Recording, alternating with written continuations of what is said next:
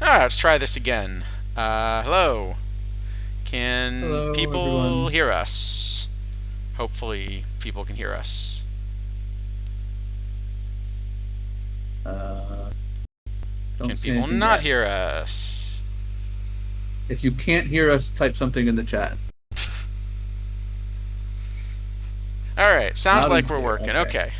Good, yeah, we're at an unusual time today, and we've got some other good streamers going, and we're just going to do the best we can, but that's kind of the way the timing worked out today. So, you will answer for one oral Hershiser. Um, Uh, I've got a bronze one for you. I mean, if you happen to have a spare 340K, one can be yours right now. Is that what he's going for on the? That is the current low seller. The L10 is 125. What is Oral going for?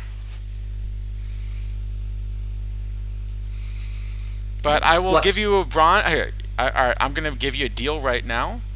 Give you a bronze Oral Hershiser. What do you want to pay? Wow, that's pretty cheap. 1988 Oral Hershiser even. It is a 1988 Oral Hershiser. That's a good Hershiser. Yep.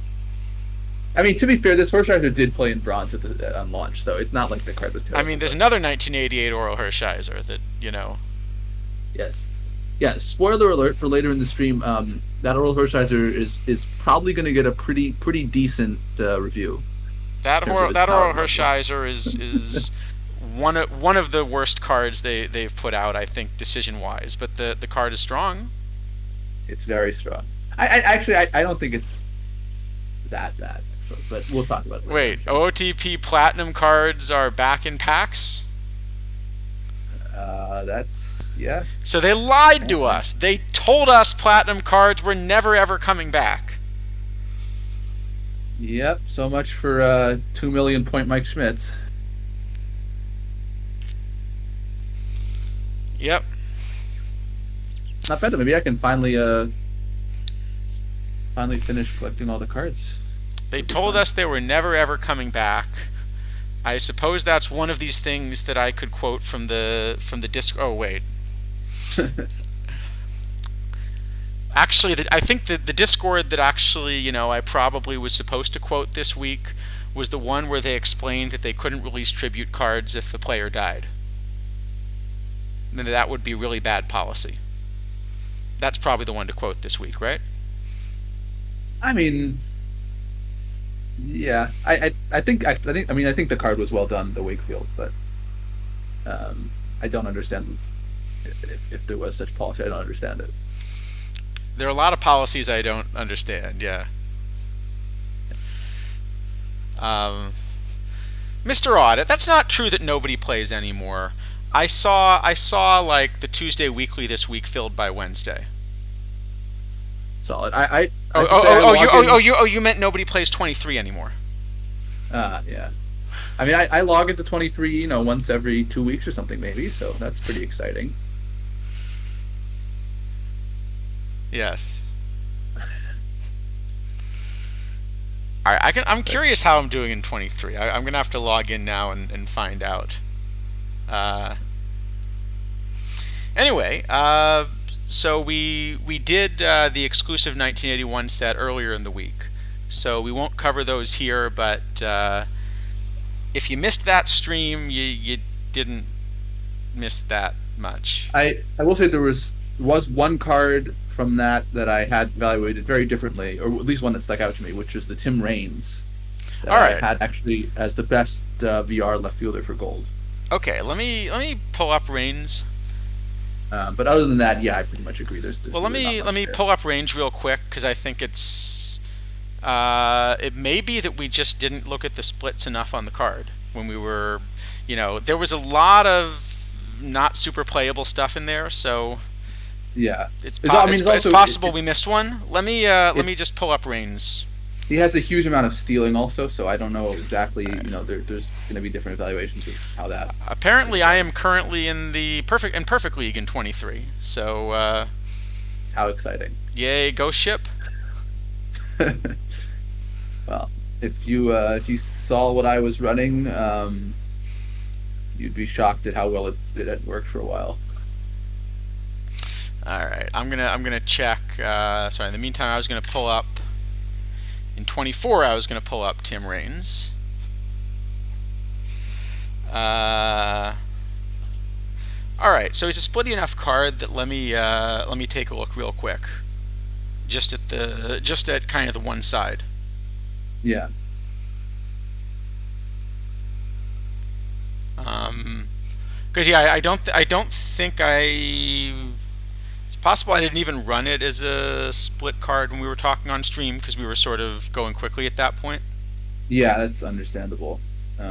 So I also, I mean, a lot of the value I was just calling this 119 stealing, No, which I is still don't. I still actually don't have the base running as being enough to make it. It's definitely playable. So I have it better than sure we talked about, but I still have it behind like Wilmot, Trout, Crisp, and maybe Justice, depending on like a little bit about the park, and maybe Peralta, depending on the park.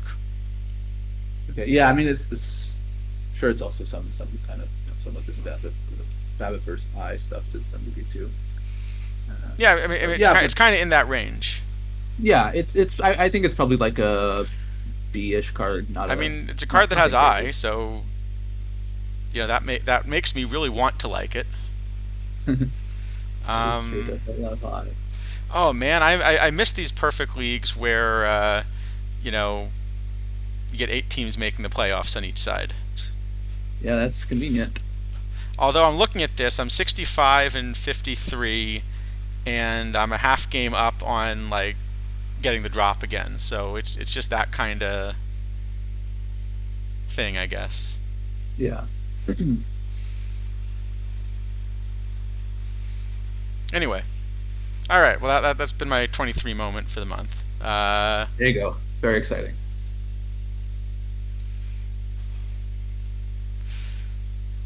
Anyway, yeah. So we can look at some cards this week. Um, happy to take questions and stuff from the chat as well. I'm sure you'll find a Schmidt now, Mr. Audit, if they put this if they If they put put the the platinum packs back, flats back in. just rip platinum packs with all your points, right?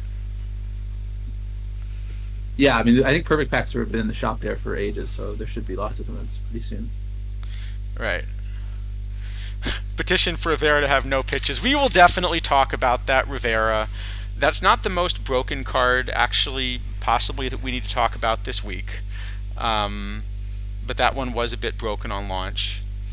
There are a couple Yeah. other. Yeah, did we want to mention a couple of the other things from. Maybe we should revise a couple of past grades. We got to talk about the Brocious again, right? So the update on the Brocious versus Tresh thing. Isidafo talked me into taking Tresh out and running Brocious this week in the bronze only after the discussion we had last week.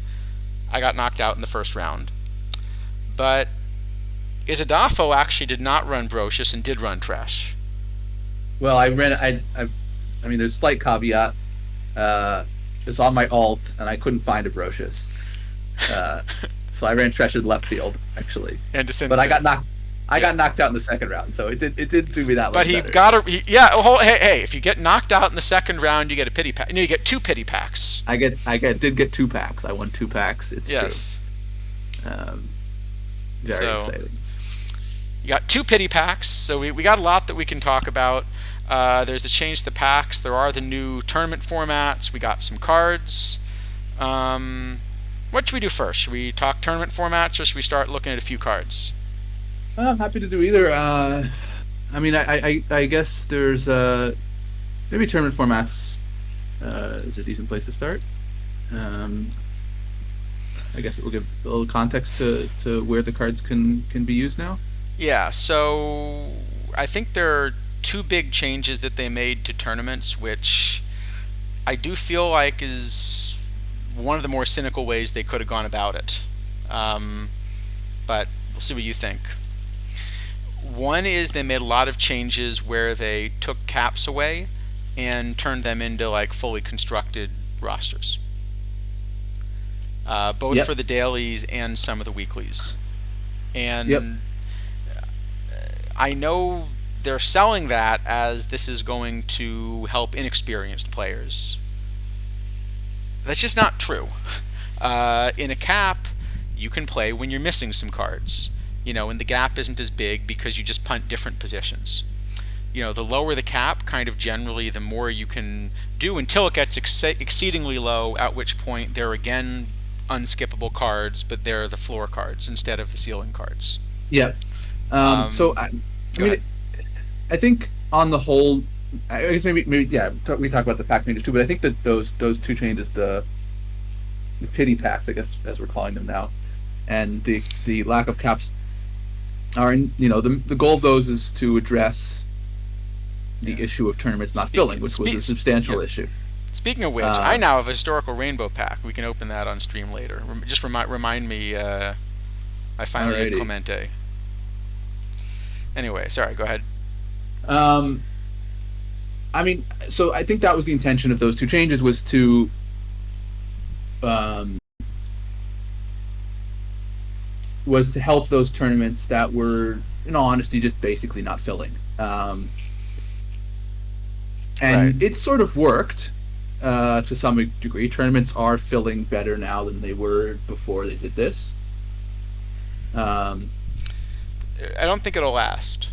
I don't think it will last either. And even if it does, to me, it doesn't actually solve the underlying issue, which was that um, teams, a lot of, I think, probably newer managers or sort of people who play the game, um, let's say, less rigorously, were finding themselves having difficulty getting to a point where they could build successful rosters for some of these formats, even if they were accessible formats. Right. Um, and I think that's the thing that needs to be addressed. And now, Whether and it's now through, it's in many ways worse yeah, because what you do when you have open, and I don't mean open as in open to every single card in the game. I mean open as in no kind of cap. In an open construction, you simply need every card to have an optimal team. Any card that you're missing generally is simply a card that you're missing and a card that where you're behind, kind of the top teams. And there isn't usually a way to manage around it. You're just playing a little bit shorthanded. And, yeah, more or less. you know, the problem that we had coming in was, it was tough to get these things to fill because the gap between the strong builds and the weak builds is too high, and it really is too high. I think I mentioned this maybe last week or a couple weeks ago. Um, in these 128 team weeklies, uh, over the last month and a half, my win rate's close to 10%. And I'm sure I'm getting ridiculously good RNG to do that as well. But there's no way that's happening if there are 50 viable builds in all of these. Right. So actually, I think a good example to talk about is a tournament that was played yesterday, last night, this Thursday Judges Yeah, that Changes. tournament is just. So I actually failed to even get in that. But if I got in that, there would have only probably been 10 or 15 full builds, I would guess. Because like Yeah, it's only high diamond cards, uncapped. so it's not only that. So my build for that format, which I think is a, I mean, I was missing, I think, maybe one or maybe two cards that I wanted. So it's a pretty complete build. It costs well over 1,000,000 points. Oh Between yeah, let me run. Let me give me a sec. I'll tell you what I think the optimal build should cost for that. Go ahead while I. um, and what basically ends up happening is there are a whole bunch of teams that enter to try to win one round and get two packs, and they're playing some live rewards or whatever, and I've teams like me or Charles are playing David Justice and Norm Cash and David Ortiz and Oral Hershiser, and there's just no hope. I mean, you're just gonna get clobbered. Um, and Yeah, it's really it's very detrimental because I mean the lesson that those players are going to take away is that their job in the game is to be mercilessly slaughtered by people who spent a lot of money, even if that's not necessarily the case. But that's going to be taken No, away, but right? it is. I mean, the problem is essentially the problem had been things weren't filling because the teams that weren't competitive enough were losing. And rather than try to find a way to help those teams, the decision was we're basically going to pay enhancement talent like a Yeah, royalty of a handful of packs that aren't going to help them catch up. yeah. And I mean, the other thing is that, um, it, uh, there is a real impact from this changes. Not just, I mean, this pity stuff, kind of paying teams to be cannon fodder, is already pretty unfortunate. Um, Instead of actually, providing resources to allow these players to compete in a real way and formats where they could do so. Um, but we have, with these changes, I mean, I didn't. We could go through and count it, but it this is a lot of extra packs that are going into the economy, um, and that is going to create inflation in a pretty substantial way, probably. I don't know that it's Um, that many extra packs, but I will say I don't know that the extra packs are actually going to the teams that are behind. I don't think. I mean, in terms of the economy stuff, I don't know that it matters, because the thing is that packs, uh, packs with spotlights now, you will have an extraordinarily difficult time ripping anything valuable out of packs. Yes. So their main function is going to be to enter PP into the economy through live quick sells. Yes. Um, Well, actually, and that that that's is not actually that's not quite true. There's one important thing that packs do, which I think is a problem. That I think this is the other problem they were trying to solve, which is because a lot fewer packs are being opened. Since spotlight packs kind of quickly target the things people go after, but also use up a lot more perfect points. Uh, it takes forever for the LEs that they release to actually all get distributed. Like we just had a that's 100 true. copy Reggie Jackson come out, and I believe there's a decent chance it's going to take 3 or 4 weeks for those 100 to get ripped. You Yeah, it could know, take quite a while. the I mean, it's Sandberg the helped. Sandberg I think took over a month, didn't it? Yeah, I mean, it's helped a little now that that we've had a number of missions like that are rewarding historical diamond packs and that kind of thing, which will help a little. But historical diamond packs are very different from standard packs, because any historical pack is deflationary and standard packs are inflationary. Right. So they have a pretty substantially different impact on the game. Um, yeah, it's Right. So I think the way yeah. for so Brent, you're asking a good second baseman that's of an average cost. In what I context? I mean, assume yeah. this is for league. Uh, Well, I don't know. the Probably Jackie at this point. yeah, I mean the problem is it doesn't make sense to buy at average But cost kind of anything. You're yeah, much better off, if you had 100,000 points to buy like a moderate upgrade at second base, you're much better putting 100,000 points into like building a competitive silver team that'll bring those 100,000 points back. in all Um, honesty, if you given that it sounds like this is not, I would probably just buy Nasim Nunez and play him at second and just try to build up teams that can score points elsewhere.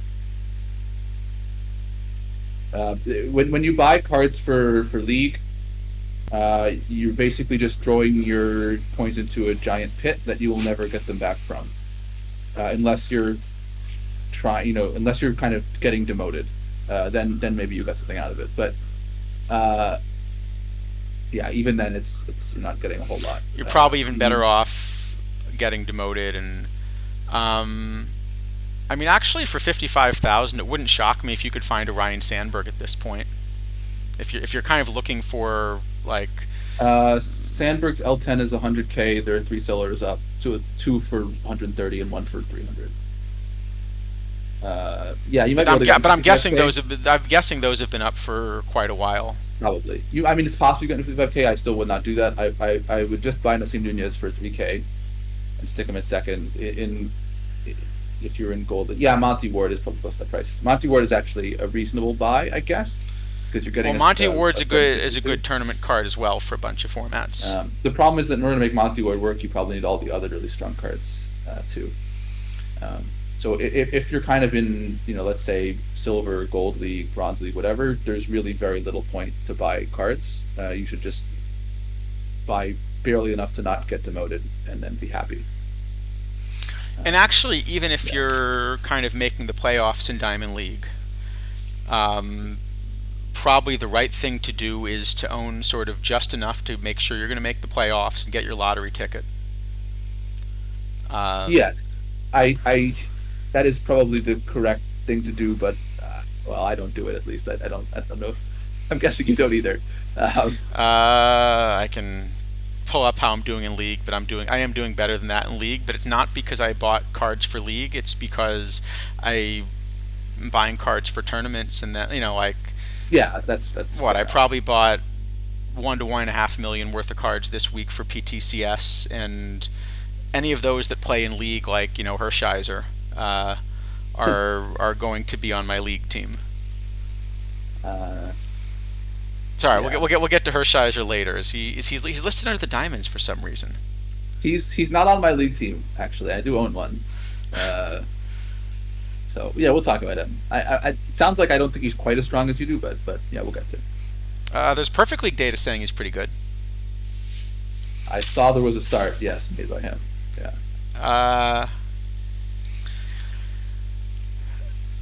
so Uh, no, but Brent, I think in all seriousness, if you're kind of at the point of playing this game and trying to become more competitive, uh, the way you need to think about it is that the competitive teams are taking in, I'd say, a minimum of 200,000 perfect points a week, and the top teams are probably at least double that. Yeah, taking in 200,000 points is insufficient to keep up with the meta. You need to take in a lot more. I think you probably need close to 500,000 a week to keep up Well, reliably. part of what's happening here is that we're going to talk about this with this set. Um, the power creep has sped up substantially, and the lifetime of typical cards in the meta has gone down quite a bit. And so that really means that you have to be generating a lot more points than in the past. And that's only going to be sustainable for a smaller number of teams, or people with big checkbooks, essentially. Yeah. Now, maybe that's in the long run. Maybe that's something which is okay. People had been saying they liked having not all of the teams at the top end to be the same, and if you make the cards expensive enough and rare enough, you eventually will force even your top spenders to have to pick. But Well, I think you're gonna price out too many people first, so that's not the strategy I would have gone for. no. I Um, mean, we'll see. I mean, it'll be interesting to see what happens. I want to see Immortals 4, uh, because that can, if that is done in a bad way, I think it can be really, really damaging in sort of what you're talking about. well, So, the problem is I'm expecting that Immortals 4 will be again significantly better than this set, and we know who the toppers are for Immortals 4. And I think if you were to make a list of, say, the best 15 players in the history of baseball, I don't think any of those is part of your Immortal 4 toppers. So that means there's going to be at least one really big set that's going to be released after that has to be significantly more uh, powerful than Immortals 4. yeah, I mean, I think I could make a, I think I could make a argument for Aaron as top 15. But yeah, I mean, that's the only one. I don't think I could make an argument for Aaron as top 15. I mean, he was a very good player, but he played in a great home run park and was more of an accumulator, is the way I would have described him. Yeah, he played for so long. I mean, he was very consistent too. Like, I don't know. I think you can definitely make a reasonable case for him. Well, I mean, let me ask. I mean, I'll just ask chat. Um, you get to pick any players in the history of baseball. Who are your three outfielders?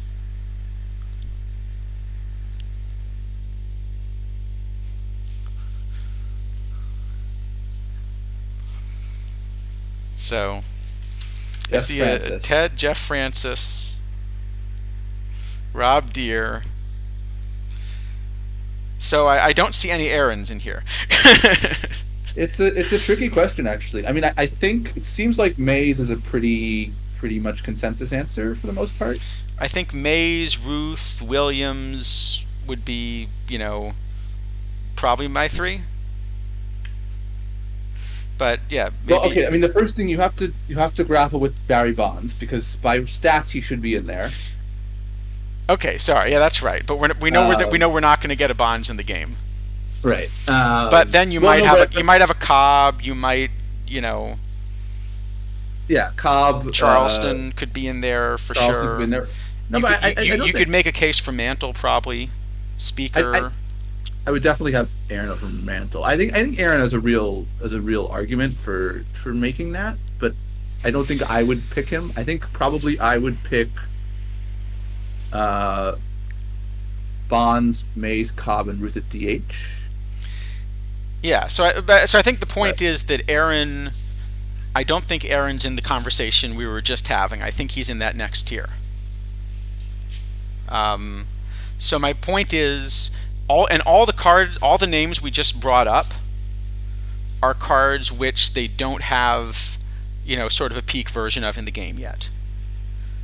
And I think it's very unlikely that you're going to see something like a packable maze that leads to a different topper. Oh, sorry, just you're asking the topper list. Does somebody maybe have a link to that? Yeah, if Um, if you if you go there's to the a there. OTT YouTube, I suspect there's a link you in the can find main it. Discord somewhere, but for some Hold reason on, I don't seem to be able to pull it up at the moment. I can find it. Give me a second. Do, do, do.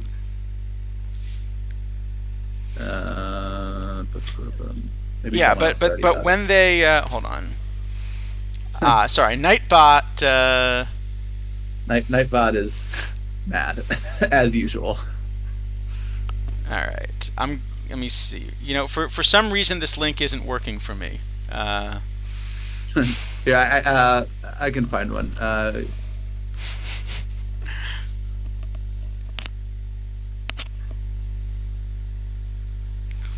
I can put the link in. No. I mean, for some reason, clicking on that link does not appear to work for me. I wonder why. But I'll put your link in and assume that it's workable. If anyone, by the way, wants that's the Immortals One stream, which contains some useful information at the start and end about the toppers Right. and structure and whatnot. But the point is, we know at least who the toppers are going to be, and the toppers are not sort of these inner circle Hall of Famers. Like, no offense to Troy Gloss, but Oh wait, hold on. Nightbot got very upset. Hold on. Now I gotta figure out how to use Twitch. what did Nightbot do? Nightbot timed out Dallas Skyline Sluggers for 10 minutes. For 10 Uh, minutes? Okay. hold on. I think I know how to do this. I think I've made you a mod, right? Yeah. I'm just not good at Twitch, uh, and I can't spell it from either. And I'm at the mercy of Nightbot, so. There we go. Okay, I think that fixed it. Let's see. Oh, I think that fixed it. All right. All right. Well, if it did, I apologize. Anyway, hopefully this is working. The point is, Nightbot notwithstanding, the point is, I'm expecting, based on the names that were chosen, that the Immortals toppers are not going to be your endgame cards. That there's going to be at least one major program after that, which is going to have the kinds of names that we're talking about here. So what I'm I mean, we'll get to him in a bit, but and I'm realizing now, unless you didn't scroll down, I forgot to put Dylan Cruz on the list, so probably you should add him. But um, Oh yes, let me put Cruz on the list. Bumgarner is kind of a tier jump, like a fairly decently sized tier jump over the previous top starters like Saberhagen and Kevin Brown and whatnot. I think what I would like to see from Immortals is filling in the Bumgarner tier and not going above the Bumgarner tier. I think if we go above the Bumgarner tier, we are going to run into trouble. And if we stay in the Bumgarner tier, it's kind of going to be all right for pitchers at least. I mean, we can talk about position players too, Yeah. but I think that's kind of where I would like to see Immortals 4 land. The point, I guess, the point I was making though is there's a lot more power creep to go in the season from where we're at, and so at the pace this is going, cards are lasting sort of shorter and shorter time. And I think that's what we're going to see as we go through this set. Is it just feels like there's a big power jump from kind of the level we had before to where this set is. I think that is true for. I mean, some of these cards, like again, kind of spoiling, but there's some cards here that don't play, which is fine. I mean, I don't think every card needs to play. I don't think every card should play. And then there are some cards. I mean, we'll talk about with Hershiser. You're not a Sam Bankhead fan? No, I like Sam Bankhead actually. Mostly Bumgarner and Hershiser, I guess, that are really big jumps.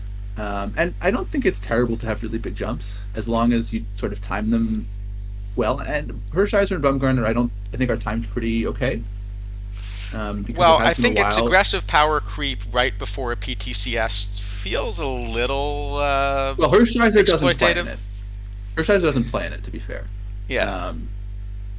Bumgarner does. And like Hershiser is, I think. Well, Bumgarner we can go through the list, and we can go through the list, and we we can ask which of the players. As we go through, we'll see which of the players on this list you would play in PTCS. But sure. Yeah. Anyway. So 40 minutes in, I guess we can start the first card. Sure. Yeah. We haven't even talked about team score. I don't have much of a takeaway from team score. My main takeaway is I am very excited because we have finally found the top area. It was this mysterious place that had been referenced. We now know where it is. Yeah. That's true. That's very exciting. It's not. I would not have previously considered this as the best area, but now we know it is. So that's pretty good. And there's a top area because they put an up arrow to show that it's the top. That's true.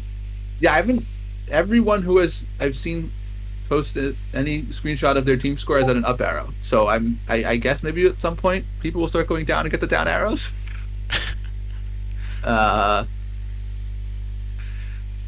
But I haven't seen it yet. No, it's nothing about your team score. It's just sort of showing you that this is the top area. So GSG, you picked up Saberhagen, your score went down 1, but is the arrow still pointing up to the top area? I see. So you think the arrow is actually indicating where the top area is, not that? It's indicating that this part of the screen is the top part of the screen. Yeah, this is the important part of the screen. And it's pointing to my username, which is very important because if I click on my username, it takes me to a page that says "Coming soon." Is that what yours says? It does in fact do that. Yes.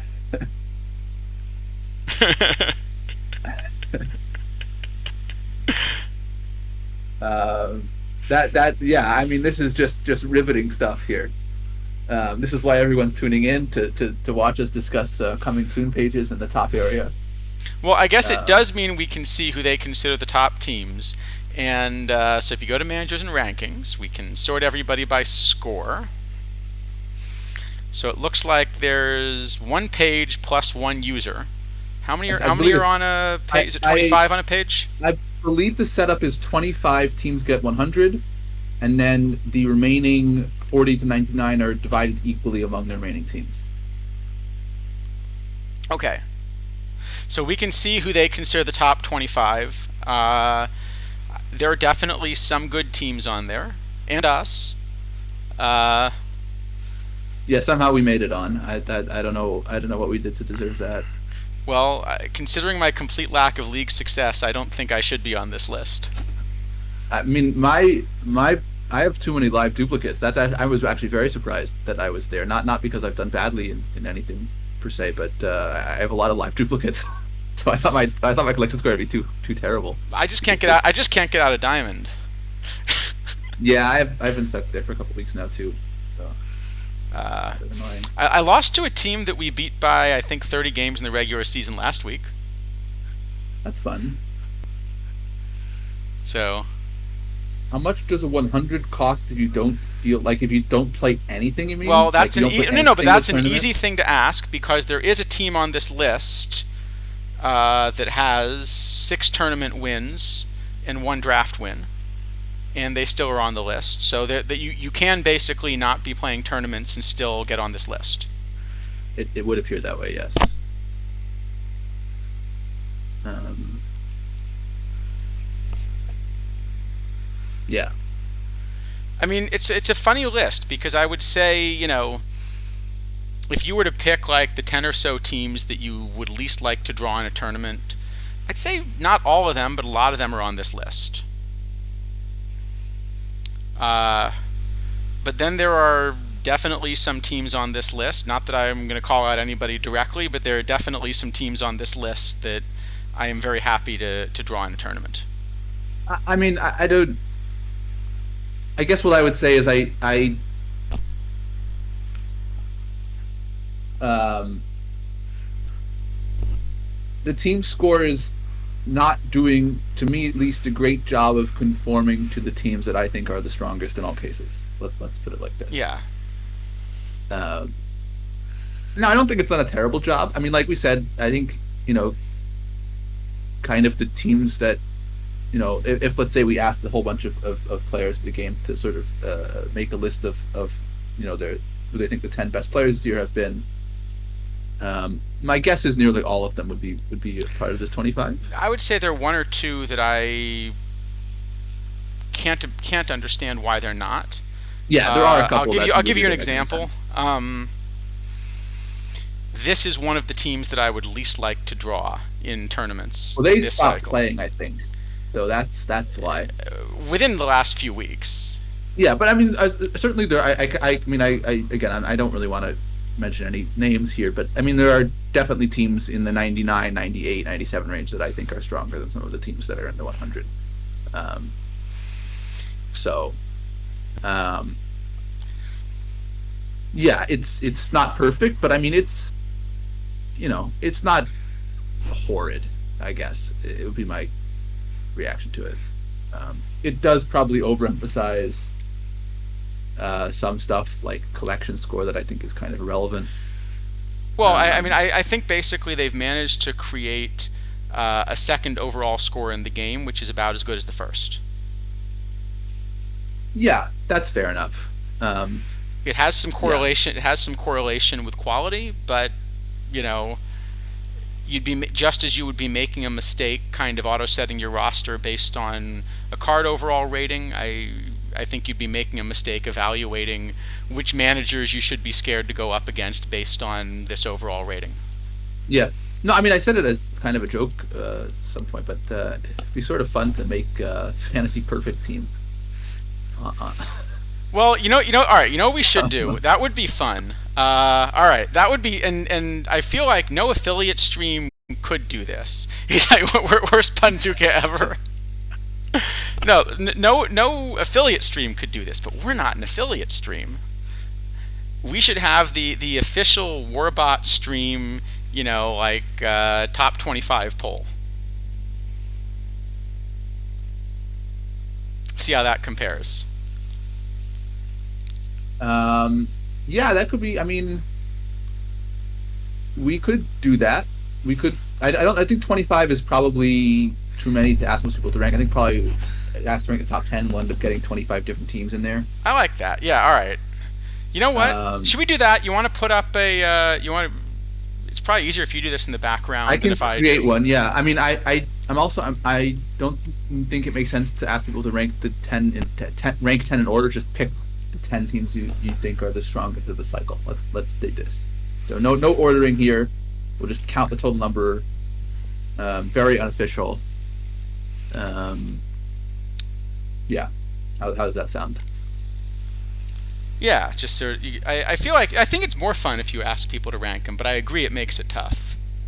Yeah, I think it just becomes too difficult to. Also, people are going to value different things, so I think I forgot how to make. Okay, I'll work on this in the background while we talk about some cards. All right, I'm trying to think who my top 10 would be.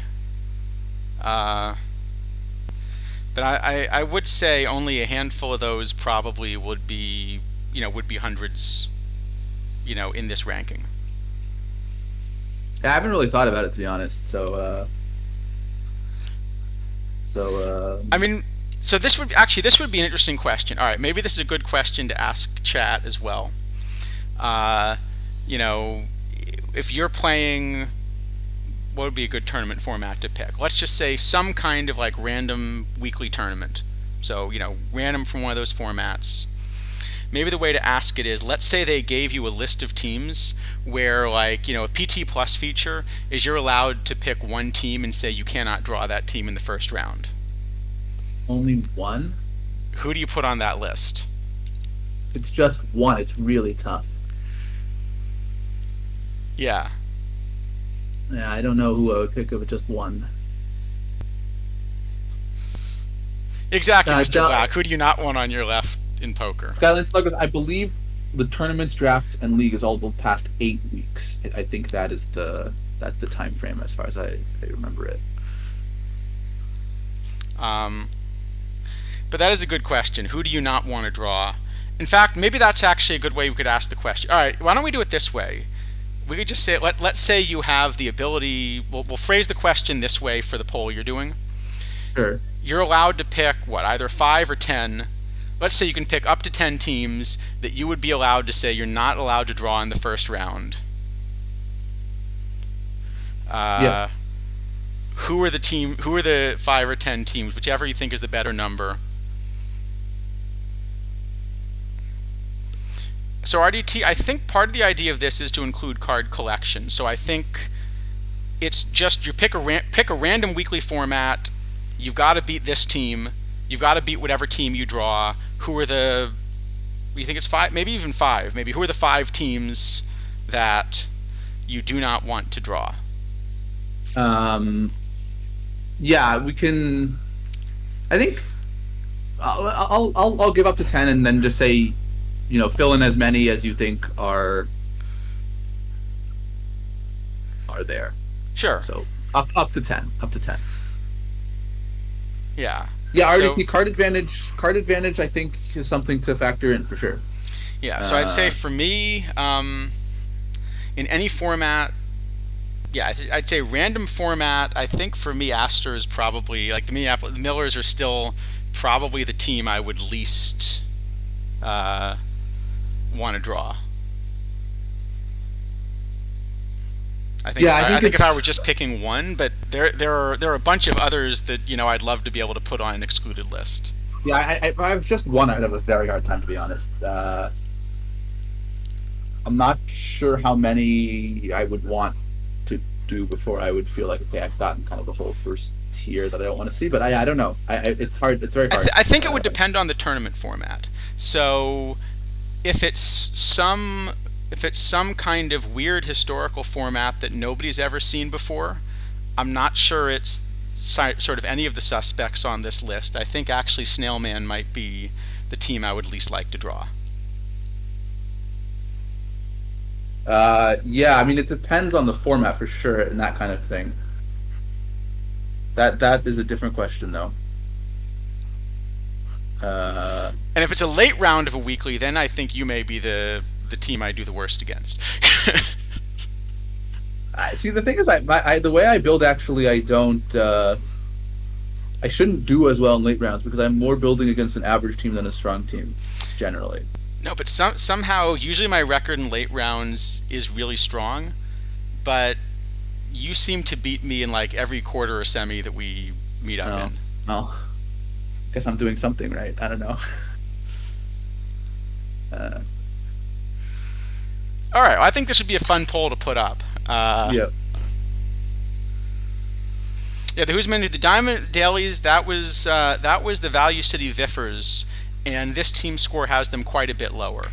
But I think they're not playing competitively at the moment. Yeah, that's just because I think they stopped playing. So I think that's the reason for that one, which is fair enough. I mean, if you're not playing, you shouldn't get a very high score. Uh,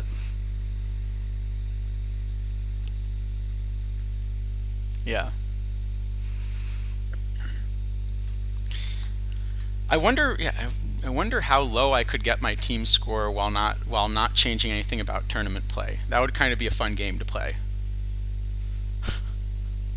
I think that actually, in honesty, at this point, I have too many missions and lock cards to get it that low unless I sort of just stop playing much. Maybe. Which I Yeah. imagine is true of most people who play a lot. Um, All right. That's a good question. Who do we? People may have looked at this. What do you think is the highest theme team in score? oh, that's a good How question. I high have do no you idea. think a theme team has gotten?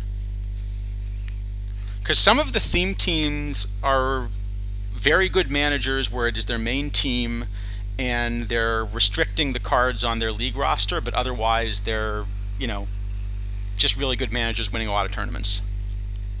No, Kidneys Cruise is last because I forgot to put him on the list, but it also is sensible. How is Kidneys doing? Kidneys has a theme team. It looks like that's not Kidneys. No, it's gonna be it's the Yeet, right?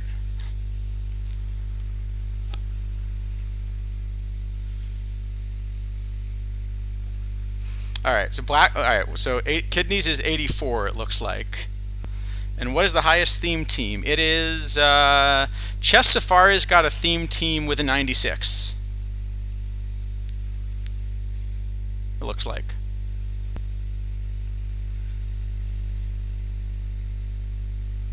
So Oh boy, I am bad at Google Forms. I don't know what I'm doing. I don't use these things ever. All right, sure.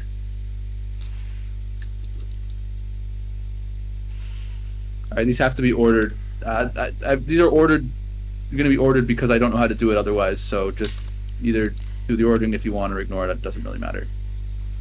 all right, you should be able to put a link in the chat. Oh, I see. You gave them a list to choose from. Is that the way you did it? No, no, I didn't.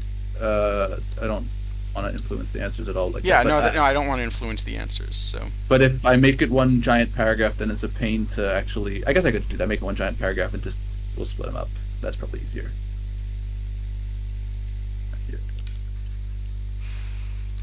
all right. Anyway, we should probably rate a card, shouldn't we? Maybe DB, that DB seems Berg, like how something did you we make could the do. list? Welcome to the chat. Which team are you, DB Berg? Everyone makes the list. It's Oh, I see you there. Flat Earthers TTC, the Kyrie Irving one. uh, Uh, I mean, Carl Everett's got to be like #1 on that team. yeah. What's the theme for that one? No. See, Kidneys. That's Chris's thing.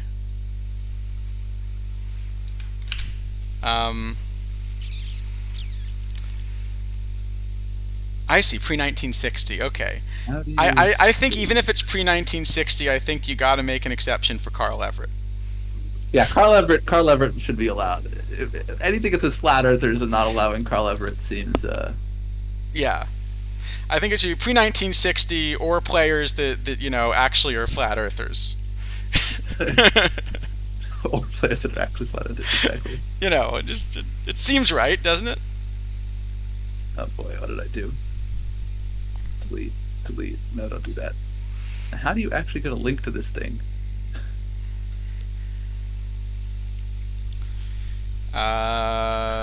If you send it to me, I can. All right. Let me start rating. Let's start rating cards while we do this, or we're never gonna, you know. We are on pace for a longer stream than we intended. At the moment, we're on pace for an infinite length stream.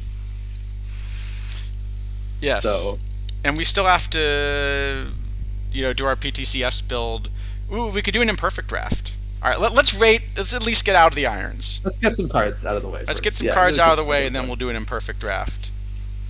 All right, Kurt Bivacqua. We'll start with Kurt Bivacqua. Um, he's an iron first baseman. He's a little bit splitty. The interesting thing is, the 44, I guess. So, I mean, I just have this as the best iron first baseman VL, uh, and certainly in low iron. Um, so I'm very happy to run this pretty much every iron thing I get a chance to. And it's a slightly worse hitter than Rusty Kuntz, but um, it's a lot less splitty than that. It is pretty splitty. yeah, so I guess the other low iron righty is Norm Zawkin. Well, I And mean, okay, so you have to also contend with the Killebrew and Galarraga, who are just like pretty good one way and just absolute zeros the other way. that's true. Um, so I don't usually end up running those because I don't think there are enough lefties in iron or low iron to justify it. Well, and you can run one of them at DH also. So I have Bavacqua as the third best VL bat, just as a pure DH behind Kuntz and Killebrew. But Kuntz, I am willing to let play right field in low iron. Yeah, I'm perfectly happy to let Kuntz play the field. And also He's been good for Bavacqua me. actually can play first, and you'll play him at third also, right? Well, except I have Dave Kingman there, but otherwise, yes. What card does this compare to? Can we get a visual? Uh, can we get a visual comparison? Where is this? Which the Killebrew? You mean? Sorry. Yeah, Mr. Black, you can do that with this sort of card. Platoon it with Matt Olson as a 50 or something like that. Um, Why is there no uh, Killebrew? Did I do something? uh, Whatever. All right. um, Not that Killebrew. That one's Garment, there you definitely go. better. This Killebrew. Um, so my model likes this because it has power and I versus lefties. And I mean, do you really need anything other than power and I? I mean, I like this card a lot for lefties, but the Bat VR is a zero. We're very close to it. I mean, there's a similar. There's Andres Galarraga is a slightly different shape, but kind of the same problem. Um, but I actually think Bavacqua is just better than both of those cards VL. So actually, I mean, usually I don't manage to fit Killebrew or Galarraga, and now certainly they're not anywhere. I'm just going to play Bavacqua. Okay. Are you gonna play this card in full iron? I guess that's the next Yes, question. Bavacqua, yeah. So I think you're Um, definitely playing Olson the other way. yep, absolutely.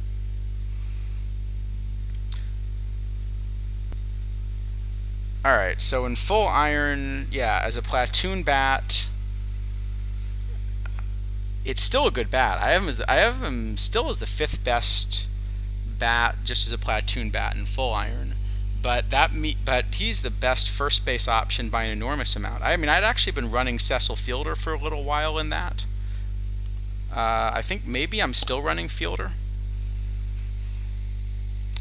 When I get a chance to platoon first, and this card is just much better than Fielder. Yeah, much better than Fielder for sure.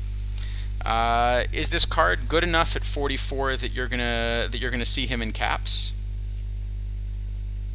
Um, it's possible. I think most of the time Kingman will play up better, even though I think Kingman's actually a worse hitter in low iron than Bavacqua is. So my guess is he will not end up making a lot of caps, but it's not impossible. Yeah, I don't think I'm gonna. I don't think I'm gonna go for the for 4 points for Bavacqua.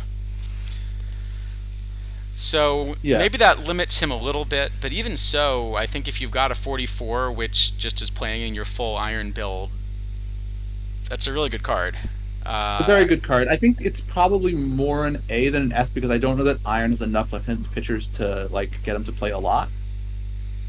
no, and also 1984 is not a great year to put on a tournament card in the current set of tournaments. It's not. Though actually, I mean, OOTP era tournaments, we have none now, other than obviously they're playing PTCS, but there are no regular ones. Um, so usually we like OOTP era a lot, but actually right now it's not super great. That's true. Um, Um, So I mean, he's an SE, which is actually unfortunate because he can't play, for example, you this. can't play these new non-SE and Yeah, non-LE tournaments, so maybe that actually does limit the value a little bit. Although I'll play him in the SE cap for sure. if it existed, I would have. Yeah, Oh, is that gone? I haven't yeah. even played enough of the dailies here. I did notice that was actually the other change we didn't get to when we were talking about some of the dailies. That a couple of them, like the bronze, they got rid of the ones that kind of the more tournament oriented players used to be able to actually get into. So now, if you make the decision to still qualify for bronze, you're actually competing with some of these others. And there are long queue times, but in return, I think those are now the softest daily tournaments by far. In my experience, yeah, I've entered one of the iron, whatever it's called, on the first day, and won it really with not much trouble. And I think I ended up finishing in the semifinals of the bronze one today. Again, really losing almost no games until that point when actually there's four solid teams left. Um, so yeah, they're pretty soft, but you have to queue for like 18 hours for them. Right. And I Um, guess the question is just, is that, you know, a good deal? But I think that's also going to be bad for, you know, I think that's going to be bad for some of the newer managers as well.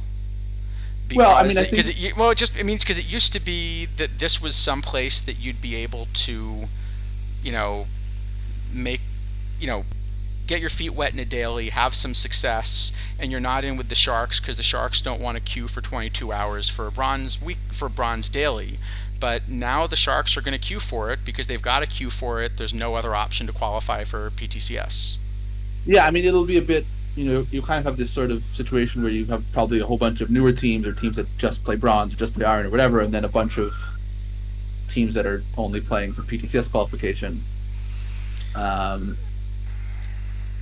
and so, yeah, it's going to be a lot of kind of gambling on like which teams you draw early, which teams you don't. Um, so that is, yeah, it's not great. I think also, I mean, low bronze cap uh, was I thought a pretty good format, and it was the only low bronze we've had. So actually now there's just no low bronze. So I think getting rid of that format was pretty unfortunate. Um, I would have liked to see one of the two, either daily early or daily late bronze, which are identical, basically, stay as some kind of low bronze thing. All right. Oh, I just noticed, by the way, I forgot to figure this out, but uh, we we now have the ability to have custom emotes on the channel. So if anyone has some suggestions, let me know. I feel like we need at least like an F minus and an S plus, right? Yeah, we'd have those two for sure. We need. So if If anyone anyone has other has a good way to suggestions. make one of these, Oh, that's true. A time or clock. Yes, a that's clock. that's Clock is another good one. probably a good one. Yep.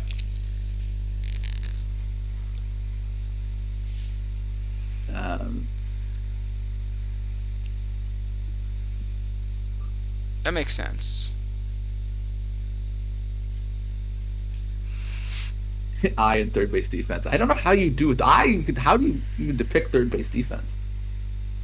Oh, channel points too. Yeah, I have a lot of channel points. They don't seem to do much though.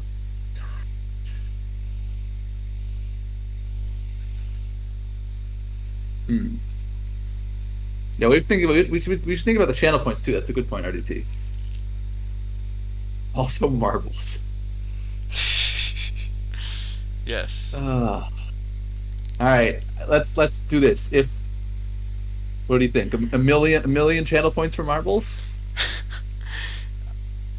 I think we've been giving out channel points, but I don't know that we've actually got anything you can do with them yet because I haven't figured out how to set that up. You can spend 100 to highlight your message, so that's pretty good. How many channel points do people actually have? I I have 30,000. You have 30,000. Okay.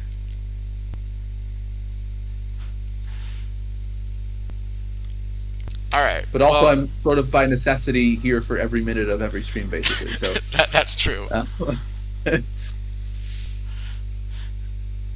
Um, that's a good point. All right. Well, anyway, this is a good question to ask later. We should. Oh yeah, what are we going to rate this card? I think that's what we were going to do. We were going to rate a card. I'm pretty sure that was the plan. Oh, and I have finally found the link for the Google form. All right, good. So It let's only rate a took me card, and 10 then minutes. we're going to rate a card. We're going to put a link to the Google form in. Totally got this going. What do you want to rate Kurt Bavakwa then? I think It's at an least A an for A, right? Bavakwa. Maybe Yeah, I think even an maybe A. even an A plus. You think just an A? I think just an A. I don't think there are enough lefties for it to like get super ton of value. All right. See, we got a card rated. We're One going card fast in now. 1 hour. We're That's going pretty fast good. now. It's a small set, you know.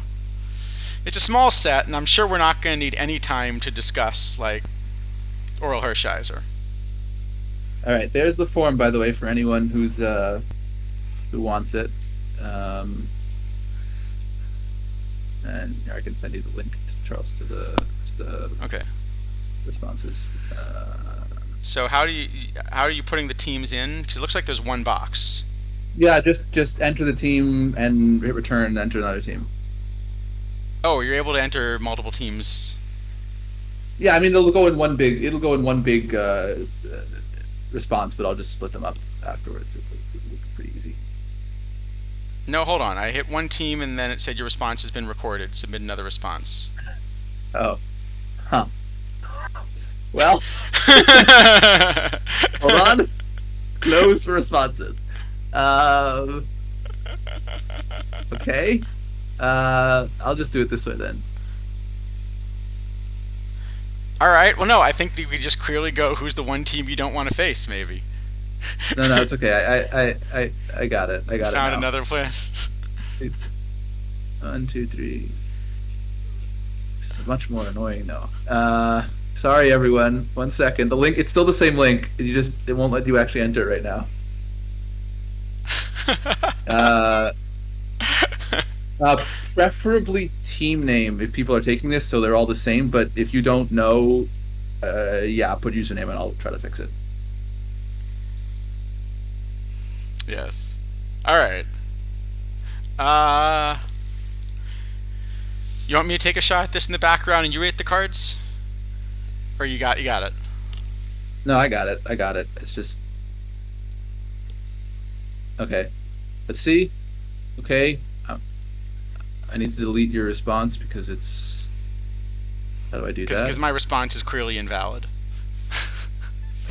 Oh, delete all responses. There we go. All right, there we go. Okay, we're open again. All right, we're back. Everyone could do it again. All right. In that case, just say it is a rank. Just say it's a ranked list. Then let's say it's a ranked Yeah, list. you can make it ranked. It can be ranked. Ranked or list. not. Yeah. Yeah. Change the text at the top to say it's a ranked list, and then we can score it accordingly. The teams you most want to avoid. You know. Yep. Okay, I've changed it now. All right. And I guess don't put yourself. You can put yourself. No, I probably should put yourself. I mean, when I'm playing myself, I usually win. I also lose, but you know. I was, I think, 1 or 2 spots away from playing my alt for PTCS in the first round. Which would have been kind of funny. I did actually play. I did actually play a Diamond League World Series against my alt last cycle, and the alt had no chance in Perfect League. So I figured like what I'm probably supposed to do is throw it, but I kind of couldn't convince myself to do it, so I just sort of played it straight, and then the alt won. Excellent. The alt won, and then and I think won like 55 games or something in Perfect League. Like it wasn't pretty. Yeah, it's not ideal. All right, so I guess maybe do you want to do like the bronze cards, and then people can try to think of draft formats. We'll do a draft. Sure, after. do bronze cards and do an imperfect draft. Yeah. You guys, well, at the current rate, you have 3 hours to think of a draft format. But hopefully we'll speed up a little bit. So yeah, if anyone's got ideas, let us know. So I can only think of like 3 teams I don't want to face in the first round of a weekly, right? All right, I guess I can add us. Who else are we afraid of here? I mean, if I'm allowed to put all 10, there are certainly 10 that I think are like stronger than No, average but I think teams. you want But to put whatever your tier list is, right? yep, yeah. I mean, everyone can take it however they feel like. It's not we're not not prescribing You know anything what? in I'm still particular. putting the Viffers on my list because if they do come back and play, I don't want to play them Fair enough. for sure. You know, I think that's true. There are a few like that actually. That if they were to come back, I'd love to see them back, but I'd sort of hate to play them. Yeah, it's always yeah. Are we sure there are 10 teams playing? Maybe not. That's a good point. Well, you can include your alt if you can't find 10, That's true. Yeah, you could. All could be scary. right? Um, yeah, I mean, I think just yeah, answer the question. Hmm. It's kind of open ended. So whatever way the question makes sense to you, uh, you know, answer it that way. I guess. I mean, if you don't know who to be scared of, just look for the teams that have TBD at the end, and makes it easy, right? Sure, that's definitely what I do. If they have TBD, you know that means you're in trouble. I think that's the idea. I mean, there's a range of teams in TBD. Yeah. So TBD and E6 are groups. They're just they're groups of teams that have yeah uh, some people of them. Right. To be TBD, it's determined. to be determined what TBD stands for, and E6 is a Derek Jeter fan club.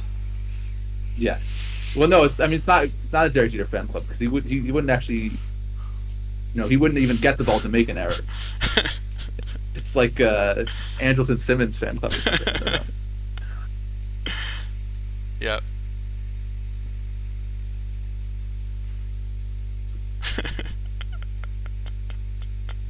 Yeah, it could be E5. That's true. Then that would be Past appropriate. to dive. Yeah, exactly. Past to That's diving the was too long. diving. Yeah. I swear, if you could set custom nicknames, past to diving would be my nickname Oh, for Derek Jeter. it's so much better of a nickname than whatever Mr. November or whatever they usually give him. Yeah.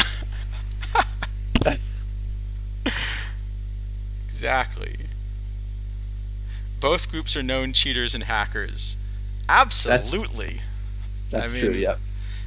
come on. As you can see, I just let a bot do everything for me.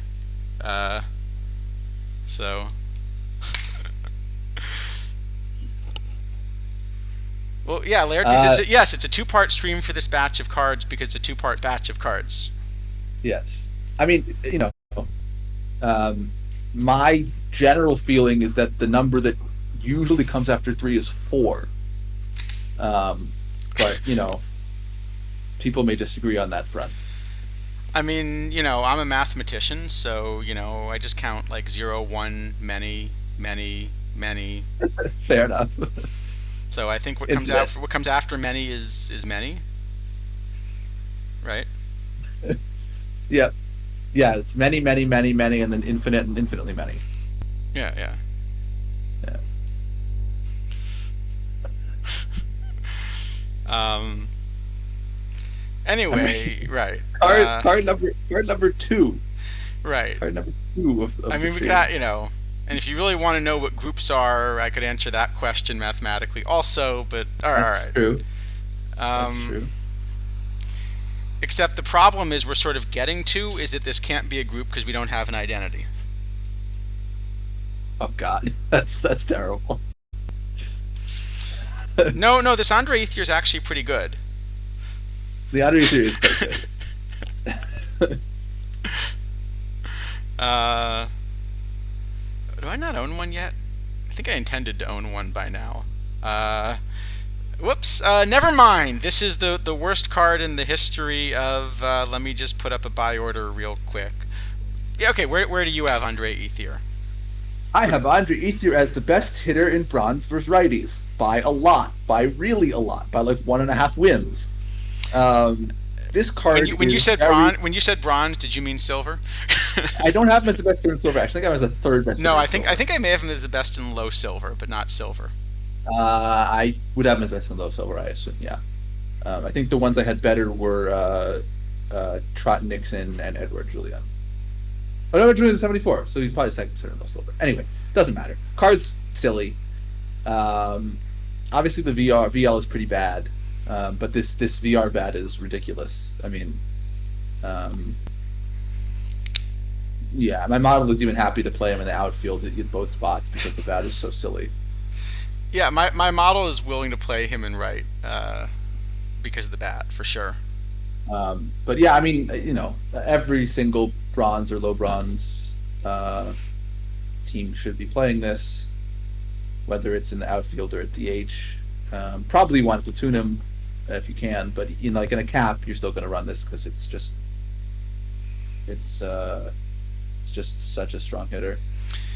I mean, the incredible thing about this card is uh, my model loves this card despite the lack of eye. That's how good this card is VR. He has 68 eye, and my model still just wants to run this card. Yeah, well, yeah, it's a very Yeah, good T card. Chuck, if the card had center, I'd run him in center. If the card had catcher, I'd run him in catcher. I don't know if I'd run him in center anymore because of the card we're about to talk about afterwards. I'd run him in center until we get to the next card. I'd Yeah, certainly run him in center in low silver. This card's eligible for low silver, for low bronze. I mean, yeah, and low bronze. if low Yeah, bronze were like a thing. right. If low bronze existed. Did the poll get abandoned? Oh, we can put it's the same poll, but we can put the link back up. Same poll. Yeah, I can. There's the link again if anyone is. Oh yeah, you were gonna send me the link or something. Oh yes, I was, and I forgot. Um, Uh, so yeah, uh, 64. This card's eligible for low bronze. Uh, this is. I think you just play this card in every format that you possibly can. Um, I strongly considered playing this card in the Silver PTCS. um, yeah, it's. I think it's tiny. It's just a little.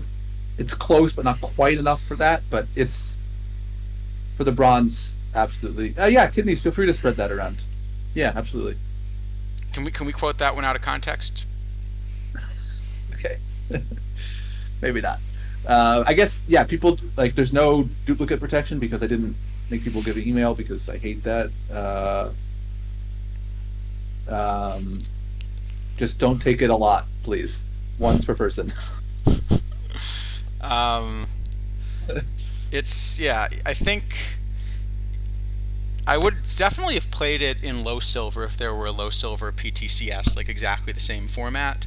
Uh, I think I would play it in most cap formats, PTCS era, but maybe I shouldn't say that because there are cap formats for the PTCS era. Yep, there sure are. Though one of them it's ineligible for it, so you can't play it there. No, but I'm not completely sure I wouldn't have played it if it cost me 80. I think with Trot Nixon around you wouldn't, but You play both. yeah. Maybe, yeah. Um, so, I think you probably do want to platoon this card. And normally I kind of like to say that if you've got to platoon a card and it still costs you a full roster spot, it shouldn't be an S. But I think this card's so good versus right that even if you forgot to platoon it, you'd run it. I do have it as the best two-way DH by still a lot. Yeah.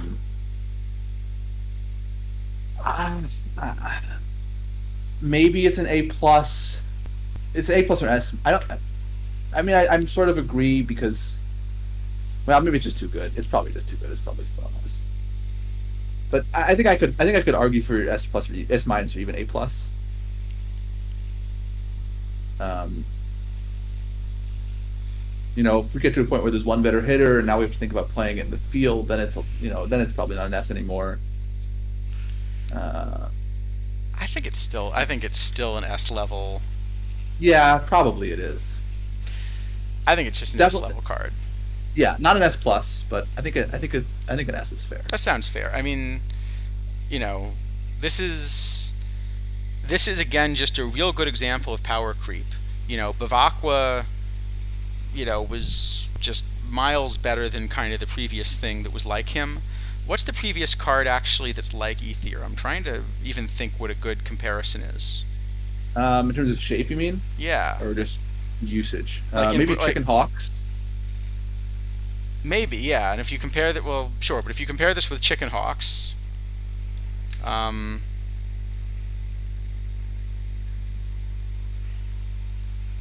it's not even close. No. So I think this is again just an extreme amount of power creep. Yeah, exactly. Hawkmoon. Did we say power leap? Yeah, this one's a pretty decent sized jump. So you're saying Um, Lasting's Millage? So Lasting's Millage is like this for a righty, but not as extreme. no, he's not This nearly as is the extreme. bat you're getting. This is the bat you're getting versus left from Lastings, and again, this is Ether. So I will say Millage is not as splitty. He's a bit better on his weak side That's than true. Ether So is. So Ether definitely is a platoon bat. yeah, and that will limit. I mean, again, I think this card is so strong that you're just going to play it in caps and eat the bad VL, but um, it does limit it a little bit All right, I'd say for that. if you don't want to put 10 teams in the poll, just like you could just put like nothing. I mean, Oh, put did I make them? I didn't mean to make them all required. If I did, that was an error okay, on yeah. my See part. if you can maybe unrequire that. Yeah. Uh, yeah. Okay, I found it. All right, I'm gonna unrequire these. But if you already took it, it's fine. Just if you put some, I see some people put kind of joke answers in, so Yeah. I'll just get rid of those. Can you vote for No Paul 10 problem. times? Once per team.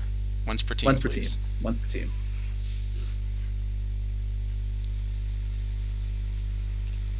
So, all right. Yeah, really good card. Um, you're just afraid of no team, huh? Well, actually, I'm definitely afraid of that New Orleans team. They're definitely on my list. That's true. Yep. That they definitely make I'm the I'm list. I'm definitely afraid of that NO team. Uh, Yep. Absolutely. Absolutely not a team I'd like to draw. Yep. So, all right, what do we got next here? Marquise Grissom.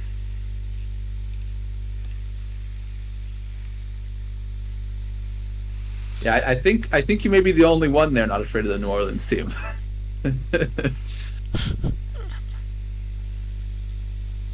I wish there were actually that would be a nice feature. I wish there were a way to actually check your head-to-head record against some of these. That's true. I'm actually curious what it would be. It's interesting.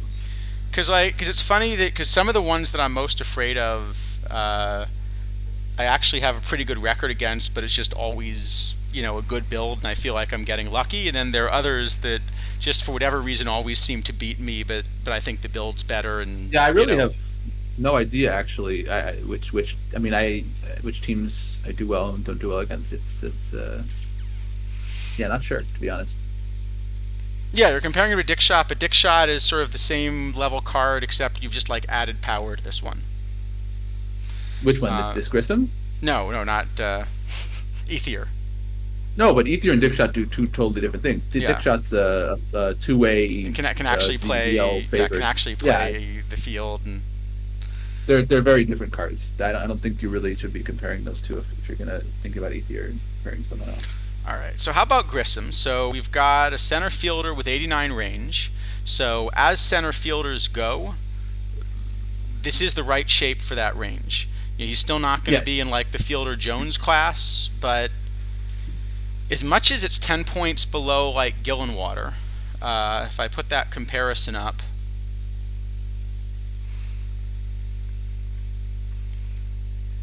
Gillenwater probably has an even better shape. So there's still a pretty big gap between this and kind of the high-end defensive center yeah, fielders.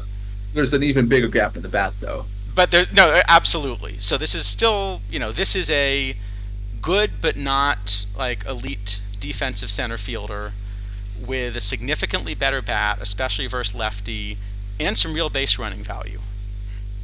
Yeah, I mean, I just end up having this as the best center fielder both ways, actually.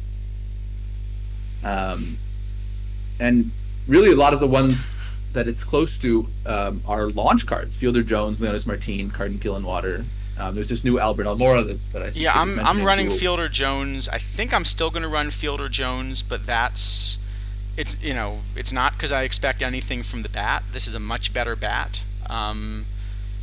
In fact, yeah, comparing this to Fielder Jones, at least in my model, this bat is about 2/3 of the way from Fielder Jones to Gorman Thomas,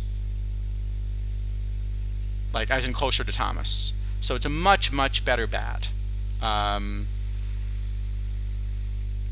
Yeah, no, I mean, this is a real hitter. Like, it's not, this is not like a top level hitter, but I mean, this is a just a real hitter. Um, I'm still gonna run and Fielder Jones, I think. even if But I you're think even I'm if no. two I think way, I'm gonna platoon. I think I'm gonna platoon. I think I'm gonna. see, This is now my platoon partner for Fielder Jones. But I think you could argue it either way, and there's a decent chance my model's just overvaluing center field range. Ken yeah, I Berry. have. Uh, I can pull up Ken Berry. Honestly, I don't think I've ever seen that card, so I'm not So hopeful. well, so this has yeah. So this is a card that has some of the outfield ratings, but kind of none of the bat. So if you compare Barry and Gillenwater, no, this is actually instructive, I think. So Barry, you've got 94 range, you've got 112 outfield error, and 90 arm. So he's not going to make errors in the outfield, but that's actually the key feature of the bat. And Gillenwater, you've got 95 range and 101 arm, which are really the key attributes. He is going to make more errors.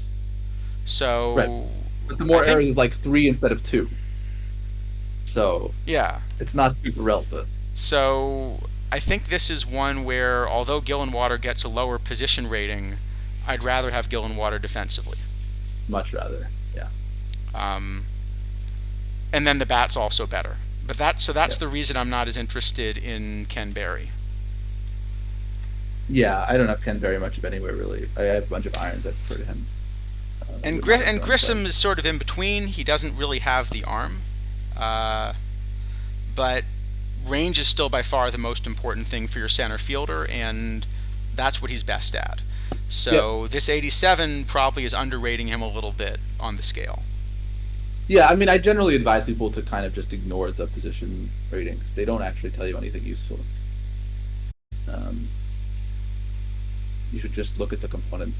That's that mostly range and arm for outfielders and different ones in the infield depending on the position. But range is kind of important everywhere. And then arm at third base, double play at second base.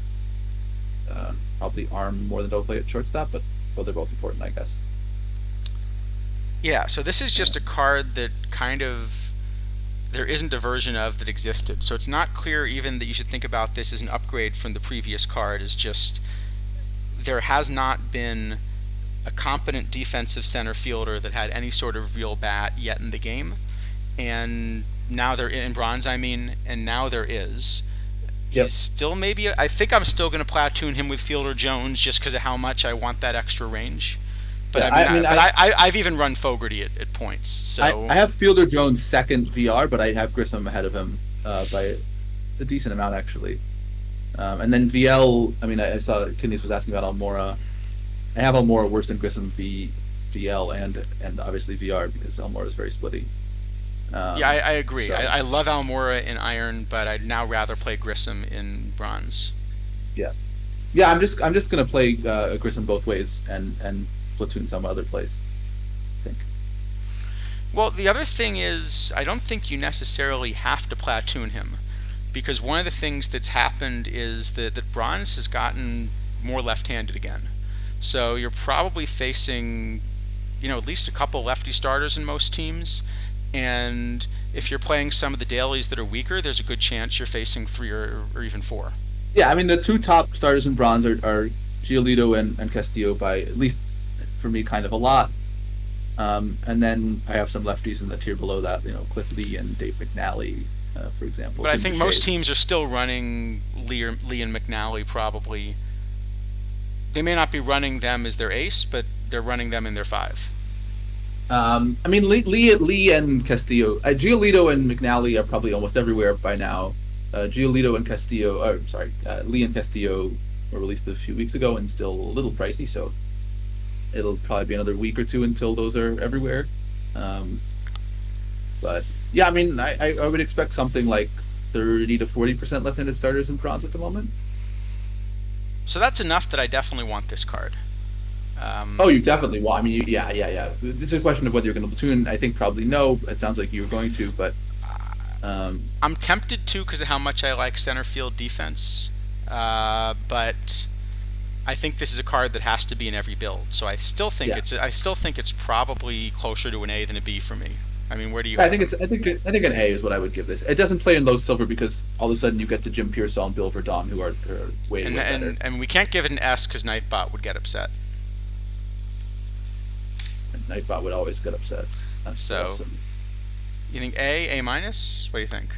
I think just a straight A. All right, all right. Marty Barrett. So we had this run of good cards going. Um, So this card is really kind of I think a missed opportunity to me. Um, it's I mean I'm guessing you're not going to like this bat match, but I think this bat is actually sort of okay. Um, the well he has VL. everything I but mean, power and I. yeah, VL. I think this bat's actually pretty okay. I don't mind this sort of thing. The problem is that his spot in the meta is occupied by Jerry Pretty, and Jerry Pretty is better. Yes. So there's just no use. If this is a 64, this is a very interesting card because this actually is maybe a DH even. You could think of playing at second and giving up some defense. As a 66, Pretty is just better. It will never play because of Pretty. Anytime you're going to play Barrett, you would just play Pretty instead. Um, so yeah, just it's I think as a 64, this is an interesting card. As a 66, it's just useless. I think I have it a little behind where you do just, it doesn't have power, it doesn't have eye. So I think under most circumstances, I'd rather run a bat like Bellhorns, or just run DeRosa or Dink or something like that. I mean, pretty first, but But that's what I mean. even if I If didn't this is have a pretty, so I think but even for low bronze, I mean, my model is just going to look at Miller Huggins and sort of say, well, look at that 113 I. What else do you need in a card? He's got 113 I. He's got 84 range. Barrett doesn't have power anyway. Just play Miller Huggins. actually if we went down, if we put Barrett down to a 64, I would have Barrett as the best second baseman, VL in low bronze, and then Benji Gill number two.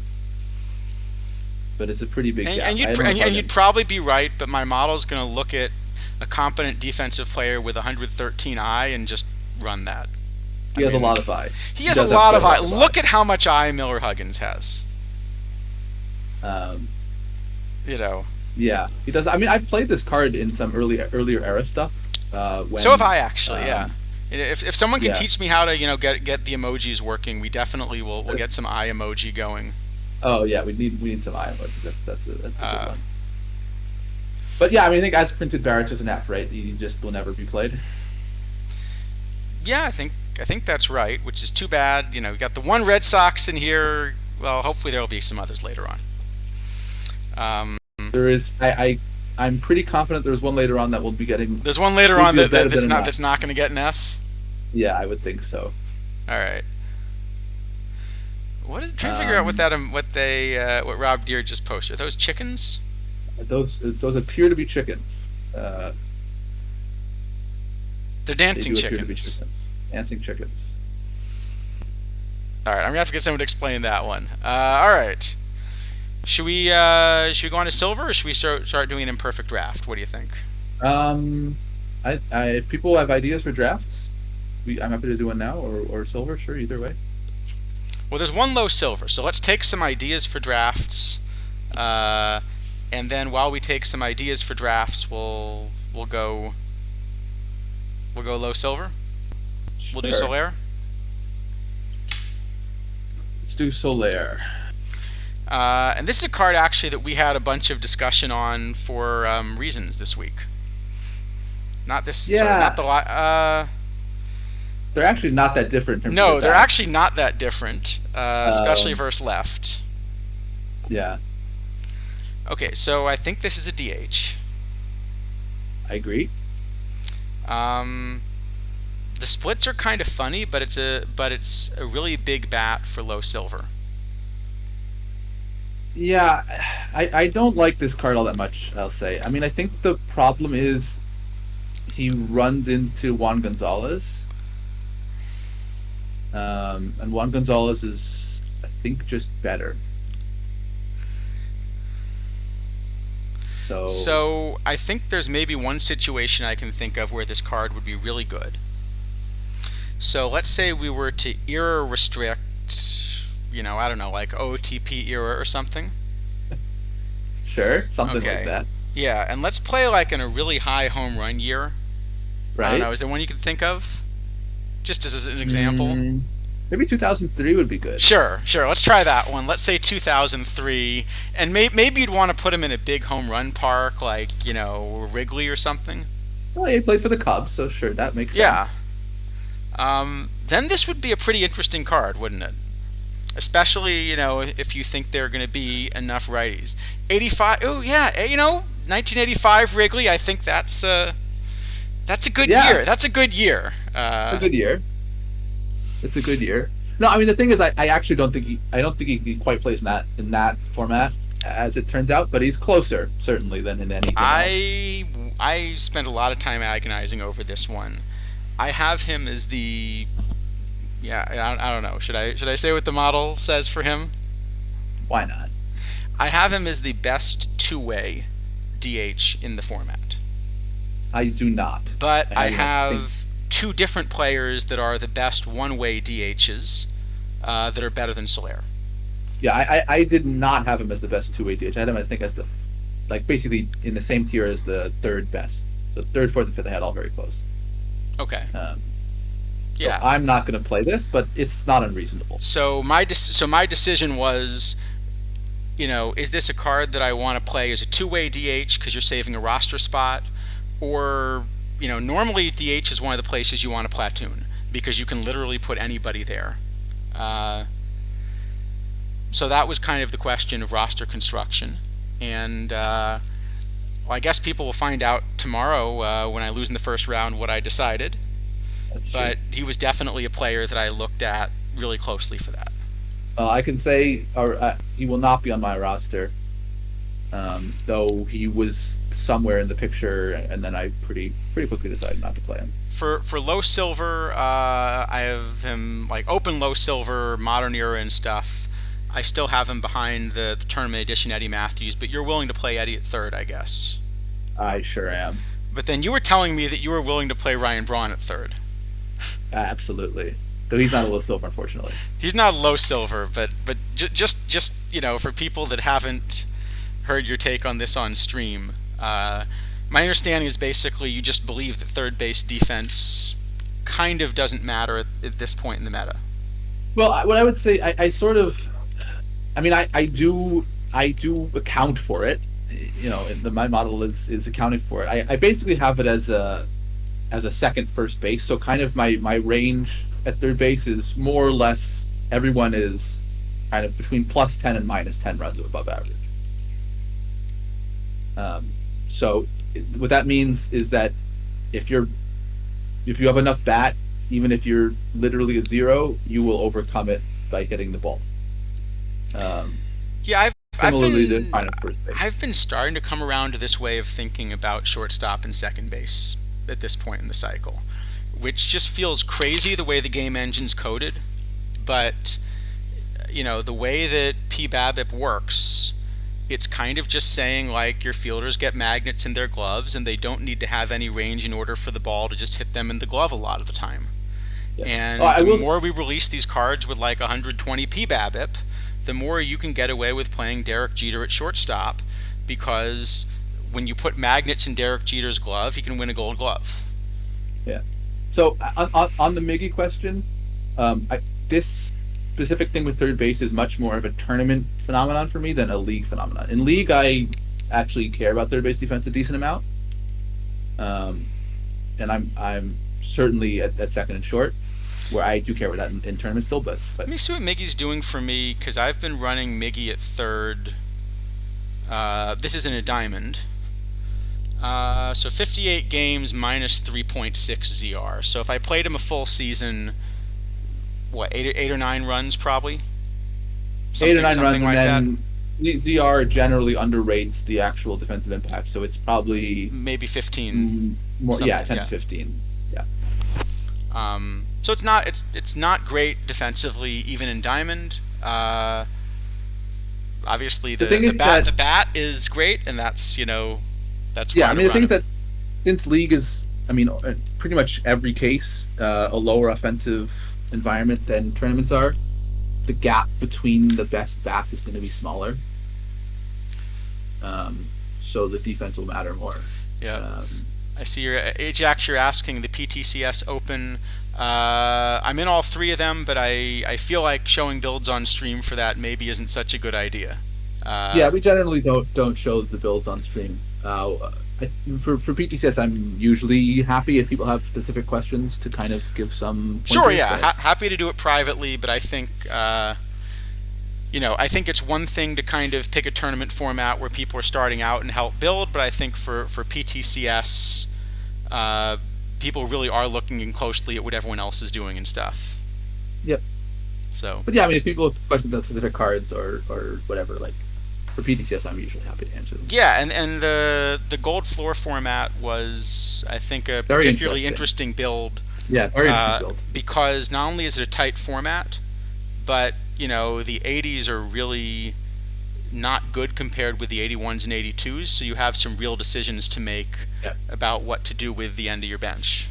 yep. And you have this sort of big choice whether you want the 80 Lincecum or the 97 Well, Lincecum. actually, there are like three of those. There's also an Yeah, Stanton 80. too. Yeah, Yeah, there's an 80 Stanton and the 96 Stanton. There are a few of these. Yeah. I guess Bautista also the 92 and the 80. Yep. Um, Yeah, there seem to be a lot of 80s that have different copies. So yep. Yeah, so it's an so interesting, D Dempsey, interesting this build. is exactly why we have the All Bobs roster that loads for the first hour and just magically gets replaced. Um, Yeah, I don't usually Although bother for the with Open, I'm not PTCS. going to bother with that, because for the Open, at this point, a lot of the key cards are just expensive. You And know, also, in all honesty, it's not like there's much to hide there. People kind of know which cards are the good ones for the most part. So, if you have Oral eh, Hershiser, you're running Oral Hershiser. if he was 1999 or later, I certainly would. Um, yeah. Um, Well, but I mean, I will say I do that too. Whenever especially when there's a new format, I almost always look at some other players' builds, just kind of as a sanity check. Like, did I do something stupid? Did I miss a card? Did I, it's useful for everyone to do. should I ask, if you were looking at one player's builds, who are the ones you look at? Or is that not a good one to Um, ask? it's a pretty big overlap with the answer to the poll With the question. animal question, that's true. I think it's actually pretty much 100% overlap. Uh, That's fair. Uh, yeah. Um, I just ask Warbot who to put on the roster. Makes it simple. yeah. No, I mean, the thing is, it's not like, it's not so much that I'm like, oh, I can't think of a roster. I want to copy your roster or Astor's roster or whatever. Astros is better. It's more like, did I come up with something? Did someone have a good idea that I didn't think of? Did someone come up with some kind of card that I didn't, that didn't pop up in my thing anywhere? Is there a reason for that? Um, That's Yeah. really, it's more sanity checking than like I want to copy. But yeah, Oh, Hamlet, you asked kidneys to build your rosters. well, that In that case, I don't know. can I change my poll vote? I think there's a team that I may have to take off Yeah, my avoid list. to say yeah, that's note to self. Note to self: don't check that roster tomorrow. Scratch it off the list. Yeah. Yep. So Jelly Bay, we can ask you, which is the team that you would copy the most. Oh yeah, we're gonna rate this Um, card, weren't we? So Solaire, we're. It sounds like this is the opposite. This is the one I have a lot higher than you do, right? yeah, Um, I'd give this an F for sure. and this is the one that I would have given like an A or B. Uh, Really, even in low silver, you want to play this? I Not absolutely like want. modern low silver. Yeah, because I'm going to play Matthews at third, and then I But think he's the DH, and I think he can actually DH really, both ways. really, wow. Okay, I don't have him anywhere close in modern. You're gonna play Van Halten though. No, This I'm no just longer playing Van Halten. I'm no longer playing Van Halten. no, but I think this is just the same thing where we're kind of looking at different Woba weights, Well, probably. actually, my top DH in low silver is Andre Ethier, the VR. Sorry, I meant this is a two-way card. Yeah, I'd prefer Ethier one Oh, way. I'd play Ethier yeah. one way, but as a card that has to run two ways, then that's where I'm interested in this card. As a two-way, I have this sixth. I have Julian Matthews, Juan Gonzalez, Corey Wait a Dickerson, sec. Dan Where Brothers, does and his then bunt for Soler. hit end up being a zero? I've seen ones all over the place. How do you get a zero? He is incapable of bunting. Uh, Is Apparently, that gonna break him like Rivera style? I doubt it, but maybe. I don't know. I mean, what was there was it was the Pop Lloyd was the other one that was kind of strange like that, right? It was zero. I forget it was bunt for hit or sack bunt. Zero sack bunt he's got, 100 bunt per hit, which makes absolutely no sense, of course. Yeah.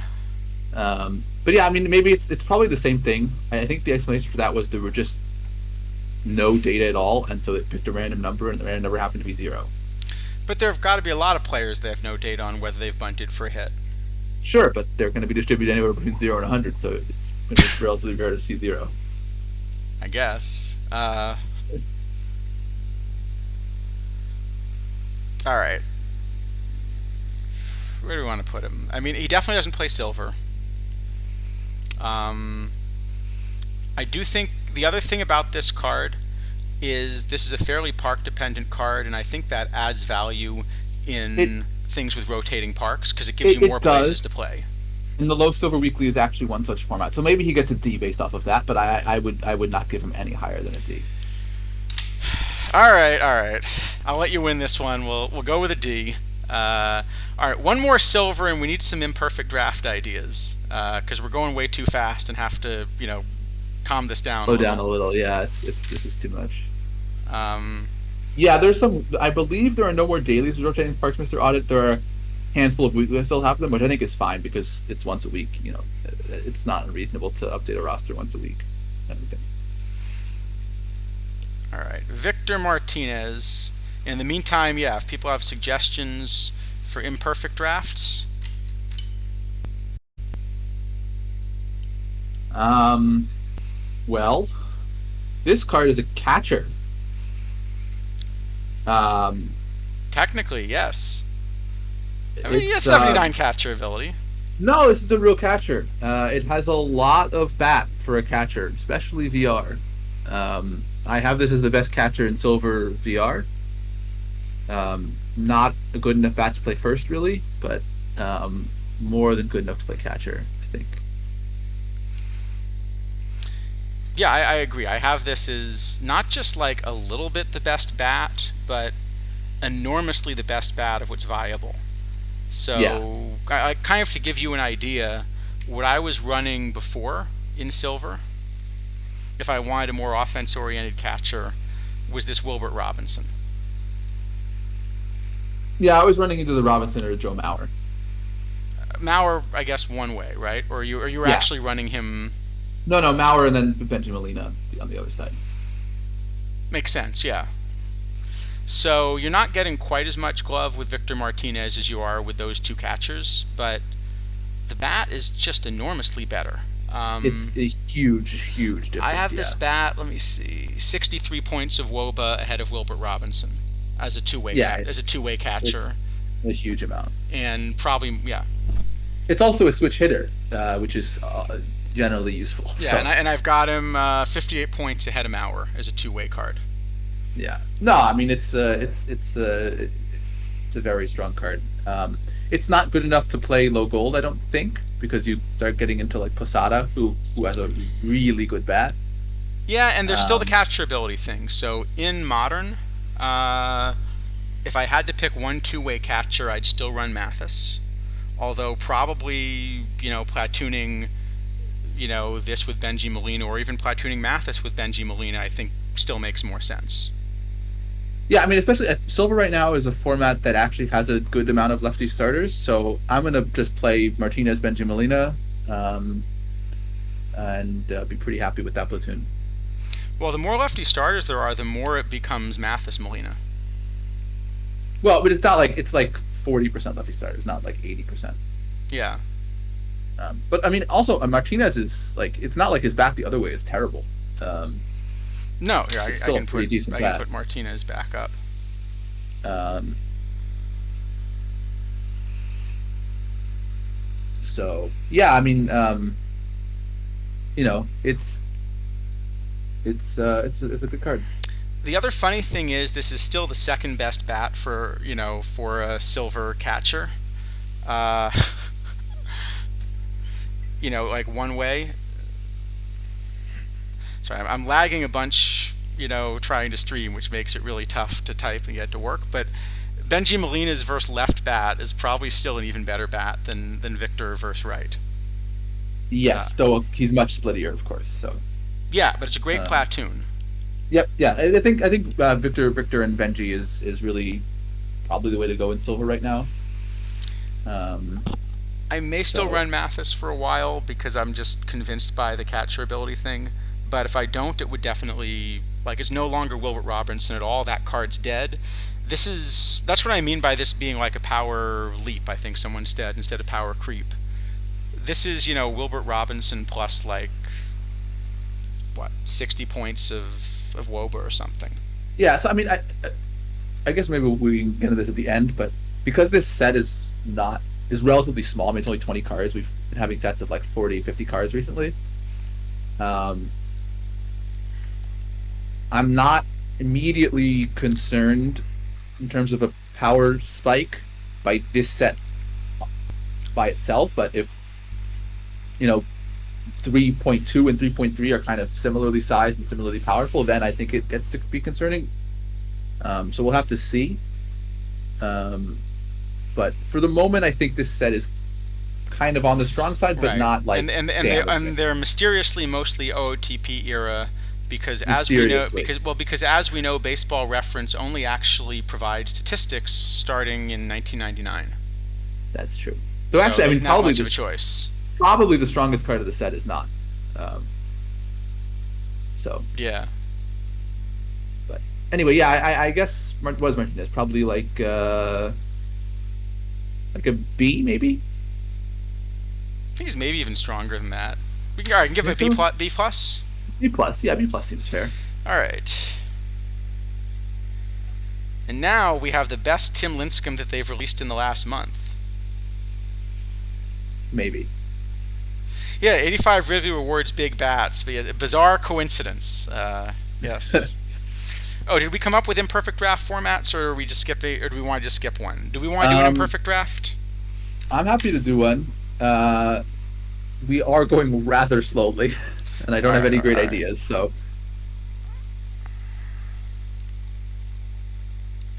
All right.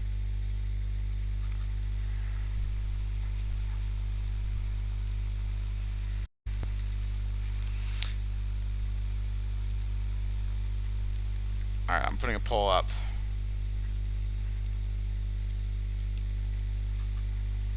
All right, I'm putting a poll up. We'll put a 3-minute poll up, and we'll decide what we want to do. Sure. Well, kidneys, if you want to speed us up, you're welcome to jump on the stream. Oh boy, I'm not sure you understand the definition of speed up.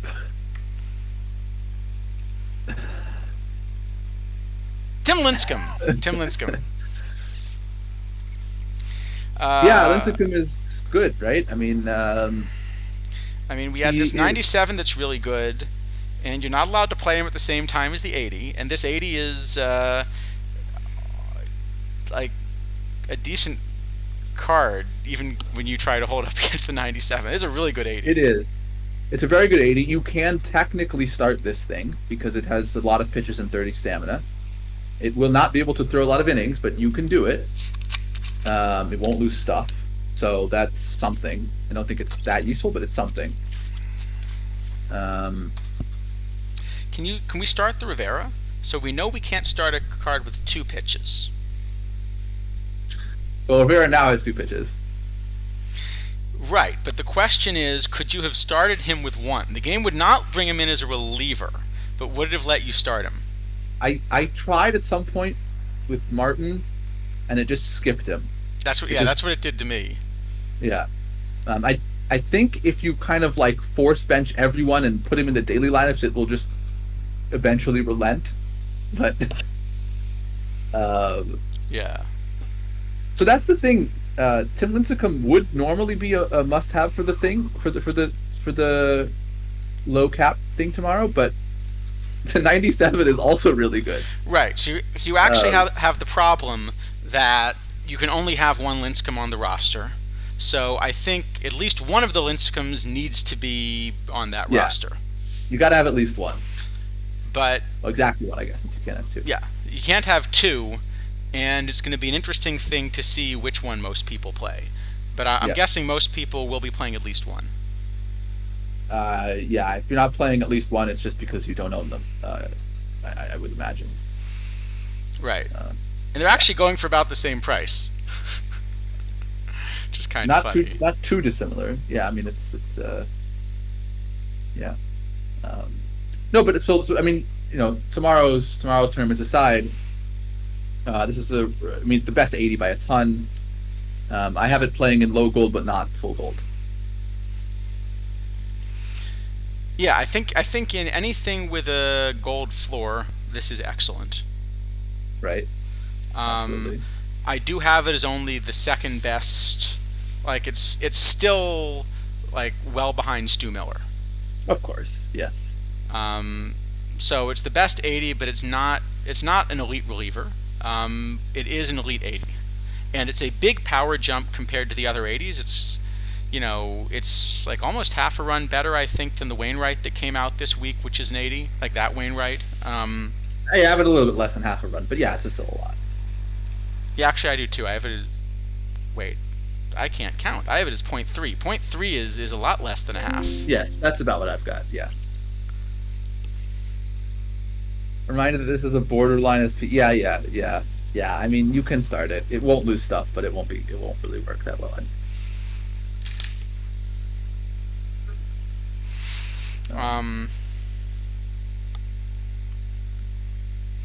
So I don't know. I mean, what is this? Is probably like a C. Sure, yeah, Maybe? we can give him a C. All right, and we've got a winner. It is a no starting pitcher draft. So should we? What do you think? We'll do one more card and then do it, or is Murphy might be a long discussion? I think Murphy's going to be a long discussion. Just give him an S and move on. He needs a discussion, doesn't he? It's a big discussion. Let's do an imperfect draft then. Yeah. Well, actually, I guess we should check what the quick perfect draft is at in terms of spots. That's a good call. Oh, we got to do a TWIP draft too, or we I have do? to do a TWIP Okay. draft at least. Oh, Okay. hold on. I have 43 minutes to draft a live team as well, apparently. Oh boy. All right. Speed draft live. Oh, that's a good one. Yeah, Dead Ball Gold in it. Let's do the. Okay, just read the live. But yeah, let's do this Dead Ball Gold one. That's a very good suggestion because that'll be interesting with not being able to draft any start. Oh, no, that will be incredible. Oh, except you can't accept Dead Ball Golden. there probably won't be enough cards. Maybe that's the one to do no catcher or something.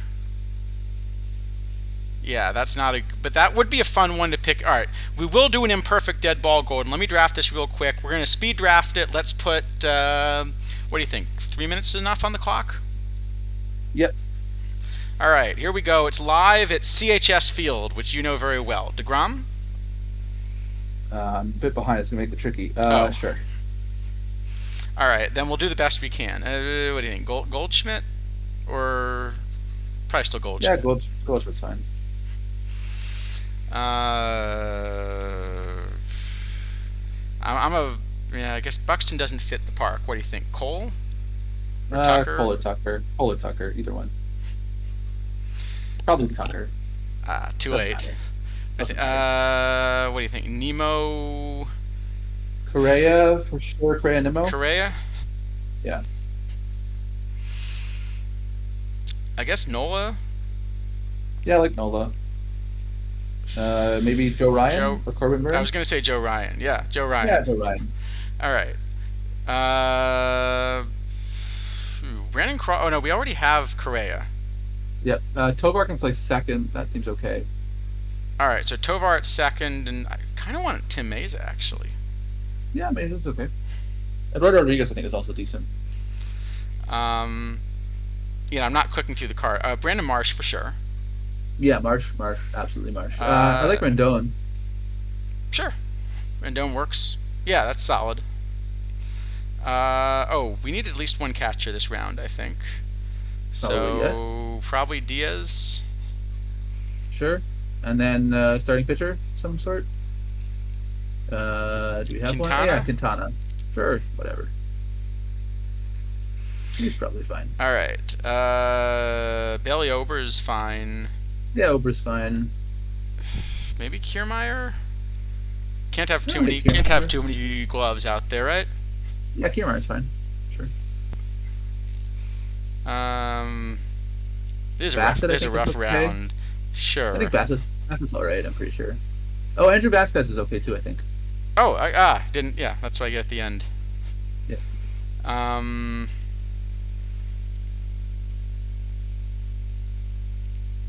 Bickford's Maybe got okay shape, I think. What do you think? maybe Hernandez. Just go cover stuff. Kike just to play everyone, and then Yeah. is Bickford the best shape here?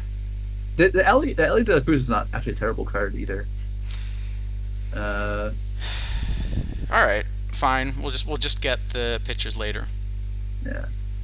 We need a catcher and a bunch of pitchers. This is the last catcher. We gotta take him. All right, last catcher. So we're taking a catcher and then Zach actually Pop?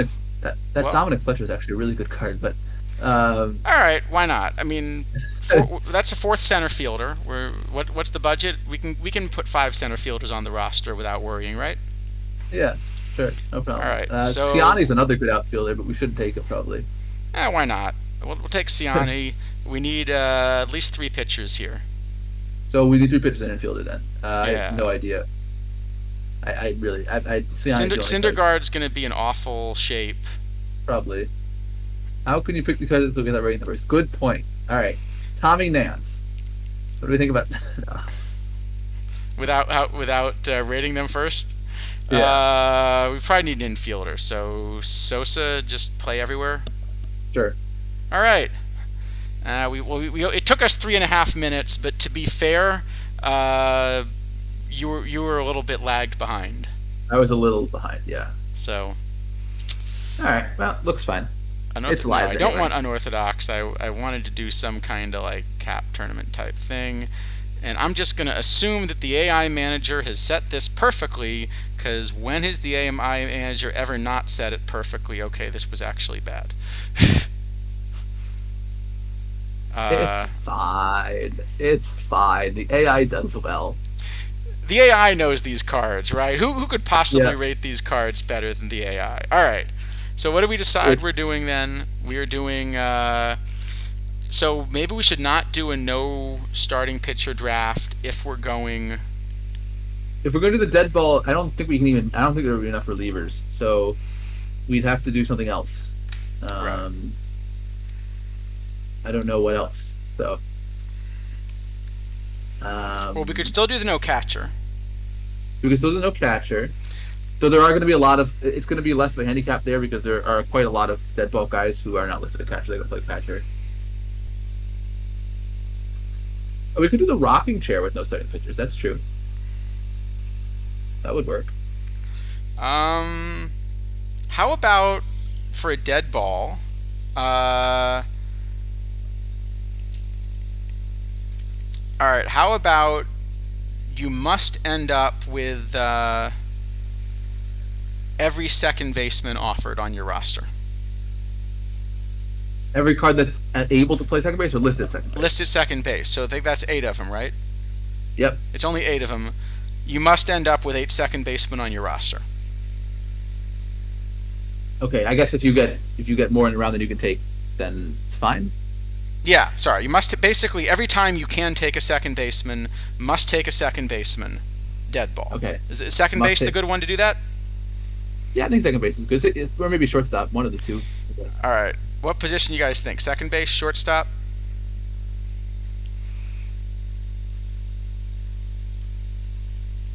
Yeah, dead ball. What's it? ID 141. It looks like the one.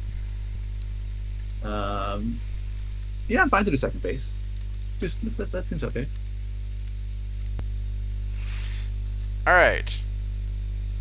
Let's do it. Okay.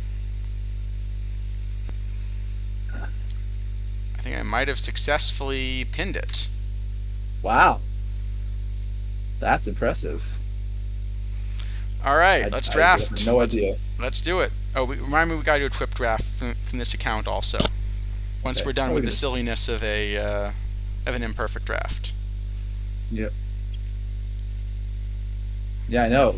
Look at this. Yeah, kidneys. I gotta get you to teach me how to use like channel points and emoji. I need one of these like Gen Z or kind of type people. Say I did successfully undo a timeout earlier in the stream, which I was pretty happy with. So perfect in both diamonds offered second base. Nice. All right. Here's what we got. Oh, they're playing in Wiegman, so it's very right-handed as well here. Yep. Here we go. No second baseman, so we can take anything this round. Clearly it's Dolph Camilli, right? Yeah. No, it's probably Gibson, and play him not at catcher. I think it's Gibson, right? Yeah, probably Gibson. Yeah. Especially because we're gonna have to take so many second basemen, it's good to have flexibility too. I think we should take Bill Mazeroski. What do you think? I agree. Bill Mazeroski. Best choice possible. Best choice. Well, that's interesting because Walker Cooper, it is this big right-handed power park for the era, and it's not that 1930 has power still. Yeah, Gibson could just go play left field. That's totally fine. Or Pete Hill. But I think it's Cooper, right? Yeah, I like Cooper. Do you get your hairballs here? Where? I think I'm missing the. Me too. All right. No second baseman, so we're free again. I think it's Wilmot, right? For sure, Wilmot, and then probably we should take one of the starting pitchers. I guess Lee Richmond. Lee Richmond's probably the least bad, right? Yeah. So we have to remember, normally we'd run a deep bullpen in this format. Oh. But if we're going to take 8 second basemen, we're not going to have space. We may not be able to do that. Hairballs is the FK and commission channel points. Okay, good to know. We don't have a name for ours. I don't know what we do. I don't know what we even call them. All right. So Urban Shocker's really good. Urban Shocker is good. And we still have no second baseman. We're going to end up with, this is going to work out really well. We're going to get like 5 second basemen in the iron round, and it's going to be wonderful. Yeah, Urban Shocker splits are kind of bad for the park, but...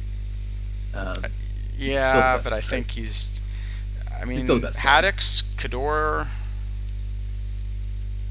might still be Haddix. Probably still Haddix, yeah. And that's 3 starters, so that could be everybody. Still no second baseman, so we're not getting much out of the theme yet. Okay, so Al Rosen is great for this park. Yes. I like Joe Cunningham, but I feel like it's actually just Ed Walsh because I think so too. I still think we're going to be running starters, but I think Walsh just replaces Haddix maybe. Yeah, or maybe I don't know if Richmond or Haddix is better, but one of them. Still no second baseman. Wow. Okay, Uh, Jim Pearsall. Pearsall and maybe Leach? Probably Leach. Well, except Rosen's playing third. Maybe Red Crest play short. I wish he had, a glove. Yeah, well, you can back up. He can play Ooh, Red first. Crest. So, Mr. Audit, Red Crest can play right field.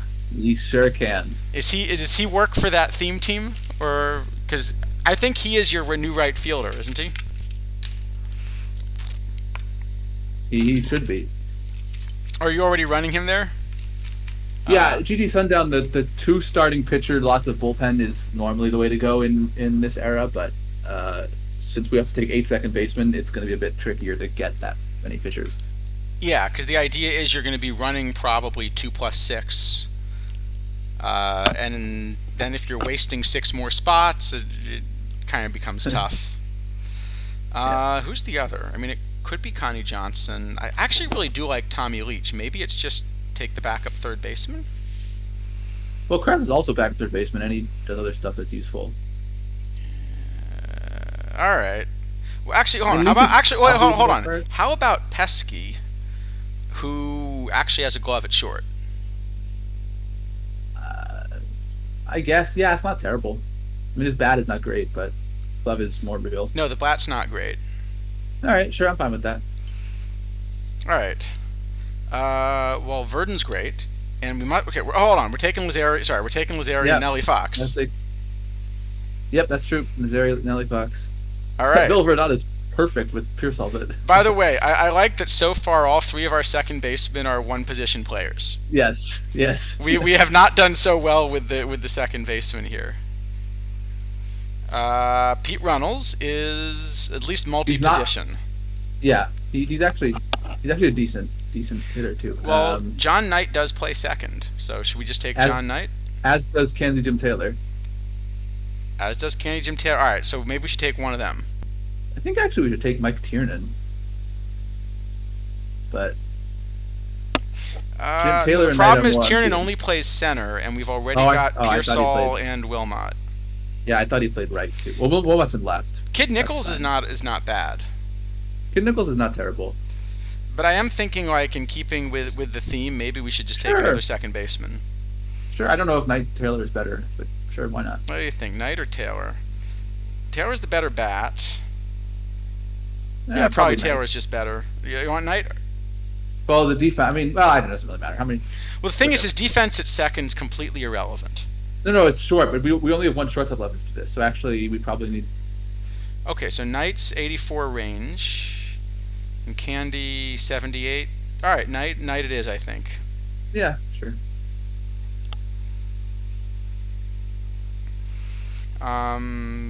We got Bobby Dorr, who only Yep. plays second. We've seen that one before now. We have. I don't hate Cullenbine. I don't know if Columbine or Jackie is better. Because Gibson can play first. I mean, there's no DH in this thing, I believe. There is no DH.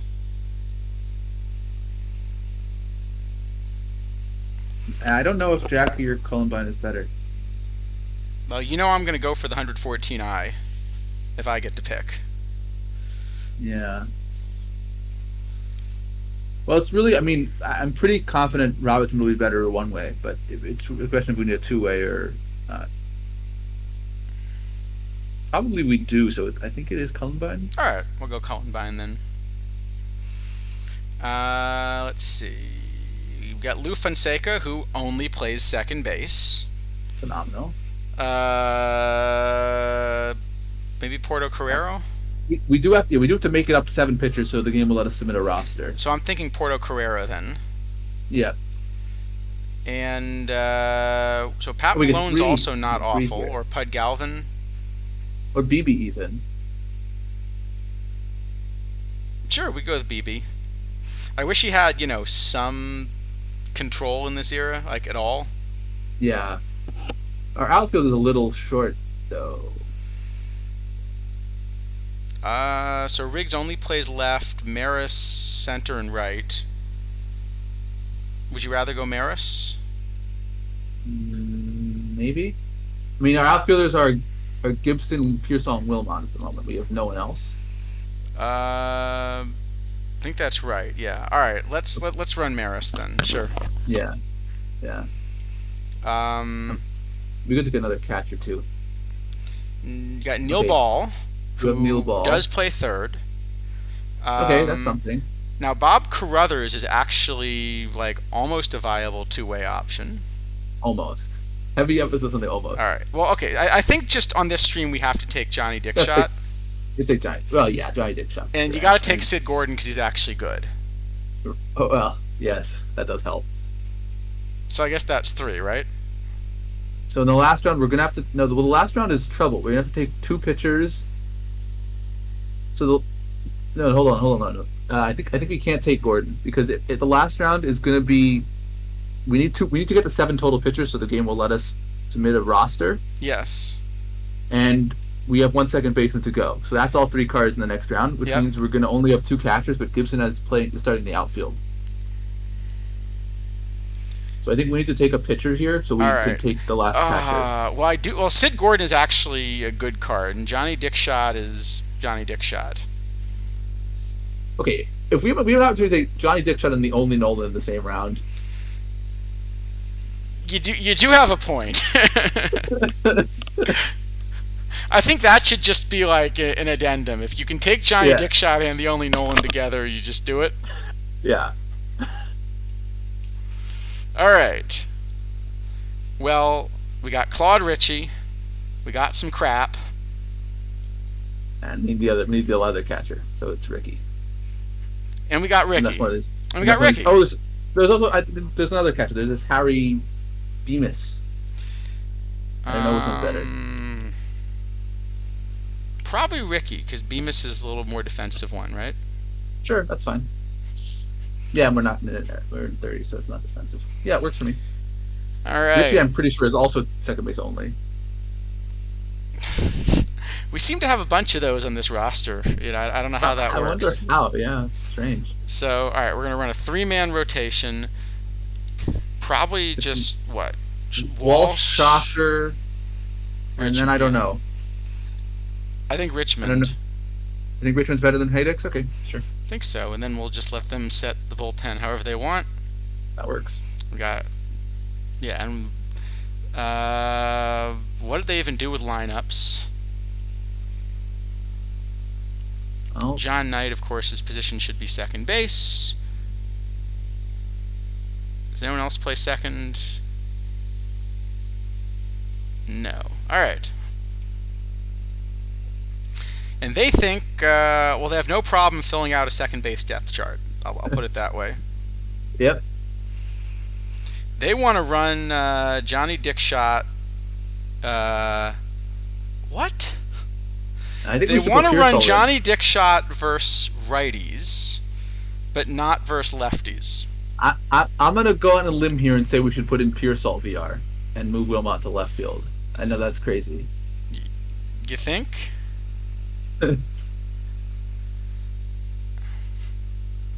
I think, yeah.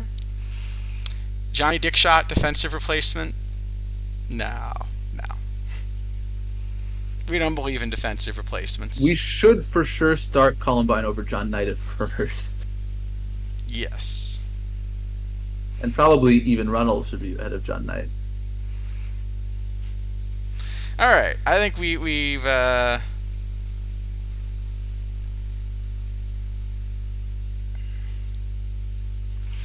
we have successfully managed to fit the requirements.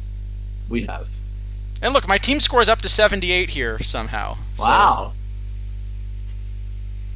Now, if you click on that, does it also bring you to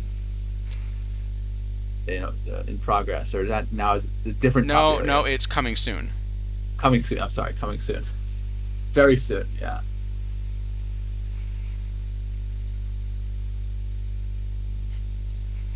Yep, it's coming soon. All right. So it's either twip time maybe, or we can do some. Oh yeah, all right. I got a twip draft, and then let's go rate some more cards.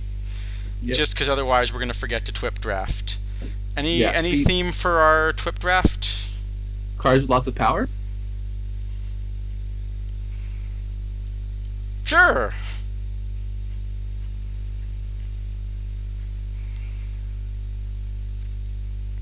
All right. TWIP draft. Cards with lots of power. In the meantime, there are 5 more spots left in the imperfect draft if anyone wants it. I'm clearly not very good. What do you mean? 78 is silver. Silver is like above average. That's true. Yeah, the average team is 70, so we're above it. Yeah. We are above average. You know, I gotta tell Mark in Mississippi, we are above average. That makes us good by definition. Yep. What do we got? 2023 Comerica Park. So righty favored this time. Yeah, is it modern now? No, 1995. Still So 1995. just home runs. Just want right-handed hitters with home runs. Okay. So George Brett. Yep. George Brett and Josh Gibson. Yeah. George Brett's a right-hand hitter that hits home runs, right? Yep. Perfect. Yep.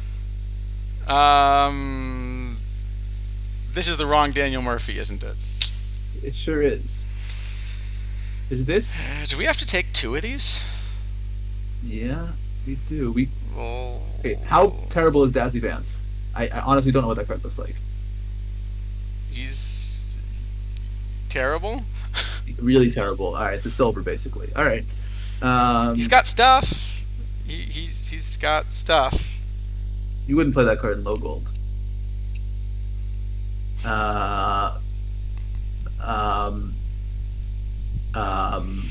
That's true. We couldn't possibly play them all to know they all suck. Well, that's you know. Can we just refuse to pick this round? I don't think they're going to let us go on until we. Yeah, I'm trying to see. Is there a skip button? All right. So Sean Doolittle is at least, okay. God. Is at least better than Carter Capps. Can we agree that? He's better than Carter Capps. Yes. So I'm thinking Okay. it's Sean Doolittle and Jordan Doolittle and- Lawler. I guess probably, yeah.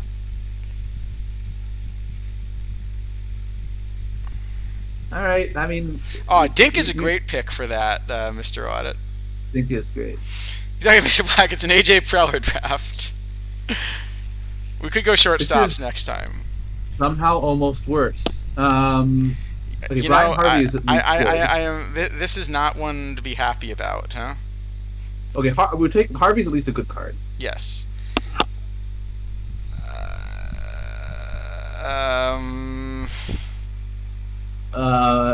Happy. That's the bad Happy. The good Happy Fell should be okay with. That's the bad. No, one, though. this is not the happy. Sheffield. Sheffield is terrible. Okay, how many of these 6 cards did we give an F- to? Definitely not Harvey. Harvey was good. Not Harvey. The other Hanley Ramirez was an okay. Sheffield, I DH think, in was low an F-. diamond on release. Sheffield, I think, No. was an F-. Sheffield was an F-. Hanley Ramirez was an okay low diamond DH. He was a launch card. Yeah, that's right. On launch, he was fine. Launch he was fine as a DH, not as a shortstop, obviously. Happy was awful. I think it's Brandon Morrow. Oh God. I mean, yeah, we can. I put mean, Brett at first. a draft is going well when at the end of the diamond round you've got 3 relievers in it, right? Yep. This is I don't know what to do with this. I mean, the problem is that Sheffield is not better than a gold third base. You know what? Should we just do our no starting pitcher draft as TWIPed instead? Sure. We do have Harvey. Harvey's pretty good for that. Yeah. All right. It's all right. The next round's gonna be Roy Thomas is fine. Yeah, he perfectly fits the home run and nothing else era. You know, I can't believe it, but I think the correct other pick is needed for. Oh, God. Isn't it though? He's the best. He's not even that good though. Is the thing. If he at least He's got 128 pitcher BABIP versus righties. All right, fine. Needham Fury it is. You like Sherry Smith better?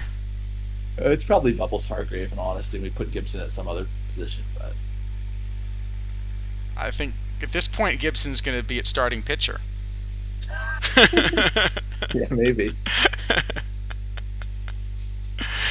we've done Let's just some, take we've done some lousy drafts on stream, but our first round was pretty good. To be it fair. was, and then this happened. Okay, we still have absolutely no good starting pitchers, but Kobe Mayo and Adael Amador are good cards. Okay, well, Kobe Mayo, where are we gonna play Nah, him? He'll play first. That's fine. Sure. And Amador will play second. Amador That plays works. second. And we Yeah. are now through 5 rounds with 4 relief pitchers and no starting pitchers. Can you remind me what our team score is again? 78.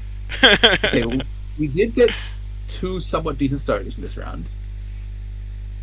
And you're about to tell me we shouldn't take them. No, we should take them, but yeah, we should take them. You're about to tell me Corey Dickerson's good or something. No, I like Sammy Strang, but I think we have to take Jansen Seaver. Yeah, I actually like the Padres card as well, but I think it's clearly. I'd Yeah, love to it's take. clearly- I'd love to take all 3 at this point. Yeah, at this point for sure. But no, it's clearly Jones and Seaver. Yeah, Mr. Audit, our team score should be going down 2 points just for drafting 4 relief pitchers before we got to draft any starter. I don't know if I don't know if that's ever been attempted on stream. So Hanky fits the theme at least. I mean, I actually think we have to take Hanky. Yeah, it's Hanky and maybe Sherm Lawler. Billy Pierce, is he at all? Oh, he's okay. That's true. Billy Pierce. I is think all in right. Yeah, Billy we can take him. Pierce, and look at this. We've drafted. Look, think about it this way, okay? It's single elimination. In a single elimination game, it all comes down to your bullpen, and we have got one heck of a bullpen.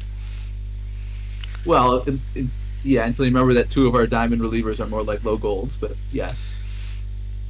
Well, I'm thinking we just go 18 batters faced on all the starters. Yeah, for sure. Just get to the bullpen. Yep. Oh, actually, okay, we got Javi Vasquez. That's actually legitimately That's actually a good starter. maybe our ace. Nah, Jones is probably better, but I think he's the second best. We got a Ricky. I don't mind that Toby Hara card. We don't really have a place to play it. We don't have anywhere to play it, but he's got 100i. Yeah. Actually, might be the Ricky. I think it probably is Ricky. Yeah, I think it's Ricky. Max Muncy's actually a quite good live. Ricky clearly wants to play on this team. How did we Well- get 12 bad cards? Well, hold on, Carlos Marmol. I mean, look at that pitcher BABIP, and look at that That's stuff. Just wanting an era with only home runs.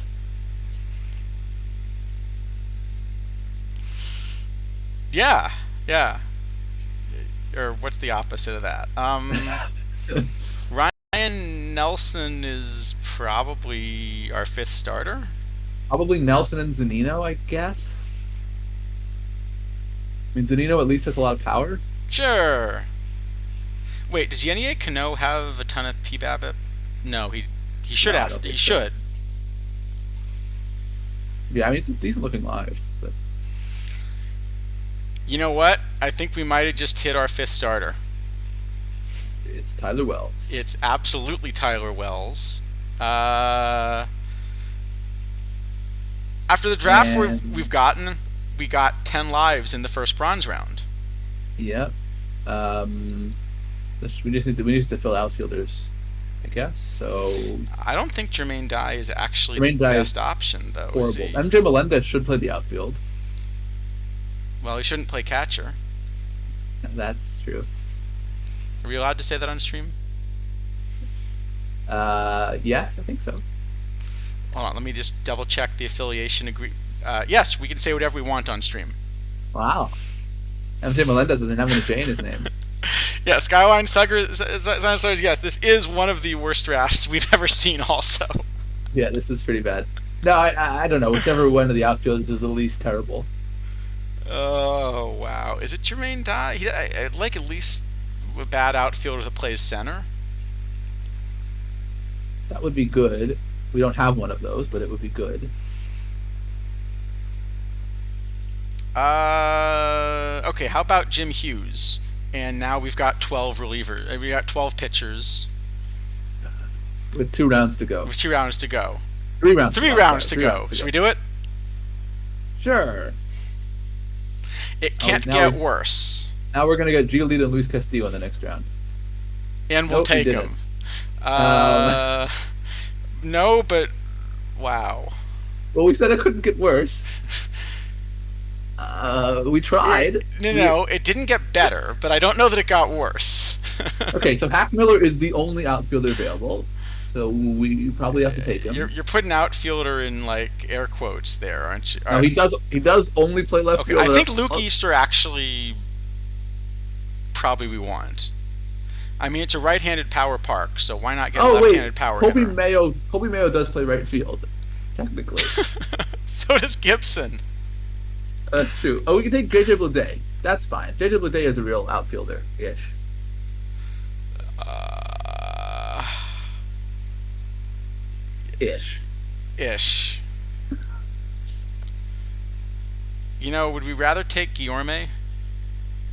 No, I don't think so. So look, we have 4 center fielders and 5 right fielders still to come. Oh, that's true. I think Guillorme is actually better here. Okay, fine. He just backs up everything. Yeah, that's true. And Right, Easter that's still pretty- probably makes sense. Yeah, I think so. Kobe Mayo is our starting right fielder at this point, so.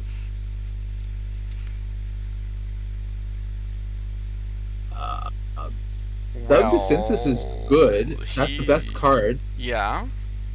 Well, you said if Mayo's in right, then DeCincy is our DH. Yeah, that's true. No, And maybe then- Brett's at first. That works. Yeah, that works also. Joe Judge is also good, but we can't take him, I don't think. We can. I mean, the game will allow us to do so. That is true. I mean, the game thinks Carlos Beltran's a right fielder, so. Look, So and Willie Horton counts as one of our outfielders with his. No, he counts as the first baseman actually. He counts as a first baseman. Okay. Yeah, With because I noticed he had a position rating in left field. he does have one.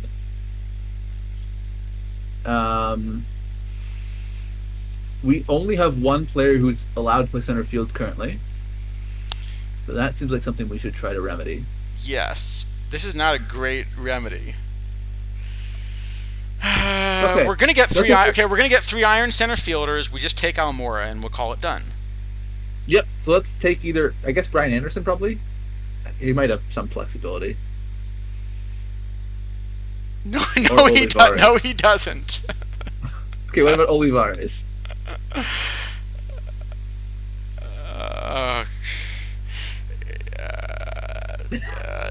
Uh, is it Joe Judge?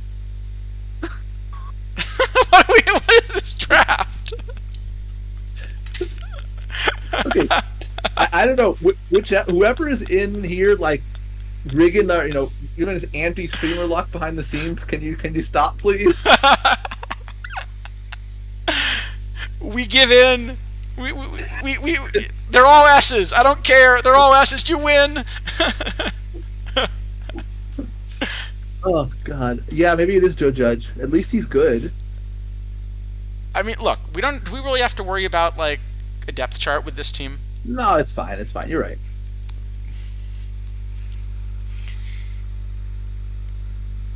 Billy Lush. He's got 115i. Yeah, he's actually. How could I not like him? Pache has a ton of defense. Pache has That's a ton fine. of defense. All right, all right. And that's our 2 cards. That's it. We get 2 cards. Those are the 2 cards. Okay, Yeah. look at this. That might be the best round we've had since the first round. Yeah, I think so actually. Okay, so what does this mess actually look like?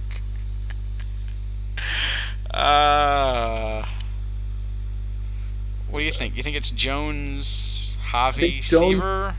Yes, and then probably Billy Pierce. I don't think we're getting nearly that far. No, I don't think we're getting past Jones. Jones is going to face 18. I mean, clearly we can at least run short hooks, right? Yeah, for sure. I mean, we're nowhere winning around. We have no outfielders in the whole roster basically. Well, I've heard no outfielders is the new meta. Okay, well then we're in line with it. I don't know where I've heard that, and it was probably a lie. Probably.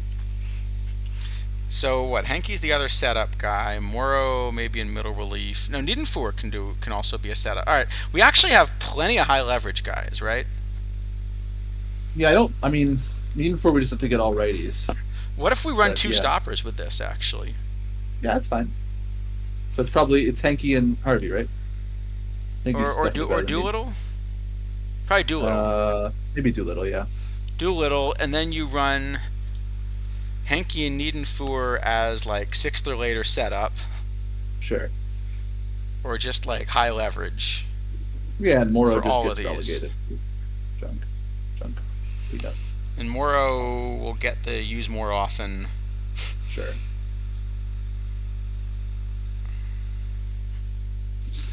Actually, Ryan Nelson's fine too. We have a good bullpen. Yeah, there's some other obstacles. We have a we have an excellent we have probably all right. I'm gonna go predict this right now. When they do like the team ranking stuff, I think we have a good shot at the number one bullpen out of 256 in this tournament. It's possible. It's quite possible. I mean, number one. Look at that. Just Jelly yeah, Bay, you just don't think miss. bullpen's there? You're saving this shit. Just missing defense, starting pitchers, and offense. Yeah. Uh, Well, well, those no, are small parts of the game. nobody's perfect. Yeah. All right, and let me see what mess they actually did put Mayo in right. I mean, 50 range. we only have two players eligible to play right field. I'm pretty sure. So, Let me see. No, Gibson. oh, Gibson. That's true. Gibson. Actually, do any of our pitchers play right field? How did we end up with no pitcher that plays the field? just it's just the theme. No, the theme here is no good cards except um, George Brett. Brett's fine. Uh, I mean, we've actually done some lousy drafts on stream, but this is not a good draft. Nope, it is not. I guess finally get back to some cards after that disaster. Just go limp back, limp back, tail Yeah, between our legs, some cards. at least someplace where One more shot. semi If anyone competent. wants to, dead ball to golden years. If anyone still is looking to get in the imperfect draft, um, let me pin that again. I think I pinned it temporarily, and we may have run out of time on that. Right? Oh, I can pin things too. Oh, It's actually very easy. It's right. You just hover over it. Oh, look at indeed. that. Yeah.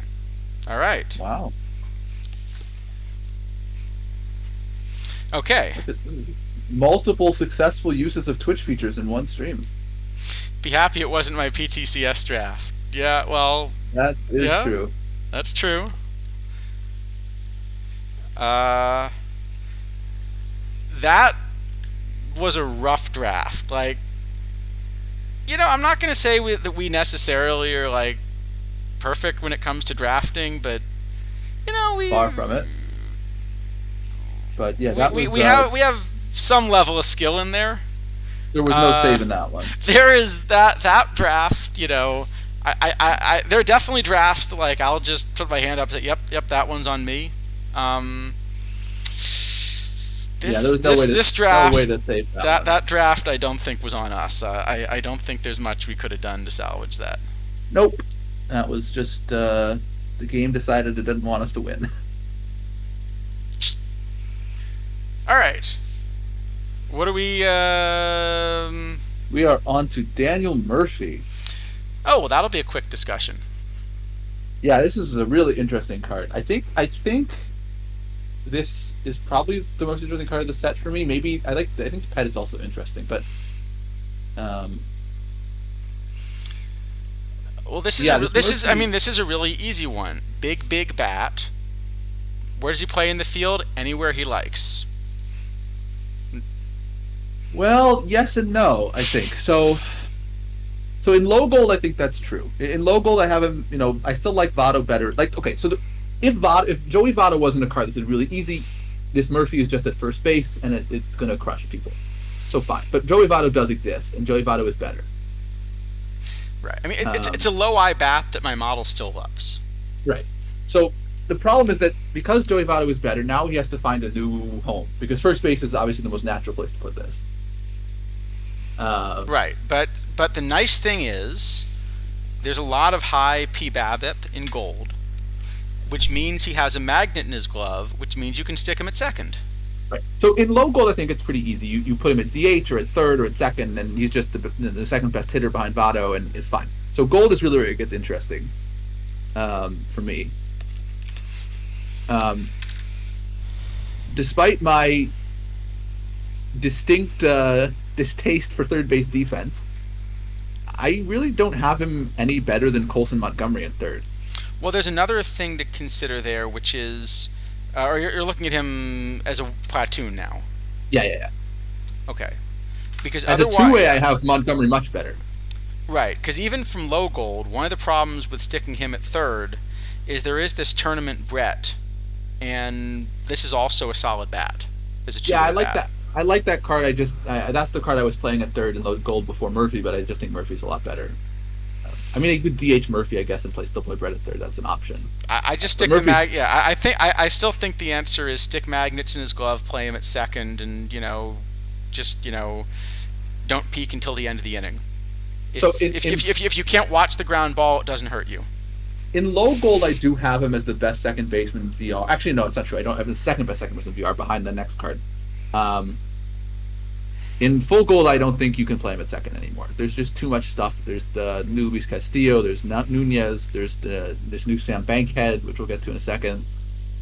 Um, I don't think he can play second in full gold. So now, okay, he's competing at third or DH with some other cards that are also good, but they're maybe less splitty. It's a little tricky. Um, I think maybe I will still try to find a space for him because the bat is quite strong, but it's not easy to do anymore, I don't think. Yeah, okay. For tomorrow, Murphy is obviously really excellent. Um, Just run him at second, put magnets in his glove. Done. Uh, let's see. Um, so Max Bishop is the other one that my model's gonna love, of course, because he does exactly two things against righties. He walks and he has a magnet. He actually has range plus a magnet in his glove. yeah, see, I don't really have the Bishop card much of anywhere at this point. No, this is just a War special. Yeah, Um, but I still think I'd run Murphy probably. Yeah, I think I'm just willing to run him at second. Uh, I know I'm a big believer in second base defense, but yeah, I think I will just run this card at second. I don't think I'm willing to run him at second in gold. I think I will probably try to play him at DH and just kind of eat the bad VL, but I'm not sure. So see, I think once you're looking at a DH, I think I'd rather run like Mel Ott, Tristan Casas maybe. Oh, see, I don't have odd. I have VR DH, I have Votto Murphy, then Votto Gap Murphy Gap, and then Kyle Mansardo, Casas, and McGriff all kind of close. Yeah, And this is just the same thing where our models like are valuing the single versus walk differently. yep. Uh, But the problem is that I mean, some of these other cards like kind of below. I have Roger Bresnahan kind of close to that group, and Roger Bresnahan has a two-way bat and first and third, which is kind of nice. Um, right. So I think there are two things about this Daniel Murphy card that are absolutely nuts to me, and this is kind of the thing I noticed with it.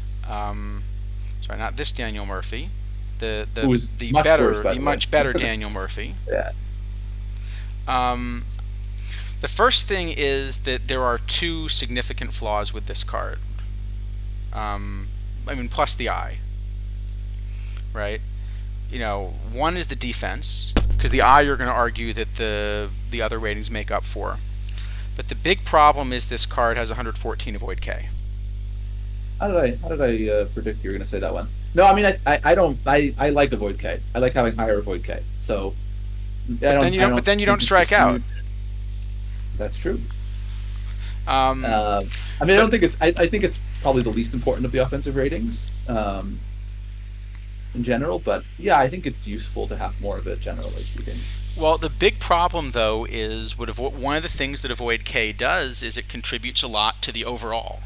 So the crazy thing is, this is a card that is wasting essentially all of this overall rating space by putting 114 points in avoid K. Yeah, I And mean, it still somehow has managed to be an 83.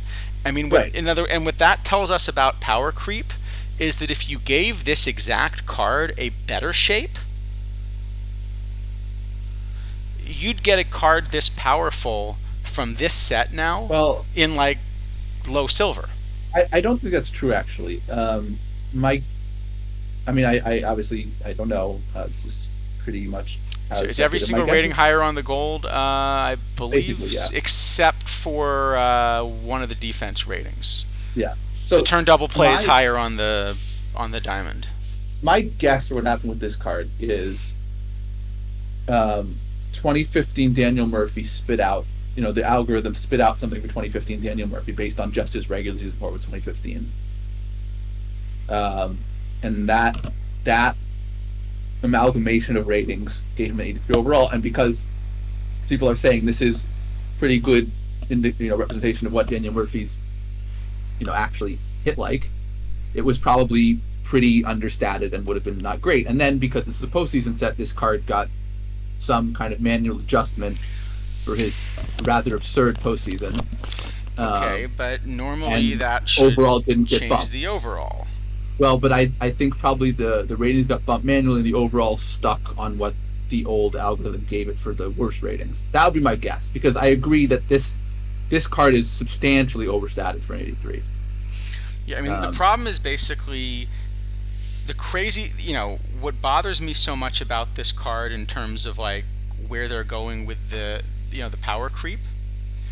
This is an excellent gold card that has one of the worst shapes possible for a gold card.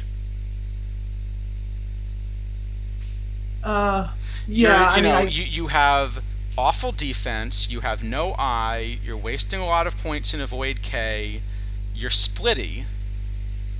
well, the thing is that I don't think that the regular overall stuff, the regular like ratings to overall conversion is going to work for this card, because I think it's sort of a manually boosted card. No, but I think this is a theme for the set as far as where the power level is. And the problem is, this is a card where with this level of statting, this card needs to be probably a full diamond, even at this level of power creep. This should be a full diamond where we're complaining that, like, if this card had better shape, we'd love to use it. And instead, it's I mean, kind of a horrible shape that still is going to play in well, gold. but I think what that just means is that with the rating to overall formula is really bad, because if we're saying basically this, like, this is a lot of rating points, but we don't like where the rating points are, and it makes it play in gold, then it should be a gold. That's good. We should just make the overall formula actually represent what the card does, and not have this silly situation where some rating points are better than other rating points for the process, for overall, but worse for the actual performance. Like that. That's the problem. I think the card is quite good. I understand actually. that, but I don't think that's what happened here. I don't think this is a card that got kind of carefully rated in terms of where it fits in the meta. Because when we look at some of the other cards in the set, what we're going to see is all of these cards are just significantly not crept, power leapt, as Chad was Well, saying. To I the mean, point that when we do hit the ones that have good shape, then you're going to see how good they are. Because because they have the same level of power, but now they have a good shape. This is a card. What I'm saying is, card is basically saying there's so much power here that's been added for this set that even the ones of awful shape are like, you must have this card to play the PTCS tomorrow. Yeah, I Spoiler don't know alert. that I don't know that that's exactly the way I would see it. I mean, we're gonna get to three cards in just a bit that are more or less spoiler, more or less unplayable everywhere. I think, um, and then some other ones that are like kind of okay but not amazing. So I think it's. I mean, again, I don't know what went into the creation of this card. I'm totally guessing. So all I'm going off of here is just do the rating fantasy overall. And I think, yeah, you could make this an 86 or something, and an 87, whatever. It would still be just about as strong. So we wouldn't be able to play in low gold. But I don't think this is like as printed, just as printed. I don't think this is a. I think it's a pretty well designed card I actually, mean, as the printed. problem I have is that, you know, if you gave this card a 40 avoid K, then I'd be playing it in Diamond. And it would have a lower overall rating. Well, I mean, I don't subscribe to the more less avoid cases better theory. So um, yeah, I wouldn't do that. But um, I mean, would you rather have a ground out, or would you rather have a ground into double play or a strikeout? from at least this, generally, I think groundouts and strikeouts are fairly similar, and both are much worse than flyouts.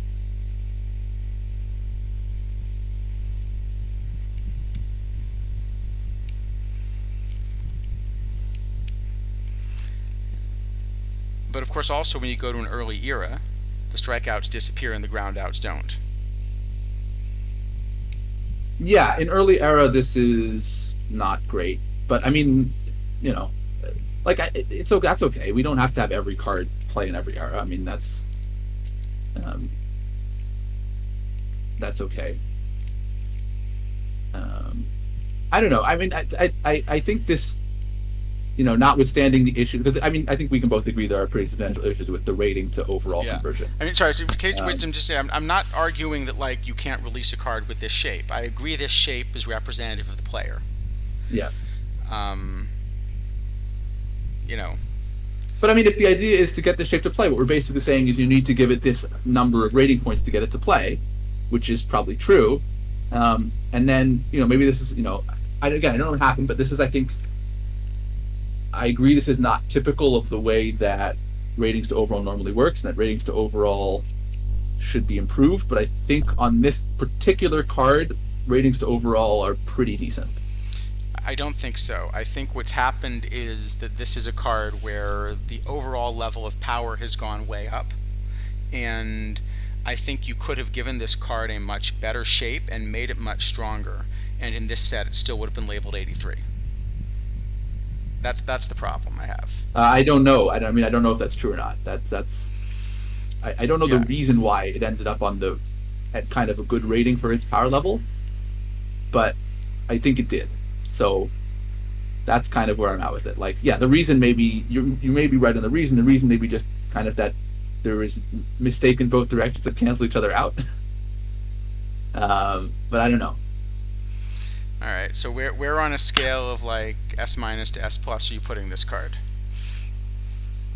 I don't think I'd even give it an S actually. I just it's No. local. It's probably an S. Probably an S minus. No. Where do you have it? No, I mean in low gold, I'm certainly playing it. In full gold, I'm probably going to play it, but I don't think you need it. So I guess that's like an A plus or S minus. All right.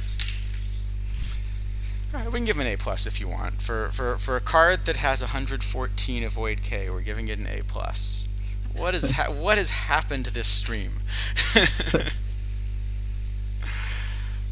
It's a dark day when this stream is giving an A plus to a card with that much avoid K. Well, now we're about to give another. I'm about to say this card is good too, and I'm guessing you're not going to agree with me. So, Well, it's good at defense. I have this as the best low gold second baseman VR.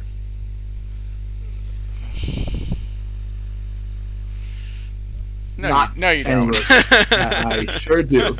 Not anywhere close to full gold, obviously, but uh, Let me see where I have him. Uh,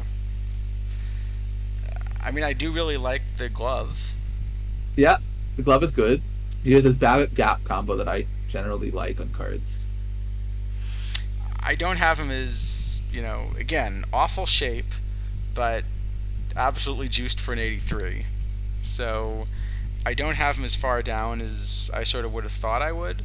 I do have him a win behind Murphy. Uh, I still have the pretty big gap. Yeah, I mean that's a defense thing for sure because I mean obviously we both agree Murphy's bat is a mile better than this. Um, Even still, I mean this is even if he's kind of the best low gold second baseman VR, like I have him, it's a very narrow space because it's one position. You have to platoon him. It's only low gold, which there aren't very tournaments of. So I think at most it's a D. Probably a D is right. I don't even want to give a D to a card with this little eye and power, and I mean that's a horrible shape. But you feel strongly? No, not that strongly. I think this will get passed up very quickly anyway. So I think it's maybe an F plus. Say. He does have defense. We can give him a D for defense if you want, but I don't think he's going to play anywhere. If he does, it'll be very very briefly. How about a D minus because the defense isn't that good. Sure. All right, Kerry Wood. This would be a really good card to play like in a 2003 tournament or something. I think we could just lop off the innate and just cut it. This would be a really good card to play. This card's great. Yeah. Yeah, I have this as SP3 in full gold behind Verlander and Wakefield, but very, very close to them. And obviously in low gold, it's just the best by a lot. So let me check. So my model's not going to like it as much because I punish cards like this a little more for the split, I think, than you do. I still have him as strong, but I think I'm not going to have him quite that high. But let me see.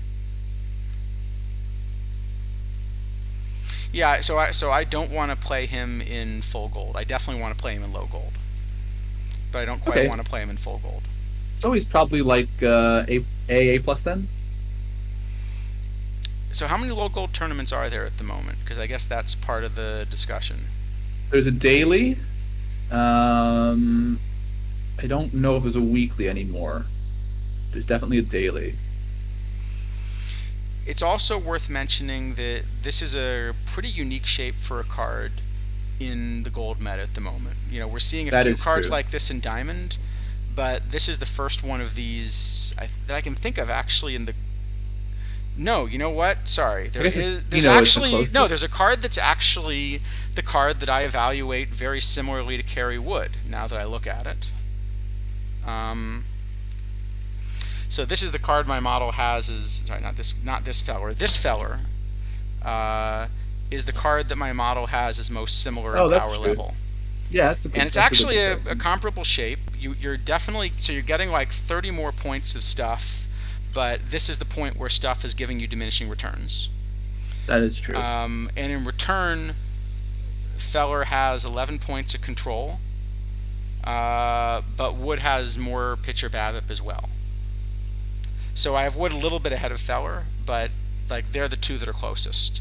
And yeah, I have Wood a bit further ahead of Feller, but yeah, Feller I still have as a playable starter. And I think the reason that you're going to have Wood further ahead than I am is because I'm kind of assuming that against both of these righties you're going to see a mostly lefty mix, and Feller's splits aren't as bad as Wood's.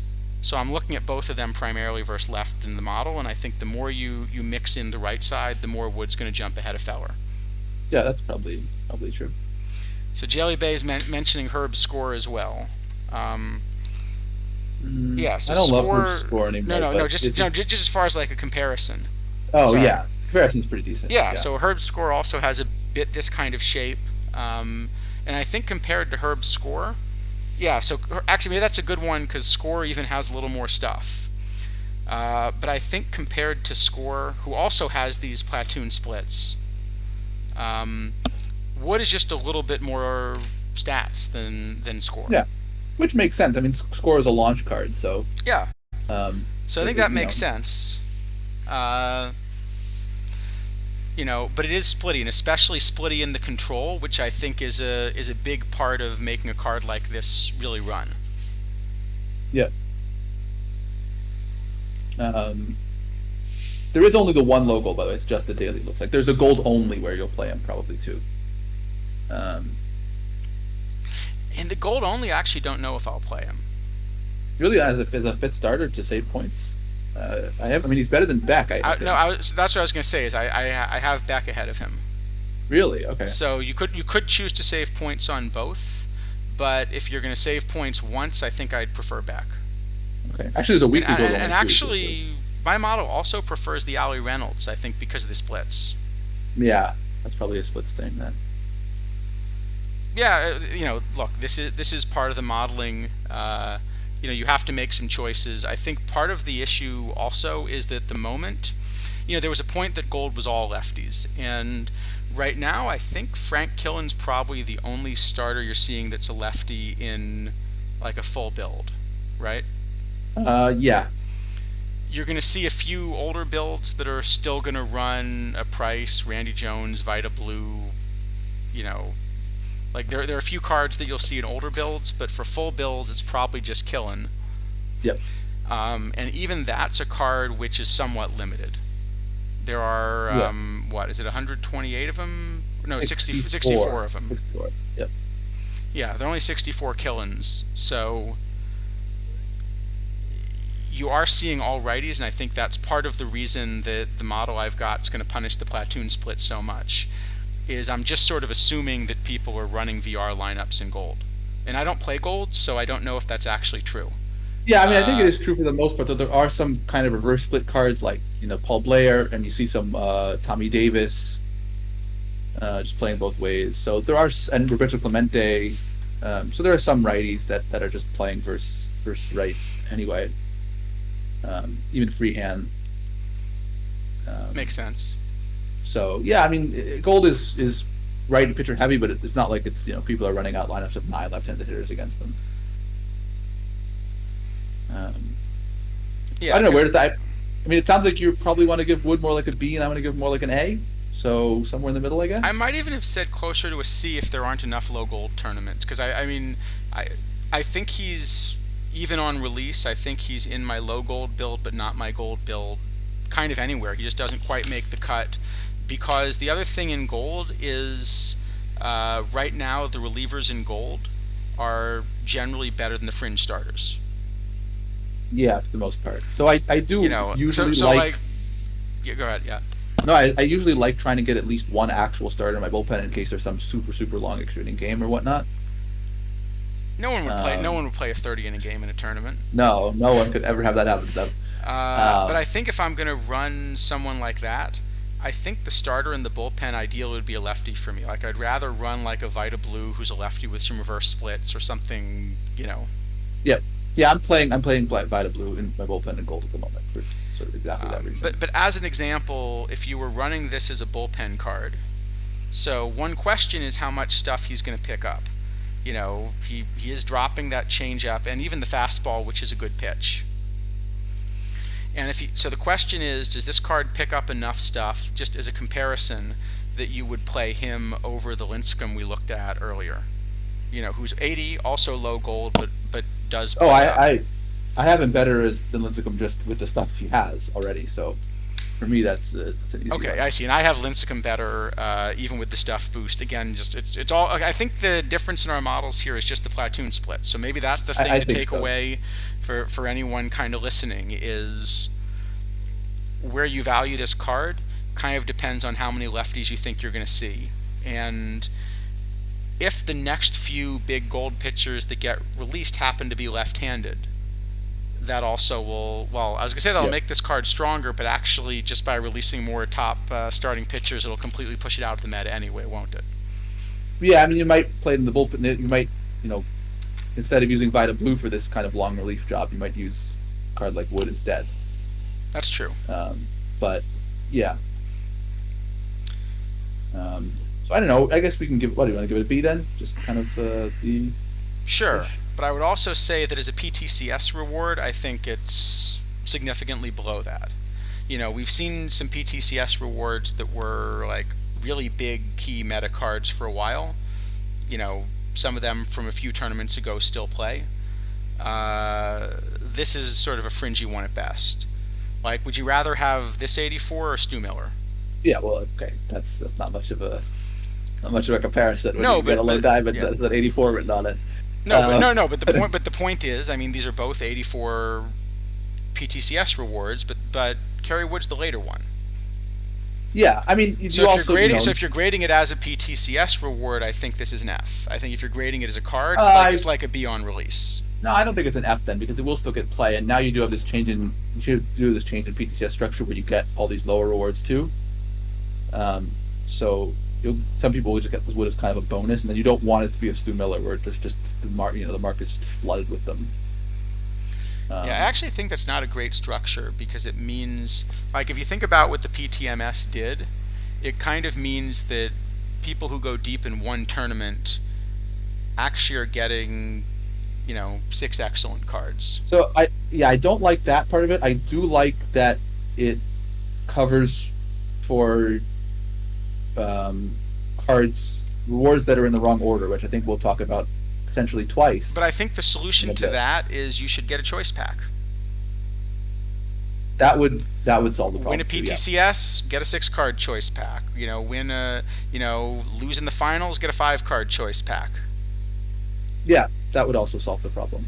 Um, but I mean, I don't know what you think of Rendon versus Gordon, but I think that's another place where I would have swapped the rewards prior in Cruz certainly. But Yeah. um, Um, and then we got this Scott. Sorry, not Scott Bankhead. We have the Sam Bankhead. Uh, so this is a huge defensive card. yeah, I quite like this card actually. I have this as the best second baseman for gold now. Um, yeah, I just sort of would replace Nassim Nunez 1 for 1 in my build.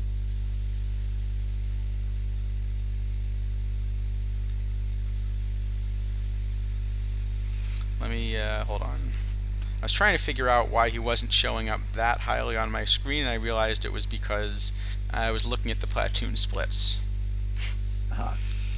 And for a platoon split VR, this is not that good of a second baseman. No, I still have him as kind of in the top group, but yeah, Yeah, but he's not not not a. So not I a think this is one of the more interesting cards in the set. I also think this one is underpowered compared with kind of where the past PTCS rewards have been. And I think that's going to be a theme here is that the Baseball Reference 3 seems to be overpowered, the PTCS card's a bit underpowered. Um, I disagree on Rendon and Cruz, but we'll talk about them. Sure. yeah, that's true. So let's see. I think the interesting thing with this card, so I don't have it as the top second baseman. Um, you know, I have him as playable, but I have him sort of fringy playable and an excellent defender. What I do have this card is sort of like a fifth or so best option at a lot of different positions, and that creates a lot of flexibility for roster construction. So I think if I Yeah. have this card, I think the comparable card for me maybe is the George Scales, not this year, but Yeah. was It's a it good, last year or two good years replacement. ago? Yeah, last year. Yeah, the 94. Yeah, where the overall power level of that card got surpassed, kind of as it did in Power Creep. But somehow the card ended up in all sorts of builds because you just like sometimes you need like a Swiss Army knife, and this is a card that so for example in Scales I was running him in sort of caps where you basically got one backup, and this is my one backup, and he can back up 4 positions, and Yeah. that's more than any perfect can do. So it was worth playing to 94. Yeah, and actually, gold is a place where I have been struggling to like fill out a good depth chart recently because there have been a lot of um, kind of one position or platoony guys that I've wanted to run recently. Clemente or still a card like Recall or this new Luis Castillo or stuff like that. So it's pretty useful in that sense too, right? That you can just play this as even kind of a full time backup in an open format, Yeah. and it can cover for a lot of other players. And oh yeah, thanks to AZ Axel for the raid. How did the stream go? Are you setting up for the draft? Is that what the stream was? I didn't catch it because we were kind of raiding cards, but And as you can see, we're we, going real quick. yeah, we also we managed to fit the worst draft ever in there. We did actually So fit the worst draft we've ever done on stream, and we've done some lousy drafts on stream. yeah, that was But another level. we did we did an imperfect draft. Which, if there's still room, did Deadball 141 fire yet? Um, you know, no. We did an imperfect draft. So if there's room, Deadball 141. It's a Deadball tournament, but you must take all 8 second basemen offered to you. Is the rule. Yep. But then we did a TWIP draft, and that TWIP draft was probably the worst draft we've ever done on stream. Yeah, it was pretty brutal. We really just got nothing at all points. It was that one's clippable by the end. Yeah. We're closing in a card every 20 minutes. Phenomenal. Just wait till someone asks about marbles. Yeah, Forget I that's the said next that. thing. Yeah, good point. Sorry, I was scrolling past, but someone just mentioned Ajax. Yeah, reminds you of George Carr.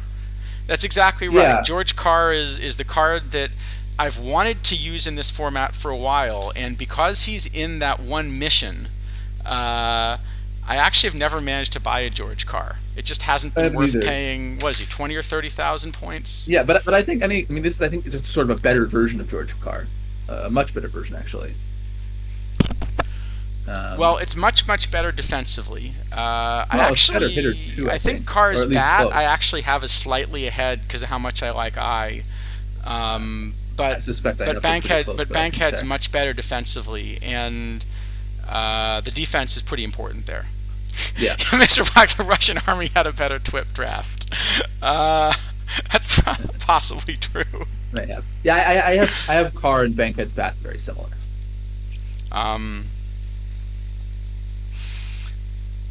So I think Bankhead is in sort of a funny spot.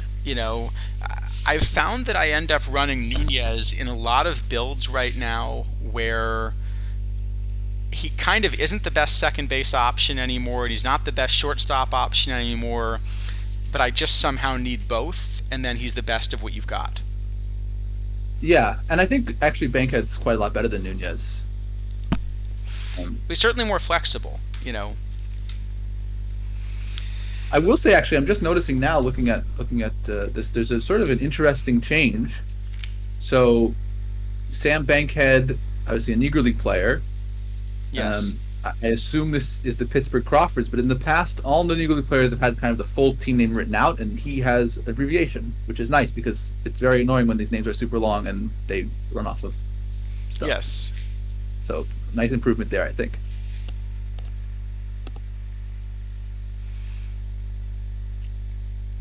Yeah. Let's see. So I think I like the card quite a bit. I don't think I'm ever playing him in center, but I think I'm comfortable playing him at any of the other 4 positions, which is plenty for like filling out your roster. I would play him at second, short, and left, but he's way too good to play third. Right. I'm trying to figure out what's going to happen when we sort of have a player that has, 150 I but no third base defense, and we try to figure out whether we're allowed to play him at third. Maybe if we only feel like we're building a roster together, then we could do it. Otherwise, so I don't know. But Bankhead's probably like another B, I guess. Maybe, yeah, probably like a B. maybe even better, maybe a I B think he. plus. I still think he ends up lower. Like I don't think I have him starting anywhere even on release. Oh, see, I'm going to start him in But I second, think I but am going to build rosters with him probably. yeah. So that's, I mean, that seems like a B-ish card then, right? We're I saying think it's kind more of. maybe more like a C. I think it's actually better than that, but yeah, I mean, it's if it sticks around, I think it's going to end up being as a platoon player for long because I already only I don't even have it as the top VR, it's just kind of in the top group VR. So That's the problem. Even at release, it's not really there, and I don't even think I don't even know that you're going to platoon him. It's more. I think what he's better for is if you have single position starters where you're not running platoons and you want to run a multi position backup, kind of the way that people have been using Lenny Randall in caps or something. yeah, no, I mean I have him actually as I mean I have him the second best second baseman VL, but the best one is I have Edgardo Alfonso, who's just obviously this is a much less splitty card than Alfonso. Yeah. Um, so certainly, I think for me at least, he's going to stick around for a while as a platoon second baseman in gold. But I don't know that I'll play him. I'll play him full time right now, but probably not for long. That's my guess. Yeah, but because a card like Nunez is a switch hitter, are you really gonna? I mean, I feel like using a platoon spot to clear a switch hitter when it's the weak side of the platoon, and it's No, no. I mean, particularly yeah, it's basically like I'm you're just playing him versus Killen. no, no. But like let's say we get some card like well, for example, like we get a card like current 8480 Collins, but that actually has defense, right? Some card like that where you have to platoon him and he's one position. Then now Bankhead is really useful because he backs up. You know, he can actually play VR and not explode, and he can back up shortstop, which is struggle in gold right now because everyone's just playing for call. Yeah, I also have Um, Alfonso as best VL, by the way. yeah, Um, Alfonso's very good. I don't think that's actually right because right now, I think in gold, you're either facing five righties or you're facing four righties plus Killen, and only 64 teams have Killen. Sure. So if you think you're facing, let's say you think you're facing 4.5 righty starters, that means you're spending more time backing up. That means that the second half of your platoon is the backup VR, not VL. Sure, but how are you backing up shortstop then? I mean, you just play, do you think Nunes is better? Is that where you're landing on it basically? I think so because I care more Okay. about it VR. See, I have Bankhead better VR than Nunez too. Um, Okay, so that's the difference. yeah, because I don't see another good way to back up shortstop other than playing either Bankhead or Nunez. But I definitely think it's kind of fringy even at release. So I don't know. All right, what are we giving him? I don't know. It seems like it's either kind of a B or C, somewhere in there. C plus, B minus. Sure. Yeah, either of those. All right, we can give him a C plus. We're probably already on speed round, aren't we? Or Definitely. is there a TWIP draft? Is there a TWIP stream today? No idea. All right, we should probably speed up a little bit. Yep. All right, Wakefield. This is an easy one, but I do just want to point out that somehow, as a community, at least a couple of us have failed the intelligence test here. Because people have managed to sell a Tim Wakefield, and other people have bought a Tim Wakefield. Yeah. I think probably what happened is people just didn't realize that he was in a mission and just saw that card in the shop and said, "Oh, it's like 5K. Let me just buy one. This card seems good," which it is. Uh, so, yeah, I think that's probably what happened. Yep. I think otherwise, so I still have him behind Killen, I think, but I think this So is I clearly a gold starter. I have Verlander 1, Wakefield 2. The other great thing about Wakefield is he has 110 stamina, and even on top of that, he has this knuckleball, which sort of gives him additional kind of bonus stamina. So he can routinely throw 125 pitches and recover to full in 5 days, um, which is great for caps because I mean he can pitch a complete game almost every time, pretty much. Yeah. Um, which I guess is pretty accurate to the player, so that's pretty cool. Yeah, sounds about right. Um, but it's probably just an A, not an S, since it's not like jumping up a tier. It's just kind of in the top tier. Yeah, I think that's fair. Um, and in terms of lifetime of this card, you know, I love the reverse split, so that's the other thing my model really likes about it. Um, so I do have him ahead of Verlander. I have him ahead of everyone but Killen on release. Uh, Out of the pen, he will get a little stuff boost. So I guess you I could mean, eventually run him out of the pen. you could, especially. I mean, I think, especially in a cap, given this kind of stamina plus knuckleball thing, you're always going to want to make him a starter so we can use all those pitches. Yeah, I think in a cap, it's just Um, yeah, I think that's right. So it's at but least an A. Just you think it's just an A then? yeah, because I don't think. I mean, this probably, especially since we got two starters for low diamond at least in the set, he's not probably going to play low diamond at this point. And it's not like he's a tier jump. You know, he's kind of in the same group as like the Killen and Verlander and Okay. Urban Shocker or whatever. So All yeah, right. that seems about right. Hey, we're already see we're doing fine. We're already up to diamonds. How bad could this be? Uh-huh. All right. Should we look at some Yeah, low well, this is a diamonds? quick one. This is a quick one, right? This is just bad. Yeah, this is one of the few cards in the set that I mean, so I'm going to have this card a lot better than you do. Right? There are three good features in the bad.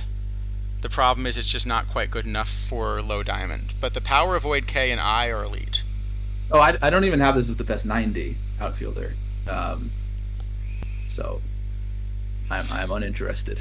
Well, yeah, I mean the problem is that you're comparing this card to like Hack Wilson. Yeah. That's the problem. Well, I Who mean, even you as a know? 90, there's a card like cards like Bobby Beach and the Johnny Callison who have a lot more defense. Um, so yeah, I just don't think it ends up anywhere. Even in like a diamond floor thing, I wouldn't want to play it. No, I don't have him.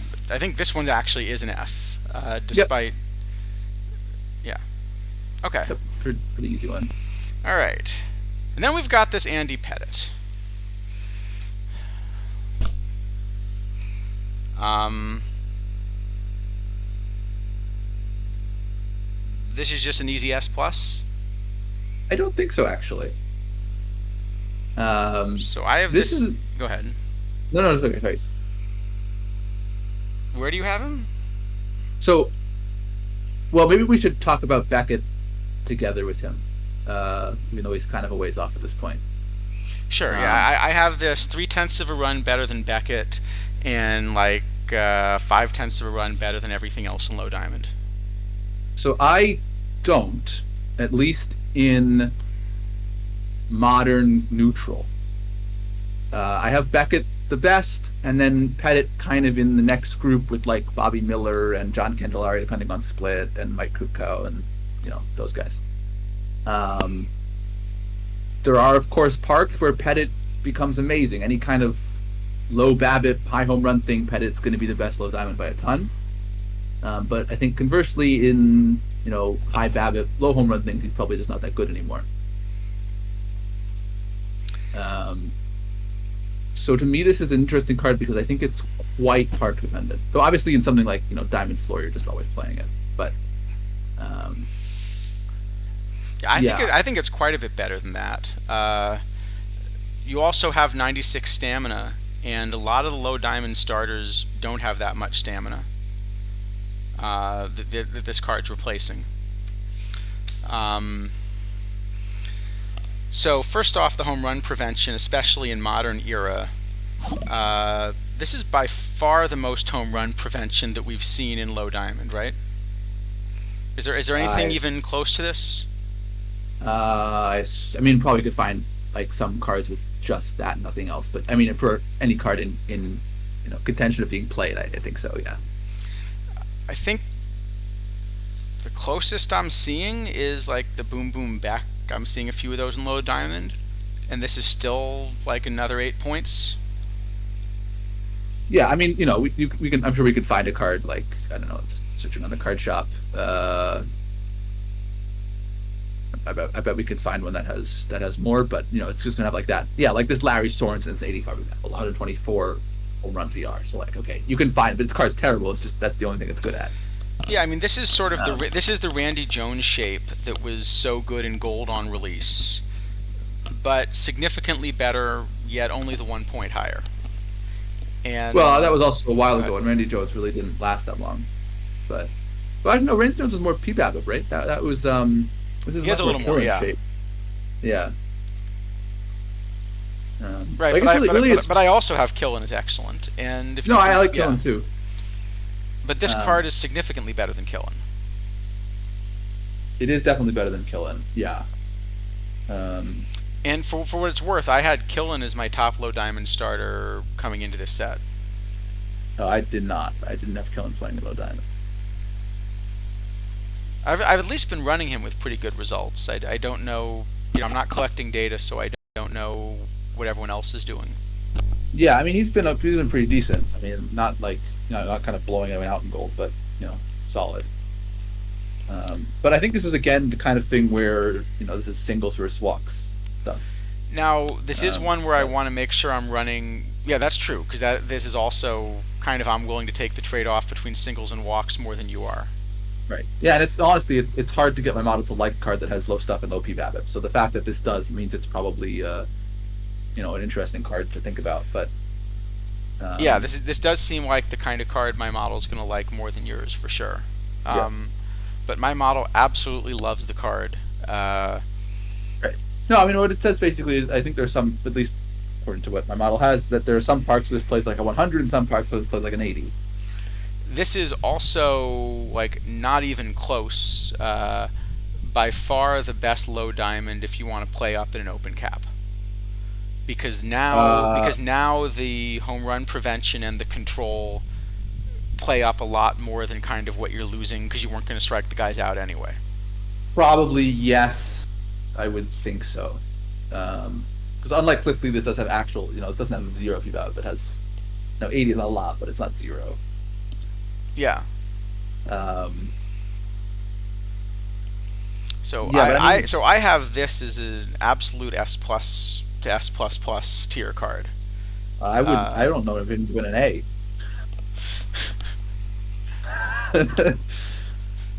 I like I was said, kind of like I walking said, I between have A and this. I B. have this as like a meta moving card. I have the gap between this card and the second best card, the same as the gap between.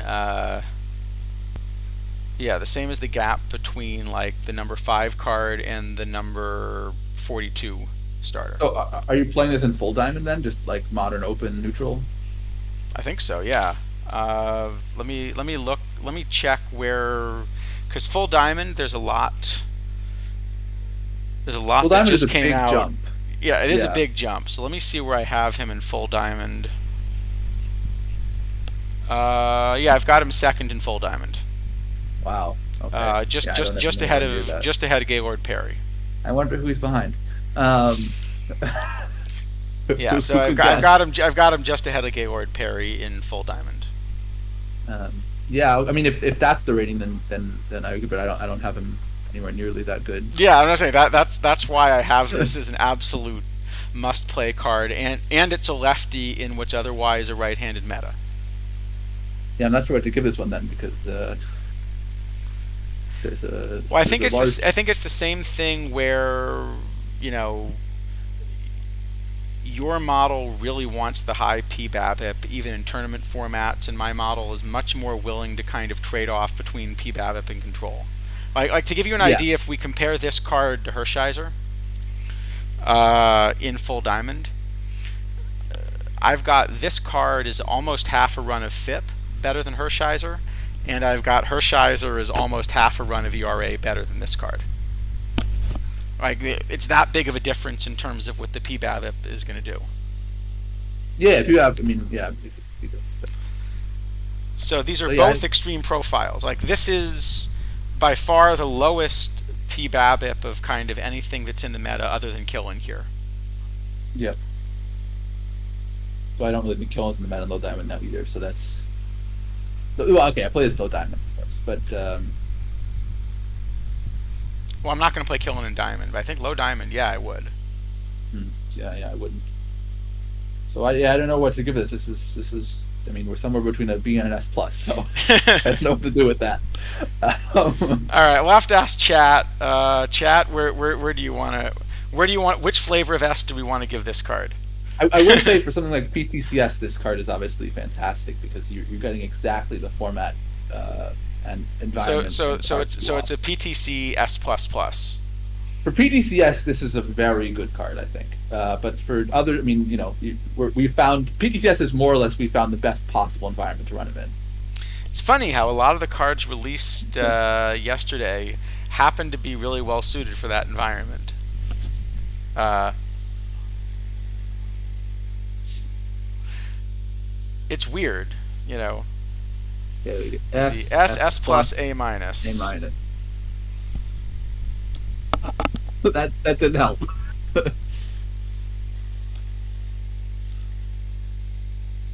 Cynic? I am absolutely a cynic when it comes to this, yes.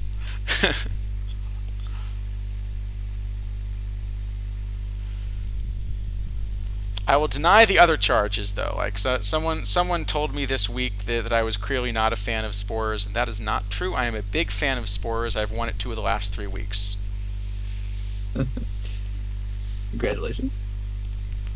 It's all luck, but you know. That format changed too, so it's not even the same format. That's true. Well, we got an S, an S plus, and an A minus. What do you think? Average them and get about an S minus? Sure. And for some of us, we'll put one more character on that minus. Here, I'll put this in yellow as one where we have different answers. Yeah. No, actually, I think this is actually a very interesting card because of the park dependence of it.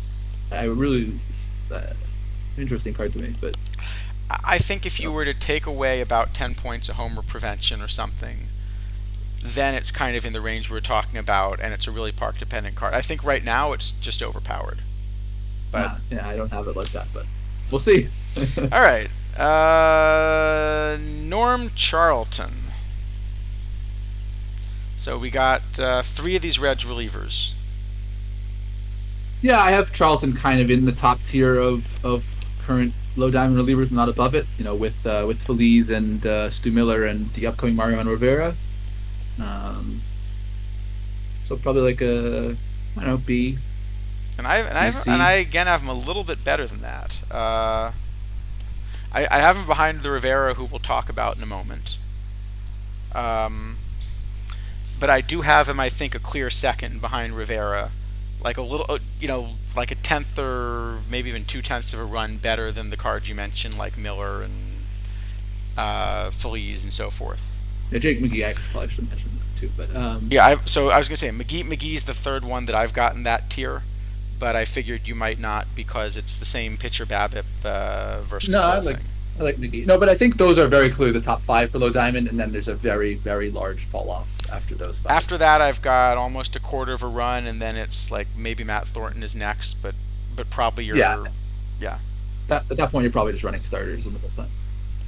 So I didn't put it up correctly. But I think I can understand the difference. Again, the place my model likes this, the extra tenth of a run is just the splits.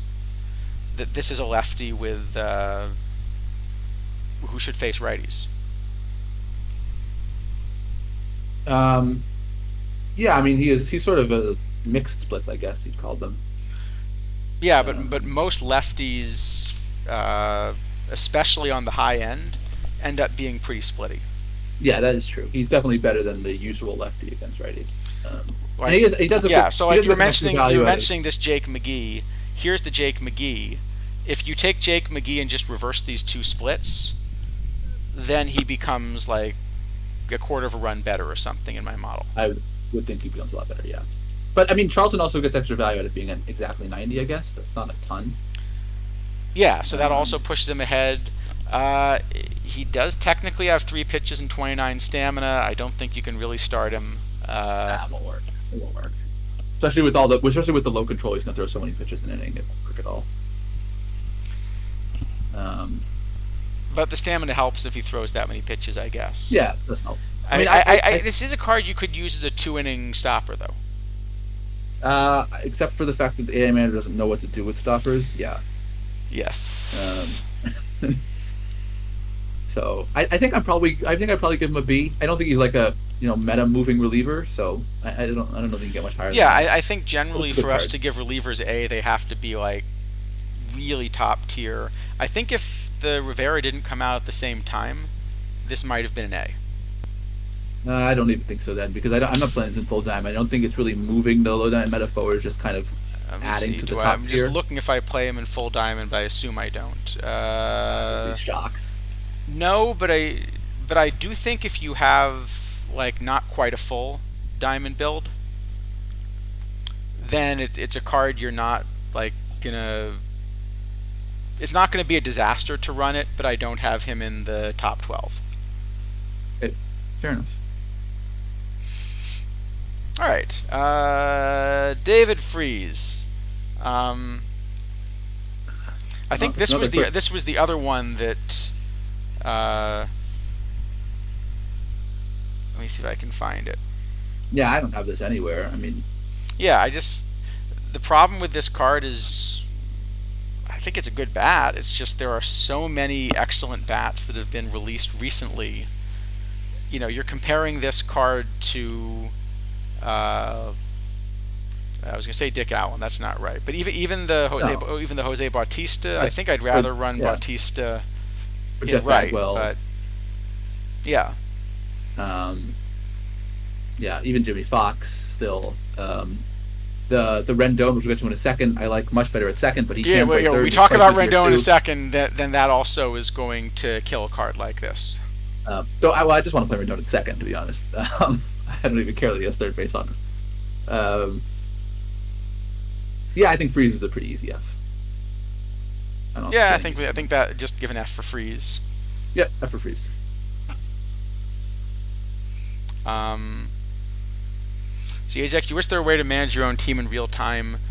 Yeah, I think the problem is that kind of requires a lot of engagement. So they are going to do this, I think, for uh, the Perfect Team World Series, or is that what did they end up calling? Yeah, Yeah, I think that's right. Yeah, but it's very manual there. I mean, they have sort of a Dish is serving as an arbiter kind of, and just entering the choices of each side. At least that's the way it was last year. right. So it's really not there's a big tech gap to bridge there. If that's ever it would be interesting, but it's not really close. I don't think. Sounds about right. Yeah. Yeah.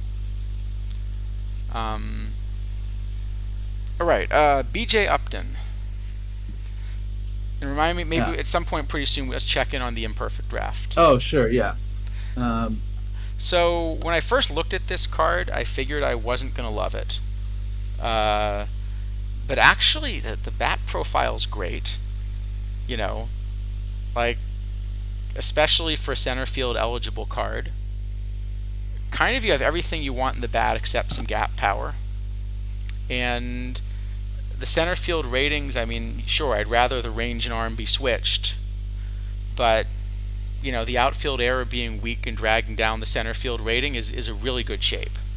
yeah. So for the first thing on this card is it's a little unfortunate he can't play second or short because he did play those early in his career. Not a lot, but he did, and it'd be kind of fun to have a second short center field card. Yeah, Um, definitely. um, I have him as the second best low diamond center fielder, but kind of a lot worse than Jim Edmonds, who shares the same eligibility. I have him a lot worse than Edmonds, but Edmonds is kind of splitty, so I think you can platoon him with Edmonds. My model actually has him technically third because my model just says Hack Wilson's bat is so good that if Hack really wants to play center field, just stick him in center field. But I think we can agree you get more mileage out of playing Hack in a In a corner. corner. Yeah. Yeah, or DH. So Yeah, I of don't the think. players that are really center fielders, I do think this is a card that you probably want to play, but it's probably a platoon, and there aren't as many lefties in full diamond. I don't think I'll actually. I would actually assume this with Edmonds. I mean, I don't have Edmonds even that much worse than this VL, but again, Edmonds is a limited card. He's a PTCS reward from what was it, 2 months ago now, I think. Yeah. And he's expensive, so there is room for this card for people who don't own Jim Edmonds. And he's pretty interesting. Yeah, And you could think about platooning them. It's not. I don't think it's like crazy, but it's just probably not the way I'd want to build my roster. I generally don't like platooning two single position players because it just makes it hard. Yeah, yeah, that's sort of where I would land. So I think you're right. He needs more eligibility to really be a top tier card, but maybe it's a solid C or so. Yeah, I think a C is fair. All right. All right. Well, maybe we'll do one more and then we'll look at the. Sure. Okay, Rendon. I've got him as the top second baseman by more than I have him as the top third baseman. Me too. But I've got him as the top of both. Yeah, this card is amazing. I mean, we'll talk about Joe Gordon in a bit. I just have this as a better card than Joe Gordon in full diamond, actually. Yeah, this card is phenomenal. Play him at second, play him at third. He's going to be great. He can platoon, but actually the art is still quite solid. So yeah, I think you play him both ways. Certainly low diamond, I'd play him both ways. Even in full diamond, I think probably you could play him both ways. It's just a really, really strong card. So I think full diamond. We'll talk about Gordon. I do have him behind Gordon because Gordon's avoid K is so good. Yeah, sure. I mean, I have Rendon and Gordon similar VR, and Rendon pretty far ahead. So I have Rendon as a two-way player, just behind Semien and a little bit more behind Dick Allen in full diamond, but that means you're playing all three. But third you mean for Dick Allen, I guess. Yeah. Sorry, second behind Semien and second behind Dick Allen at second and third base. I said that confusingly, didn't I? That was I just have him first at second. I have Dick Allen first at third, and Rendon third behind him and Hanley Ramirez. So I have him just behind Semien and then also behind Joe Gordon. Yeah, I suspected Joe Gordon was going to be just Gordon Rendon situation was going to be one where we disagreed, because I would advocate to switch Joe Gordon to like a 94 and Rendon to the 99.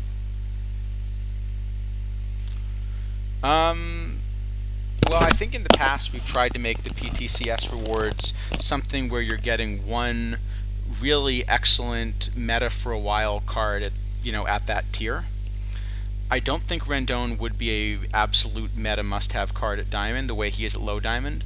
So I think he's correctly powered for a PTCS reward at Low Diamond, and the problem is that Gordon maybe isn't for Diamond. See, it's funny because I would still have Rendon as a really important card in Full Diamond, even as a 99, and I would have Gordon as the best second baseman Low Diamond. So if they were switched, I would be really happy with the power level of both these cards. I see. Okay. But as it is, I just don't think Gordon will ever play anywhere because I have him worse and 7 points higher. I guess in the judges' chambers maybe you'll play him because Rendon is ineligible.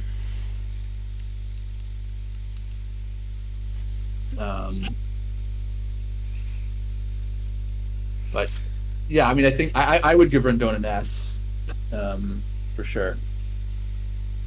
Sure, I yeah. Even think about an S plus for him. In all honesty, the card seems really strong to me.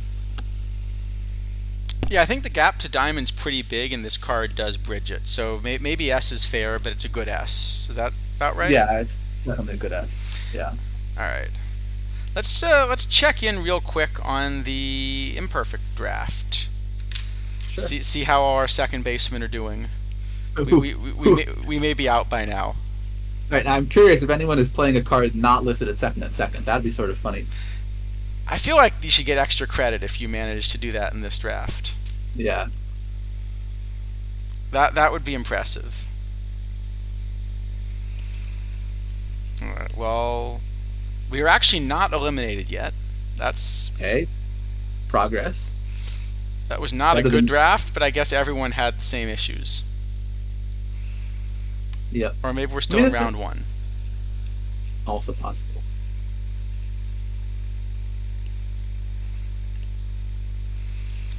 We are in fact still in round one. Okay. But we're going. Oh, I see. It's only a best of 3. but we're going to a game Yeah, 3. So let's see how many teams kind of went for it. sure. Let's see. Sort by position is the easy way to check. All right, so we got the Altamonte Cubs. Absolutely That went looks for it. that Oh, looks I like see. They it. had to take Gehringer. Uh, Okay, not the worst card. no, but you never Close know. to the worst card. You never you never know what the other options were. Oh, Strang is really good for this thing. Strang is a Strang's phenomenal card great. Oh for yeah, this. that's a great pick. Okay, they came out I think okay for this. Hmm. Let's Yeah, that looks see. decent. I like Mike Grady for this era a lot. This. Oh, I love it. They managed to list Connie Rector at second base. Excellent. That definitely gets some And Quincy bonus Troop. credit. But just the Connie Rector at second base is just How many cards? 1, 2, 3, 4, 5, 6. This is 10 cards listed at second base. That's 10 I second think baseman. that's All right, quite a lot. that's our current clubhouse leader Yeah. for sure. Well done from T Chuck. The Bangkok Dolphins. This is our first round opponents. They have a real team. They have a real team. They're going to beat us. Well, they did draft way too many pitchers for this era. They have way So too I many don't know. pitchers, and they drafted Dave Bancroft, and we got a shot against this. This is Yeah. a bad draft how How do they draft so many pitchers? I mean, that is a lot of pitchers. Even for modern, that's a lot of pitchers. Yeah, Okay. and they're running whatever. 5. I saw. All right, Right. Yeah. EV's baseball. Yep. There we go.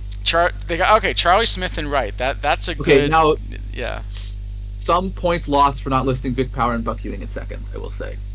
that's true. And doesn't Charlie Smith also play? Oh yeah, Charlie He Smith also does plays play second. second. Yeah. Yeah, that's true. All right. So a few marks off, but a solid build, and they got a good pitching staff. It's a decent build. Yeah, it looks pretty reasonable. Let's see. The Everett Aqua Sox. 3 second basemen here, but I guess that I think are that they second baseman full? No, I don't think so. This is not the Everett Aqua Sox I'm used to seeing. I think this is a No. different Everett Aqua Sox. It's an imposter. All right, it's an imposter, and they've got a real draft. All right. Yep. Boo. That's an F. There we go. We'll grade our drafts. That's a clear Good F. F. F. All right. This GT is easy, though. Sundown.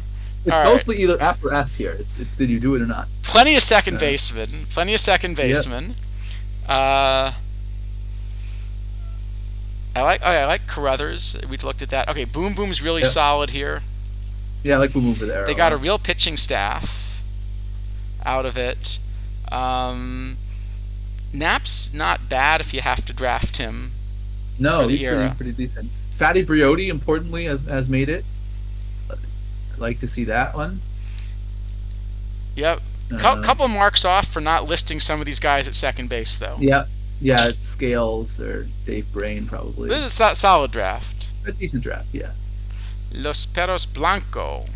That looks like a real team. Yeah, F minus. Next. F minus. Yeah. Mr. Audit, again, not listing them all at second base, but that's an interesting out. However, it's got a Johnny Dick shot on it. Yeah, Dig Mothel obviously is exceptional for this. Dink is a great player for the format. They actually found a use for Frankie Frisch. That is True. also That's impressive. that is impressive. I think that alone makes this like That's the 90 Frisch, 97. That's a 90 Frisch. Okay, they're the same card, but same card, but this is the one that only cost you 90. Yeah. See, the pitching staff is well, Boom Boom's good. Otherwise, a little rough, but Lady Baldwin, I don't mind. No, but you see, they had to take second baseman the first 3 rounds. So this is actually a pretty good recovery, given that. Yes, it is. Well, a nap is about as good as you're going to do, I guess, in this era. All right. So. Let's see, the Norman Rockwells. Didn't we just see a T-Chuck team? We did. This is another one. But this is a solid one. Okay, and they've got Bob Ferguson, who is second base eligible and not listed there. Yeah. So close. Yeah. Pete Reynolds also not listed at second. Shameful. Shameful behavior. Not a bad draft though. No, a pretty decent draft. I like Slim Jones. It's a good The type Rocky Mountain Gladiators, a laptop hound. That's a bunch of second basemen. that is a Well bunch of second done. baseman. Okay, Nip Winters is pretty good for the year. I love the Robin Roberts in a silver Yeah, Aaron round. Roberts is exceptionally. Scary pitching staff. Yeah, his pitching staff looks really excellent. They got stuck with the '97 Frankie Frisch. That's Ah, unfortunate. that's unfortunate. So it's again, this is the same card as the '90s. So, uh, yeah. So you have a T-Chuck 4 in the chat. I assume the two T-Chucks are the same, right? Unless it's another Everett Aquasox situation, which Could it be. could be, I guess. The Summertime Sadness with T-Chuck 5. We've got another. Uh-oh. They're taking over. They're taking over. I love this Joe Kelly, by the way. Yeah, that's good. And good job listing him at second base. He is absolutely second base eligible.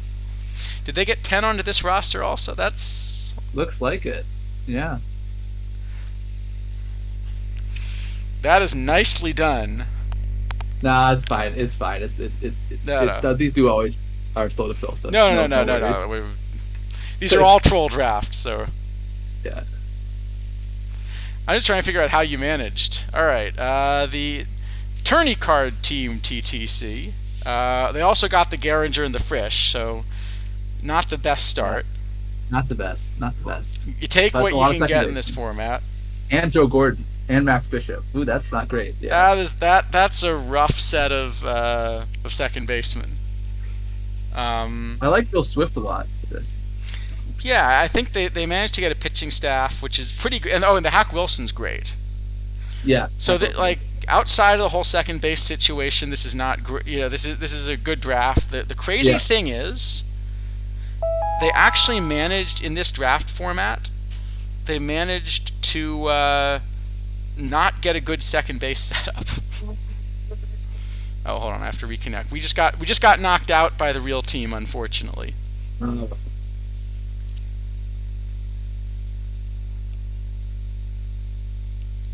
But we'll see how the others did.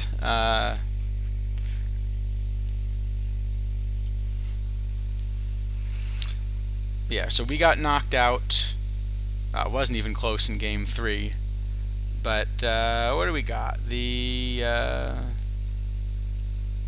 D-Block Dragon. See what we got here. That's also a lot of second basemen. 5, 6, 7, 9. There is. 9 second basemen. Okay. Little behind the leader, but not bad. But hold on, but they get a bonus point for Johnny Dickshot. Okay, that's fair. That is, But they could have listed Haley Harding at second. yeah. Then it would have been. Then it would have been. Then yeah. Yeah, then that would have been a winner if they had listed Haley Harding at second. So close.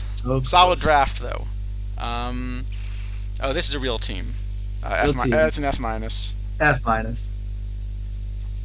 Though they did actually take a right fielder to play second. So. And D-Block has another entry in here. Okay, we got Dink, which is great. And this one lists Haley Harding at second. Actually, this is a solid set of second basemen. However, again, Jim Fogarty does play second. You could have listed Jim Fogarty at second base. And Sammy Strang could have been second. Oh, this could have been a winner. I think this is definitely the winner for the most unlucky. 100 Bobby Dorr, then 97 Frisch, and 95 Garinger. All right, has anybody actually pulled a Bobby Dorr yet? I don't think any have sold. Does anybody know of a Bobby Dorr that exists in the game? At one point, I did look through a bunch of data I had to see if I could find one, and didn't. But I haven't done that in a while. Yep. There are no sales still.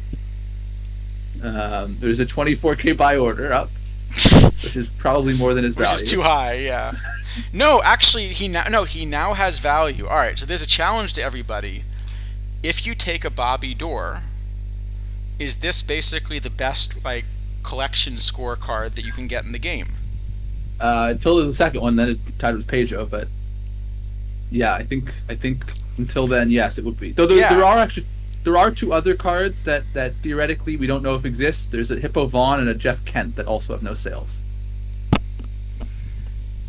yeah. So clearly, the way you up your collection score is take Bobby Dorr and don't sell. Yep, it's true. All right. Listen, Bobby Dorr contributes more to the collection score than Pedro does. He must be a better team. Must be a better card. Yeah. And Well, it's the only if conclusion. anyone wants, I'm willing to take a Pedro off your hands. I'll pay exactly the current buy order for Pedro. Current Bobby Dorr buy order for Pedro. I'll pay that. No more though because Dorr is better, but I would pay 24K for the Pedro. Good. You need the Hippo Vaughn. So I will say, if anyone, in all seriousness, if anyone's looking for one of these, I just had a theme team that needed a size Seymour, and so I pulled one from a choice pack. If there's anything that you really need for your theme team that just doesn't seem to exist in the game, let us know, and like if we get a chance, we'll pull one. Yeah, I Because right now the tournament batch 3 cards kind of there's not much left with value anyway. it's mostly Pujols. Pujols is really the only one that sells for much. Yeah, so I think otherwise, if if we can help a theme team out, just let us know. Yep, absolutely. All right, well this looks fun, and I think a couple of these teams have a real shot, especially in the dead ball. Yeah, yeah. I mean, it looks like we, for the most part, I think we have mostly we beat at least two of the real teams. Yeah, we lost to a real team, but you know, Yeah, we need to knock out the Dolphins, um, and then we're good. how much will the hippo run you? Well, we have to see who pulls it, but I think right now, I can check actually what the average cost what the average value of yeah, I think the typical value of a perfect choice pack, I'm guessing, is under 200K unless you hit Pujols. Let me look. I mean, the thing is that Pujols, obviously, you'll take him every time you see him, so he does get weighted more than the average perfect. Right now, 225K. And that's even weighted. So that means if you don't hit the Pujols, so I would guess you could get one under 150 if you convince someone to take one. Yes, Pujols is in fact the only card that is above the average, but you take him every time you hit him, so you end up taking him, almost a quarter of the time. Right, and that'll also bring his value down pretty quickly because he's kind of the last pullable card. Yep. Actually, Al Simmons also has a L10 of 240K, but I don't think that card's been pulled. it probably has one sale. Recently, I mean, yeah. Yeah. Actually, there is currently a seller up for 240K. The L10's 250. Sorry, That's not optimistic. very optimistic. I'm curious. Anyway, yeah, I think the point is, I think if you need a hippo for your theme team, basically, I'd ask around, but there are enough perfect choice packs that come out. I mean, Yeah, I'm guessing Babe has some value, but what is Babe going for now? It's not nearly as much. 200, but he's much. I mean, he's. I think probably right now, if you're looking for a kind of a perfect perfect choice pack card that isn't all that good, my guess is about 150K is what it'll run you, something like that, on average. Sounds about right, yeah. Certainly, if you put that offer up, I think you'll get someone to pull it Yeah, like someone will. within a week. Yeah, I would think so. So, our drops on for this stream, we do not have drops. We're No not drops we're not here. an OTP affiliate, so we got card ratings, but no drops. Yep. Speaking of card ratings, what were we up to? We're there. Mo. We got Mo. I don't know if we even want to talk about the 1 versus 2 pitch thing, or if we're just. I mean, it's not much to say about it. It was broken. They fixed it. It would be good to fix the game so it actually would let the one pitchers play, because the flavor, I think, was pretty cool of that card actually. but it doesn't work. I mean, the game will never put him in the game. The AI manager will never put him in the game with one pitch. So yeah, you had to do this to fix it. I think I gained like 2 points of stuff and 1 point of PVABIP or whatever. I mean, it was very minimal. I don't know how much more you want to say about it. Well, I did find it was interesting that they were able to get to sort of a similar stuff rating by really hurting the cutter and giving him a bad fastball, which just kind of goes to show how the game values having that second pitch. Yeah, yeah, it definitely values it a lot. So I thought that was illuminating as far as kind of understanding the pitch mix. Yep. I did wonder a little bit whether with one pitch you could have made him a starter. It would have had to do a lot of effort to get the game to actually put him in. Because it really, I mean, I don't know what it is. I mean, knuckleball, I know people have definitely said, I don't really play the base game. People have said that knuckleball pitchers, one pitch knuckleball pitchers work fine in the base game. And I think there was some potential that sometimes one pitch sinker pitchers work in the base game. I don't know if one pitch cutter pitchers work in the base game or if it's like a PT anti tanking check or something like that. But it doesn't work. I mean, the game will never put him in. So Yeah. yeah. I will say though, on Lapstream yesterday when I first saw the card, this was my immediate reaction. So I was a little bit surprised that this didn't come up in testing. Yeah, I mean, it sounds like, I guess, that it was tested and it worked in the testing and then it didn't in the live environment. So probably that's Yeah. we're good to make a testing environment that's more similar to the live one, but yeah. Otherwise, as for the card, it's low diamond eligible. I've got him as the top low diamond reliever right now, and like third, it looks like, in full diamond. Where do you have him? I have him a little worse. I have him kind of in the same place as Charlton, in the top tier of low diamond, but not quite enough to play in full diamond.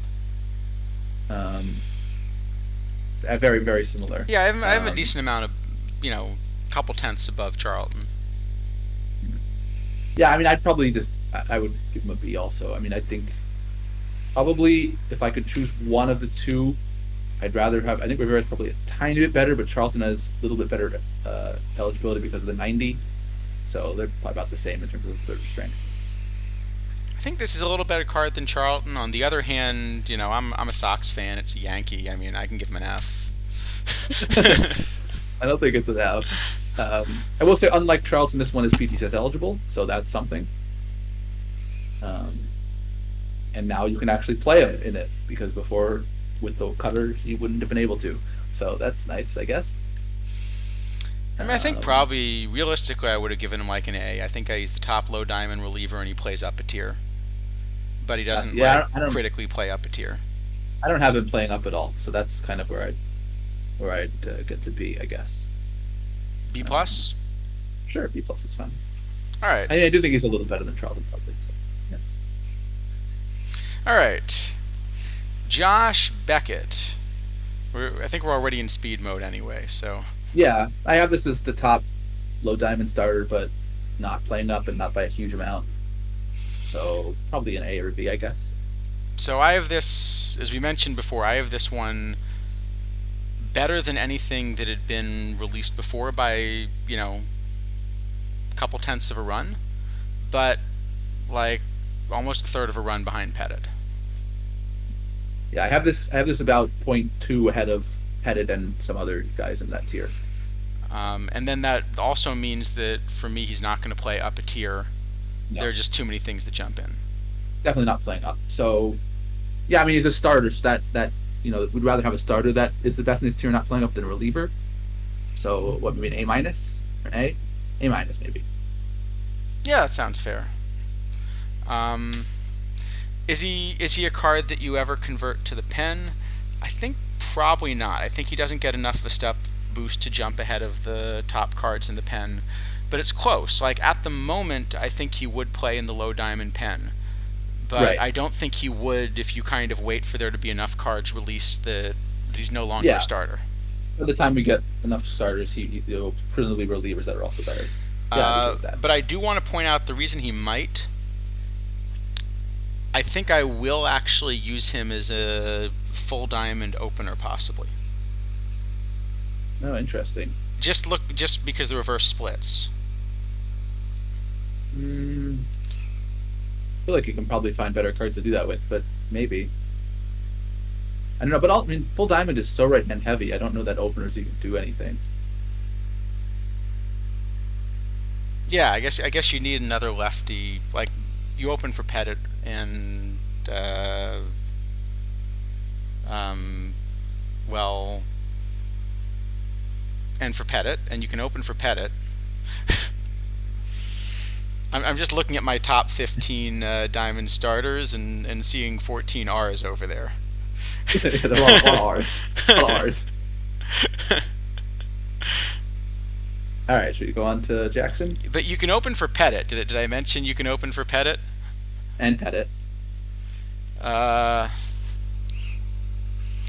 Reggie Jackson. Lot of power. So I think one thing here is this is an LE 100, Yeah. but because of the way the pack setup has been, and I don't think the pity packs getting added to tournaments are going to help that much because they're just, I mean, it's not big in the scheme of like compared to the number of Yeah. packs I mean, that are getting they'll ripped help a from little bit, Quicks. but yeah. Or I think they're going to help in terms of convincing people to like be enhancement talent for the strong teams for a little while maybe, but I don't think they're going to make a difference to the number of packs that get ripped every day. not a huge difference, I wouldn't think. Yeah. And Twitch drops, I would guess, even contribute more Probably, than yeah. those two.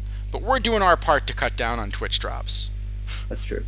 Uh, Look, the thing about Reggie is, I was saying he's an LE 100, but at the current rate that packs are being opened, because it's mostly spotlight packs, so just fewer packs are out there, and the LEs are never spotlight cards. Uh, this is not actually getting ripped very often. So it's possible that it's going to take 3 or 4 weeks to rip enough of these, which means part of the thinking here is even if you're interested in the card, you'd like to wait for there to be 100 copies so the price comes down, but they may dribble out pretty slowly. Yeah, they might. I mean, it depends, I guess, because for example, the last three Immortals sets, we've had a lot of historical diamond missions that go along with them. So if we get more, if we get a bunch more of those, then obviously that'll speed it up quite a lot. Good point, yeah.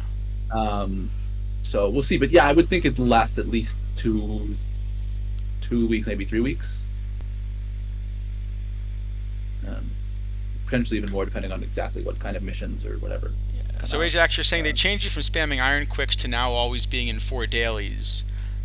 I guess the question then is how you do in the dailies, because it's a long time to queue if you're kind of hoping to pull a couple standard packs. The big value in those dailies is going to be going deeper in them.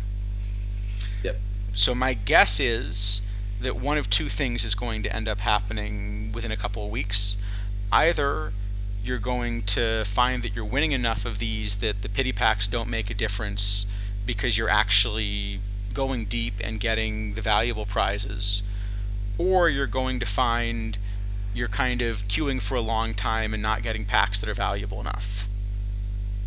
I don't know, you have to see which way it goes, but my guess is it'll be the one or the other. I don't think it's going to be a good use of a slot to be queuing for most of a day, hoping to get 2 or 4 packs. Yeah, probably the ones that helps are the ones that are really, the ones that tend to really, really split, like this, low diamond, Negro League, and Legend only cap thing. But those are very, like, card dependent. You have to have a lot of cards to play those successfully. Yeah. So yeah, there really is just cannon fodder if you're someone who plays. Yeah, well, if you're going deep in one a day, then that means you're doing well enough that it makes sense to play him anyway. But if you're going deep in one a day, then I think actually most of the value you're getting is probably from the one you're going deep in, not from the handful of standard packs. Yeah, I mean, if you enter, let's say you enter 6 dailies a day, and you probably pick up on average like 10 packs from pity packs. That's like 1 gold choice pack. Oh, nice! You won the low diamond yesterday. So that one win is going to be the equivalent of Probably what? about a full week of pity packs. Yeah, probably. Um, Um, and congrats, because these, every one of these is hard to win. yeah, and So that one's a tough build too because the card pool is pretty restricted. yeah, Um, yeah. So that means you so not only got the build right, but probably got the sliders and the setup to be pretty close to spot on too. yeah, Okay, so where do you have Reggie? I have him as the top right fielder in low diamond VR. I do too. Maybe even two-way. Uh, but actually, that's a position that I think there's a decent chance I would want to platoon. I have him very close to a with the Clemente. It's just kind of a question of which sorts of pitchers you're facing, probably for that. And the fact that it is pretty right-handed, helps. Yeah, it But definitely sorry, helps. actually no, I'm sorry. Diamond is right-handed. Low diamond, there's Pettit, and now also Candelaria and Nepper are both Yeah, going to be it's in a there bit as more mixed. well, and maybe Killen. So actually, this is bad timing for Reggie with all the lefties that Well, have I come mean, there are out. still righties. I mean, we have Beckett. We still have Bobby Miller. Sure, yeah, but Like if you it's but not if you like you they're know if he none. had come out a couple weeks ago, it would have been very right-handed, and I think it's going to be more of a mix now. Like Yeah, they're not easy. Candelaria is still a limited edition card. Nepper is this exclusive card, so we don't know how many copies of those are going to end up in the wild because the first time they've tried it. It might be that every competitive team is going to have Nepper, and it might be, very few. I think it will end up being more on the every team. I mean, I think his L10 was down. Yeah, L10 is down below 10K, and there's still 7 cells. So I imagine most teams that are thinking of playing low diamond stuff are gonna just even if they're not gonna play it right away, it's worth you know it's a pretty small hedge. Yeah, I think actually, Um, if the L10's under under 10K, I think at 10K probably everyone in chat should grab Nepper if you're ever thinking about playing low diamond. yeah, especially Um, also the new Spore format. The era is even makes them even better there. Um, so yeah, and I actually bought cards for that, as it turns out. I bought the limited edition Kruko because it sort of felt like it fit there pretty well. yeah, I think it is good there. Though actually, probably now with Beckett and Pettit, it's not great anymore, but No, still should be. early in the week I wanted Kruko. Later in the week maybe not. Yeah. Yeah. Um, so I mean, I think that where does that land Jackson? Probably like somewhere between A and a B. I mean, we're not playing him up, right? Like he's no way Definitely he's not good enough playing to full up. diamond. Yeah, so maybe closer to B. Yeah, I think a B is fine. Um, and yeah, that makes sense. So if it's helping you to see the upside of dailies, that's right. The dailies and weeklies, there's been a big effort from OOTP, and I think that's part of what nerfing the quicks was about. I don't think it really was they wanted fewer packs being ripped. Um, I think it was they really want to get everybody into the dailies and weeklies. Yeah, which I mean, I think is great. I just think there are a lot better ways to do it than what they did. But it seems like at least right now it's working. So we'll see. I I don't don't know that again. it'll I work don't long think it's going term, to but last because I think the pity packs aren't good enough rewards for teams that don't go deep, and so teams have to be able to go deep to do it. But then you need formats that are a little friendlier. yeah, But we'll see. Randy we will see. Myers uh, again has sort of funny splits. It starts to look like reverse splits, but then you have this huge positive split in P BABIP. Yeah, and now I mean we're now into full diamond, which is as we said a couple times, quite a large jump at this point. Yeah, Um, in low diamond, I would have this card being sort of fringe playable. In full diamond, I actually have him behind Stu Miller. oh, I don't. I have him better than that. I have him kind of fringe playable in full diamond.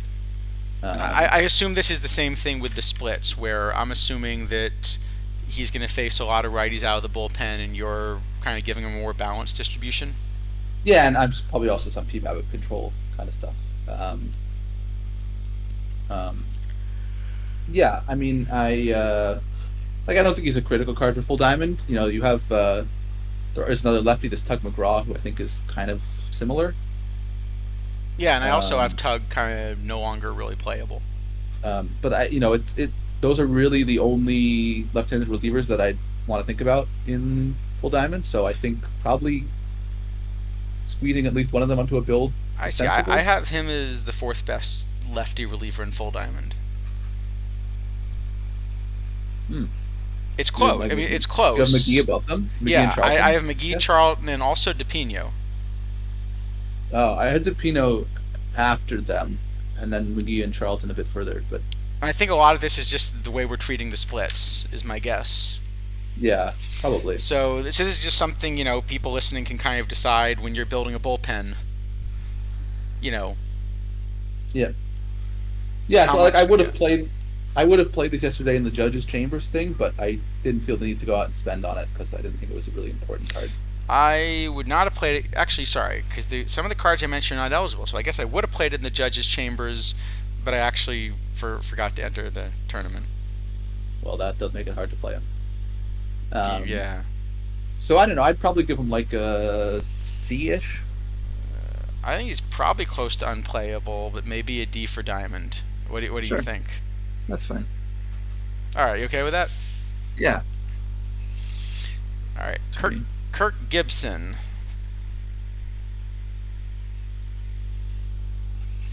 Um,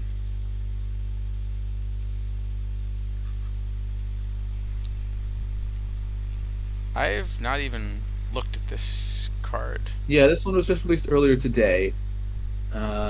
That explains why I have not looked at the card.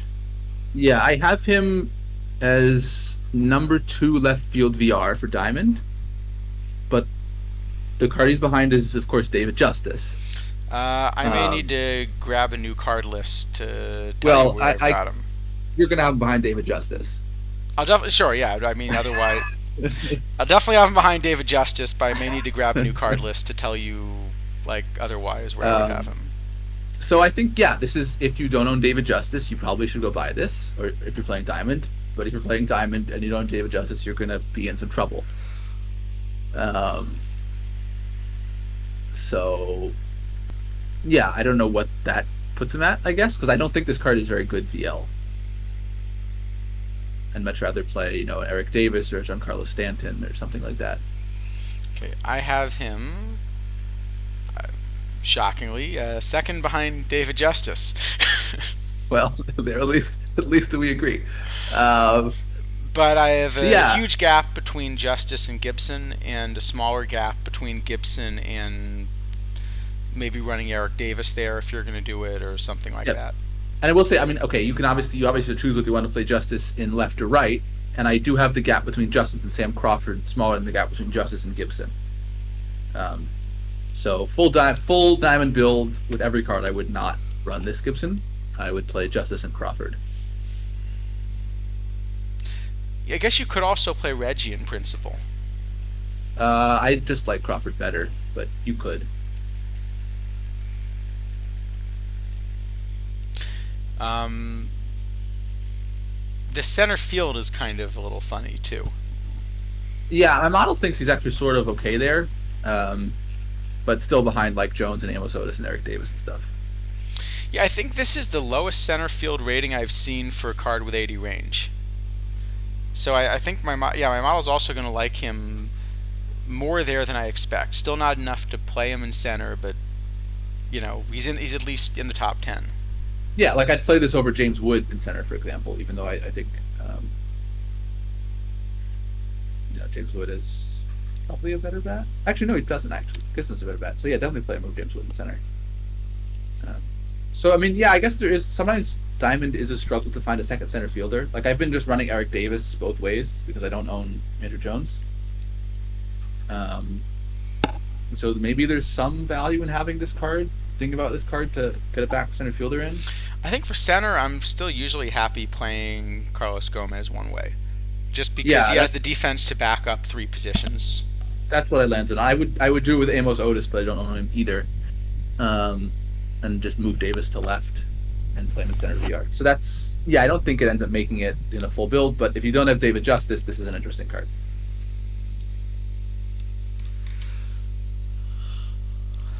Yeah.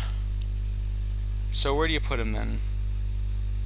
Well, I mean, if we're saying you should want him unless you own a 350K 20 copy card, I guess I that don't makes even him think like it's I don't even think it's critical to have him though. Like, I No, it think isn't. he's in the mix. So I don't know, maybe like a C or D. C, sure. C or D, which do you want? I think C's fine. Justice is expensive and impossible to find at this point. But I doubt anyone who owns one is going to sell it. All right. All right. Well, we're trying to go Okay. quickly. Not that oral Hershiser. This oral Hershiser. We were talking about this before we got on stream a little bit. Okay. So to get it out of the way, this is an S plus card. Just that's the grade, and now let's talk about it. You think it's that low? You think it's that low? Yeah. um. Okay, so to give everyone an idea of what we mean, this card is like half a run better than next best time to starter. I have this card about half a run better than Gaylord Perry. Yeah. Um. I actually have Nolan Ryan as the second best, but you still, I mean, it's the same gap. The card is really, really good. I have this card as about the 15th best starter in Open. So I don't have him. So I think the obvious comparison with this card is the Dave Steve from last week. Yeah, I was going to say, he's basically like the Steve that Um, was... But this is a better card than Steve, I think. I have Steve very slightly better in tournaments, and Hershiser very slightly better in league, but almost identical. Yeah, exactly. But Um, Steve is a 100 that didn't quite play on release, and this is a 97, which just blows everything in Diamond out of the water to the point that, like, if you don't have this card, you shouldn't be playing Diamond. yeah. So I think what I would say on these is whatever overall Steve and Hershiser get, it should be the same one for both of them. I agree, but I don't think either card should have been released at this time. So I think Go ahead. probably what I would have done. I don't like releasing them as hundreds because they just don't play. So, and I don't think it's actually a bad time to move the Diamond starter meta because Gaylord Perry has been the best for 2 months now, and we haven't really jumped tiers, since then. So I think it's fine to move Diamond starter creature meta right now. This is probably more than I would have moved it. So I think probably what I would have done is I would have made Steve and Hershiser both 99s, bumped their power level down slightly, tried to make them, maybe a quarter of a run better instead of a half a run better.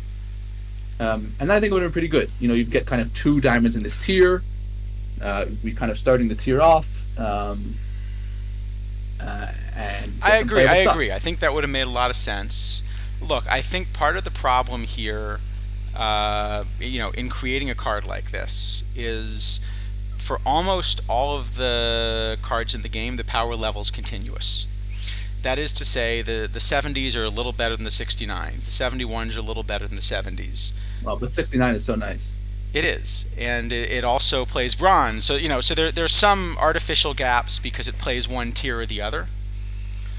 But the idea is, if you want to release a card that's a little bit better than a 69, you can either make it a 69 and move the meta, or you can just call it a 70. But both of those are fine. Generally the 70s are slightly better than the 69s. Right, but at some point you are going to have to move the meta, right? At some point you will have to print a 69. No, I agree. You're gonna have to move the meta, but I'm saying that I think there's a second problem here, which is there is one place where this is not true, which is the gap from 99 to 100, because the game essentially includes cards that are much, much better than 100 in terms of power level. Yes. But they are still called 100. So if we took the cards that were the high-end hundreds and called them, 120s, then the idea is you could have released Steve as, 105, and Hershey, and it would have been perfectly fine, and it would have played like the other 105s, and it would have been worse than the 120s. But because all those cards say 100 on them and have identical eligibility, if you release 105 when the 120s are already in the game, it just never gets play. But at the same time, it means that, like, at any given time, there's kind of a power gap that you just shouldn't release a card in. You should not, if you have a card which is significantly better than the current 99s, but significantly worse than the current best perfects, then there's actually no way to release that card and have it make sense. You just have to release it at a different time. You Or have just to yeah, tune it down a slowly, bit. well, sorry, I mean that specific card.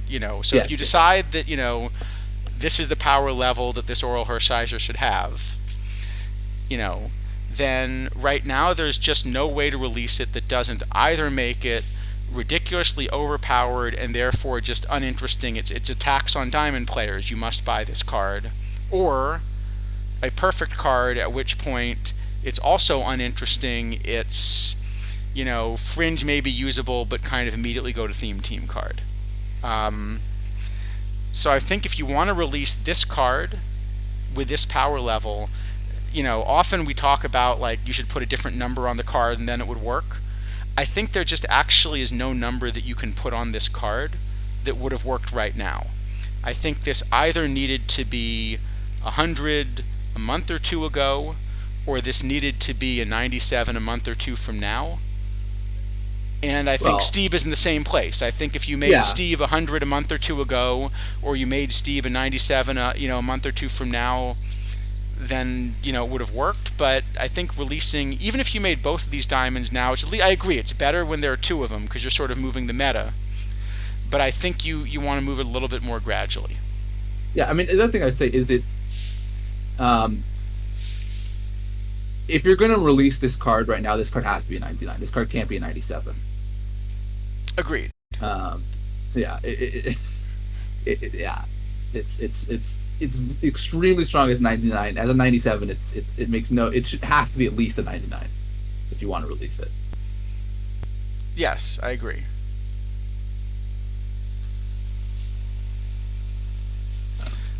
But Um, yeah, I mean, I think moving the meta in jumps of like a quarter run is fine. Like um, it will obviously be strong, but it's not going to like blow things out.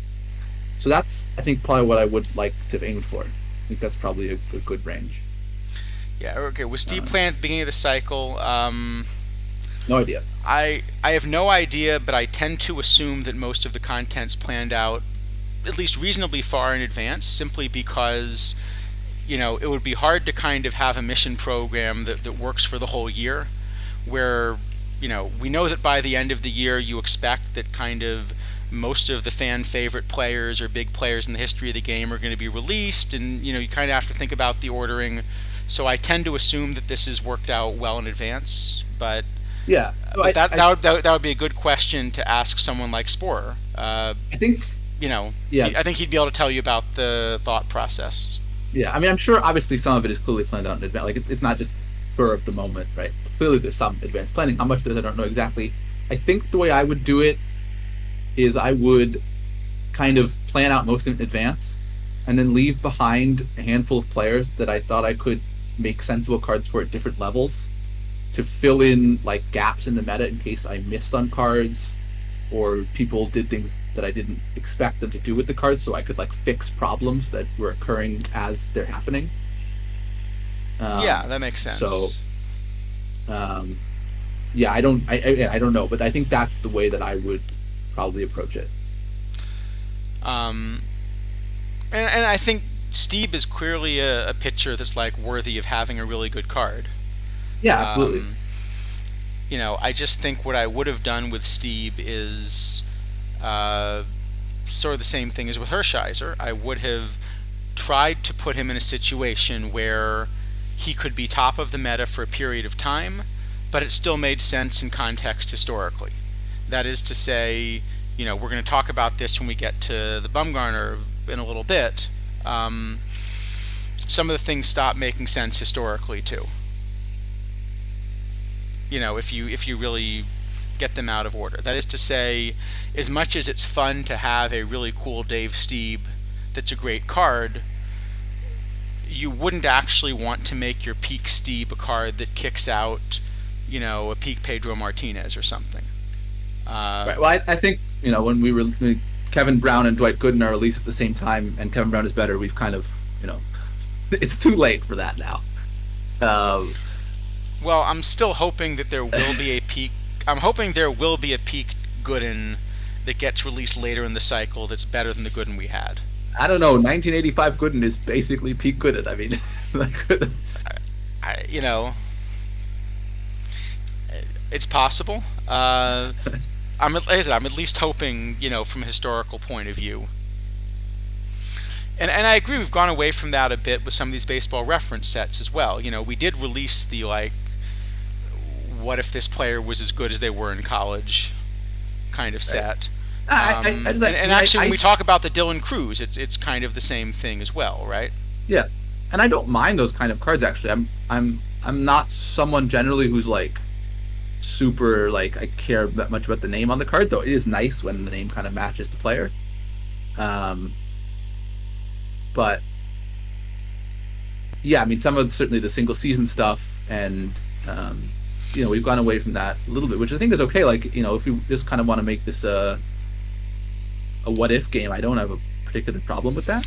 No, Um, I think, but I but do think that for theme teams or people that kind of are fans of something specific, it does feel a little weird that we're getting a Dylan Cruz that I think we're both going to agree is better than a Pete Ken Griffey Jr. yes, by a lot. That does feel a bit weird to me. Yeah, I mean, I think you know, I don't, but I realize that's part of the idea of the future legend sets to begin with. Is they're kind of like really souped up versions of, you know, right. And I mean, yeah, there has to be some because, like, for example, like if you want to make that all the time, right? Willie Mays would have to be the last center fielder to release every season, right? You could never be not the last center fielder to release because he has to be the best one, and then he has to be at the end. I mean, so I think there has to be some leeway, right? Like you can't, if Ty Cobb is better than Willie Mays one year, that's not a problem, even though well, but but I think the solution to that one is it has to be credible. So you can make Ty Cobb better than Willie Mays one year by deciding that the key Mays you're going to release is like at a little bit different stage in his career, and you release it earlier in the cycle. That's reasonable, you know. Um, but I still think it would be a problem, for example, just historically, if, say, you get to the very end of the season and Dylan Cruz is the best center fielder in the history of baseball. That would look weird. he won't be by the end of the season. But yes, I No, he agree. won't be, but that's what I mean, yeah. Yeah, I agree with that. Um, I mean, I mean, again, if they just want to kind of lean fully into, we want to make this a competitive game, and we're not going to care so much about the flavor. I'm sort of okay with that, but then there is a much higher standard of balancing that needs to be happening. Well, at a minimum, Uh, then you're not allowed to say this is the way the card had to be because historically he had right, these properties. right. Then every card choice has to be very intentional to a specific use in the game. Right, Uh, yeah, that's exactly.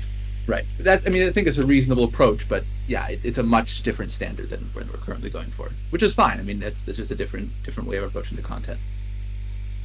Yeah. Um, yeah. Um, anyway, as for Hershiser, yeah, I mean, clearly the card. I mean, I have it, like I said, better than S plus. I've seen it run successfully in perfect leagues so far, and that doesn't surprise me. Um, Yeah, I think for League, I kind of had it in the good-in-ish range. yeah. So, So, and that also historically feels weird to me. well, I mean, Hershiser, like again, I mean, I assume this Hershiser card is based, substantially off that whatever 59 inning scoreless streak, which I mean is a pretty astonishing Yeah. thing. So, I can understand wanting to print a really strong card to celebrate that because I mean, it really was a tremendous accomplishment. Um, but yeah, I mean, his whole career certainly doesn't justify it. Right. Anyway, I think that one's at least an S plus. Then we have this David Ortiz. By the way, Twipped. I was just sort of looking. We won a game with that draft. That's well above average performance. That is impressive. We won a game with that draft. We're not going to win two games with that draft, No, But just the fact that one we is won a game with that draft. one is already far too many. One is absolutely far too many. Um, okay, so then we have this David Ortiz, and this is also just an incredible card. It Um, is. So this one I think is much less strong than Hershiser. I agree. I mean, Hershiser is, close to game breaking in some ways, even. Hershiser is very strong, yeah. So the thing with Ortiz is we jumped up a tier at first base DH in Diamond. I guess it was 2 weeks ago now with Norm Cash, and now we have printed another card that is in the tier. So that's in and of itself not inherently bad, I guess. Yeah, well, the comparison I was going to make is that this Ortiz is really, really similar to the Perfect Lou Gehrig. Yeah, but I mean, Perfect Lou Gehrig is what 4 months old Yeah, so I at this point. agree. So that's okay. Um, I actually, I mean, I have the Cash actually a little bit better than the Ortiz, just kind of in neutral. But I'm sure there are going to be parts where Ortiz is better and parts where Cash is much better. So, and Ortiz is a bit less splitty. So I think you probably want both of I them. have But Cash 100th better in DH War, okay, so yeah, but yeah, um, fairly close. and a little better than that first base because he's better defensively. Yeah, but in any case, I mean, I think you definitely want both of them to play Diamond right now. Ortiz's price is really, really high for PTCS mainly at this point. I think he'll probably come down to somewhere more in the 75 to 100K range. Yep. I would imagine. Um, so yeah, I mean, it's a really strong card. It's a very good card. You should get it if you're playing Diamond, but it's not like it's a tier jump in the way that Hershiser is.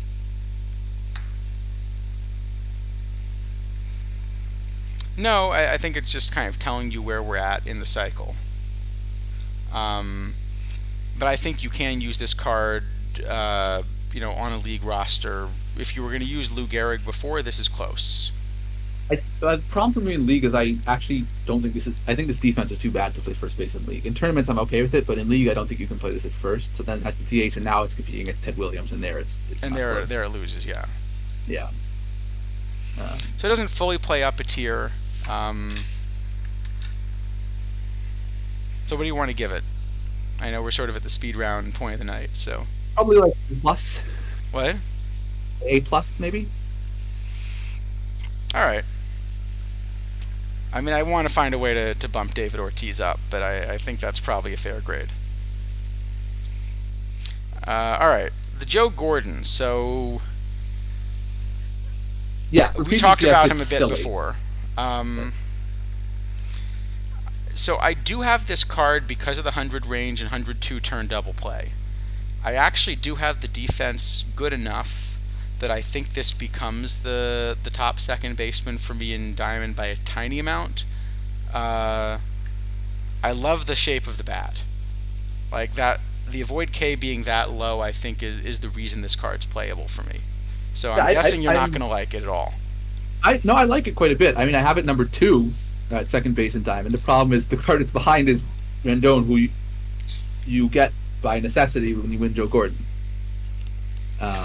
Yeah, I Now, don't think this is like a, if you think about the PTCS diamonds that we've had recently, the last cycle, I think just as a whole, maybe we can talk about this at the end, but I think as a whole, if I just compare one for one, I just prefer the rewards from last cycle.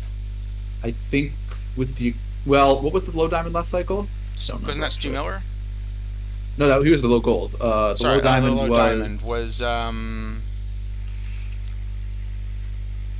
me pull it I up. don't remember. I definitely prefer Cruz to Thomas.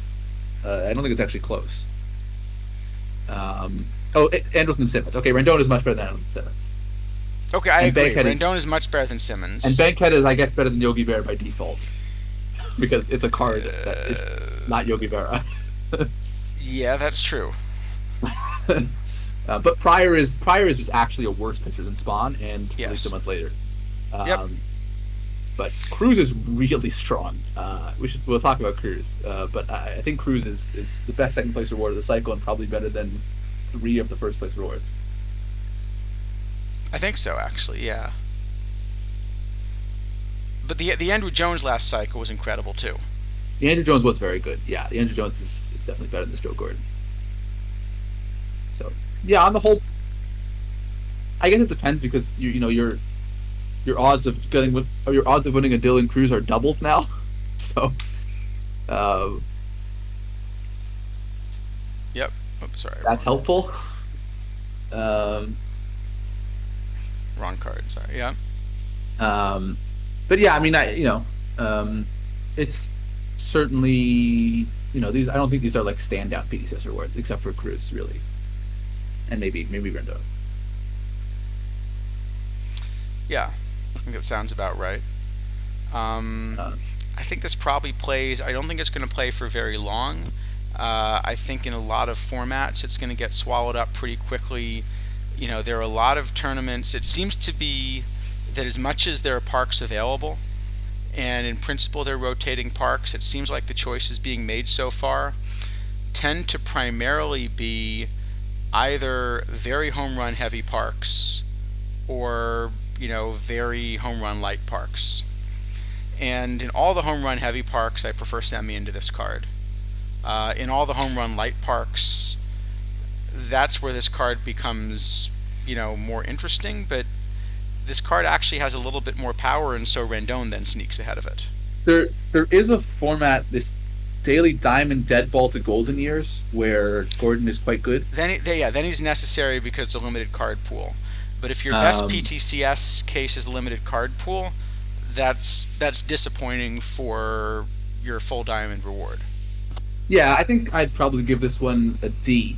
I think. That was about what I was thinking. All right, let's do that. But And really only for that tournament. If the tournament didn't exist, I would give it an F. I think I'd still play him in diamond, but barely. So I think it's going to be park dependent. So Okay. Yeah. I'm Fair. fine with a D for diamond, and maybe we can do a D for Rob Dibble. Let's pull up Rob Dibble. D I seems like a I lot. don't think we're gonna get a D for this. We're not gonna get a D. Settle for a No, gentleman's D. he's going to be spared from the F minus, but this is a bad card. I mean, this is just the Gossage from the exclusive set, which I mean, it's the same card. Neither one. It's a little. I think it's a little weaker because it's even splittier. Yeah, I mean, it doesn't really matter at the end. You're not going to play either one at anything. Uh, yeah, that's pretty much it. Um, I think this is one where the splits kind of hurt the card. I mean, the funny thing is, if he had these enormous splits, but they were reversed, I think I'd actually find a little bit of interest in the card. You could copy this VR into the VL, and I don't think I'd play it still. Um, Like, because Fingers is still better. like, Uehara is still better. yes, yeah, Fingers is better. Yeah, Koji, Fingers, Miller, Wagner, Hoffman. Yeah.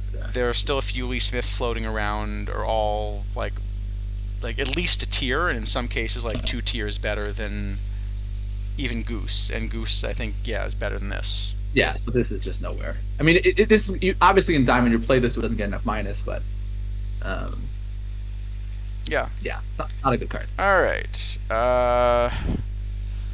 Bumgarner. Oh boy. We'll say Dibble is a bit of a strange one because he continually seems to get these 100s that we don't think play. Like every cycle he gets them. So Yeah. probably one to take a look at to not give a 100 next year if this is what the algorithm is spinning out for him. Okay, this is Bumgarner. Wow.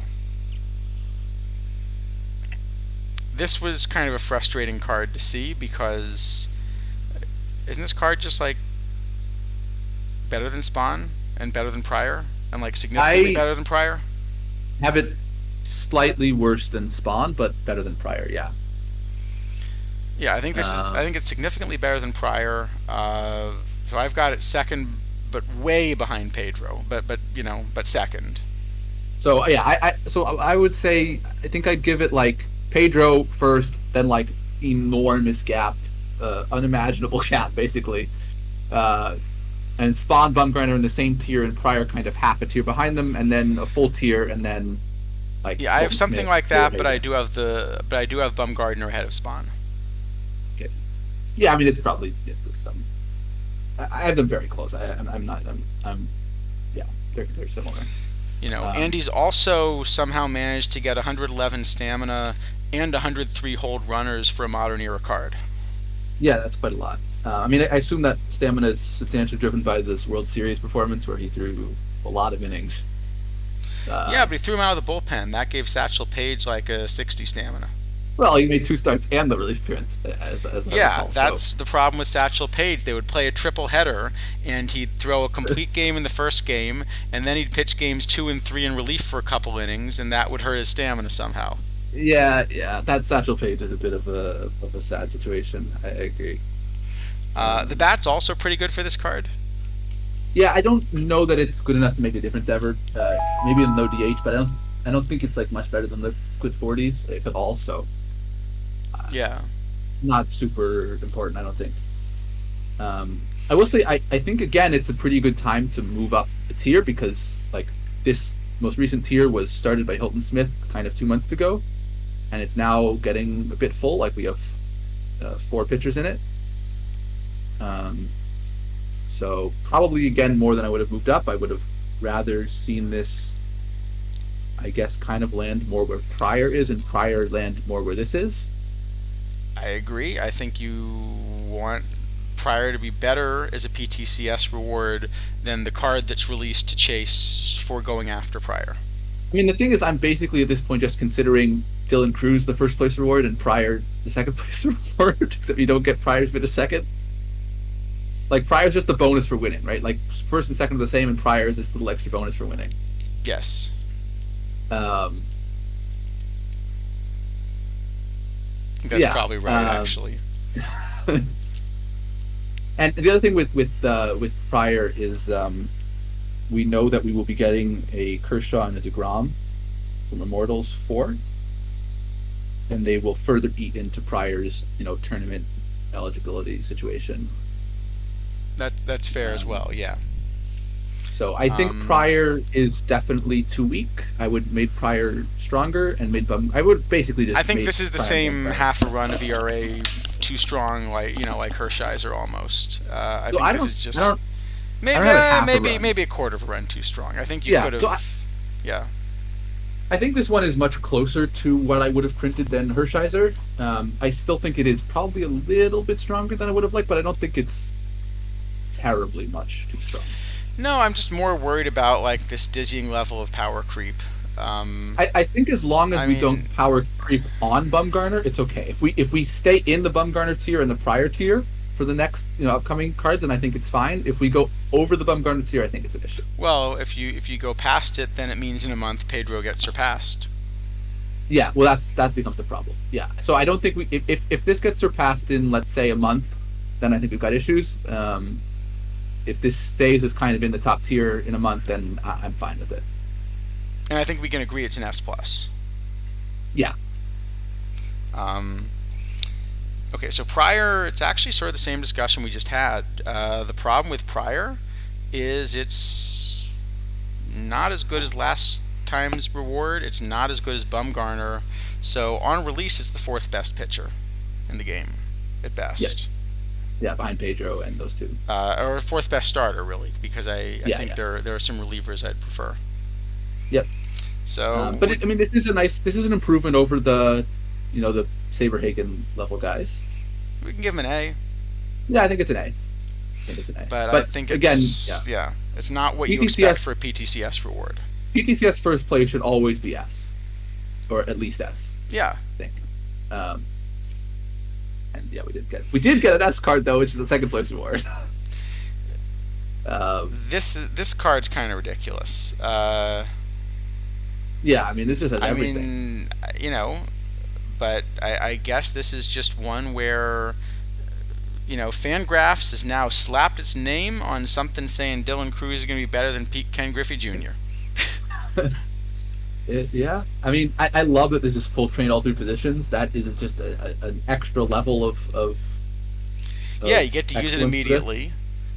So it's better than the Yaz in that way.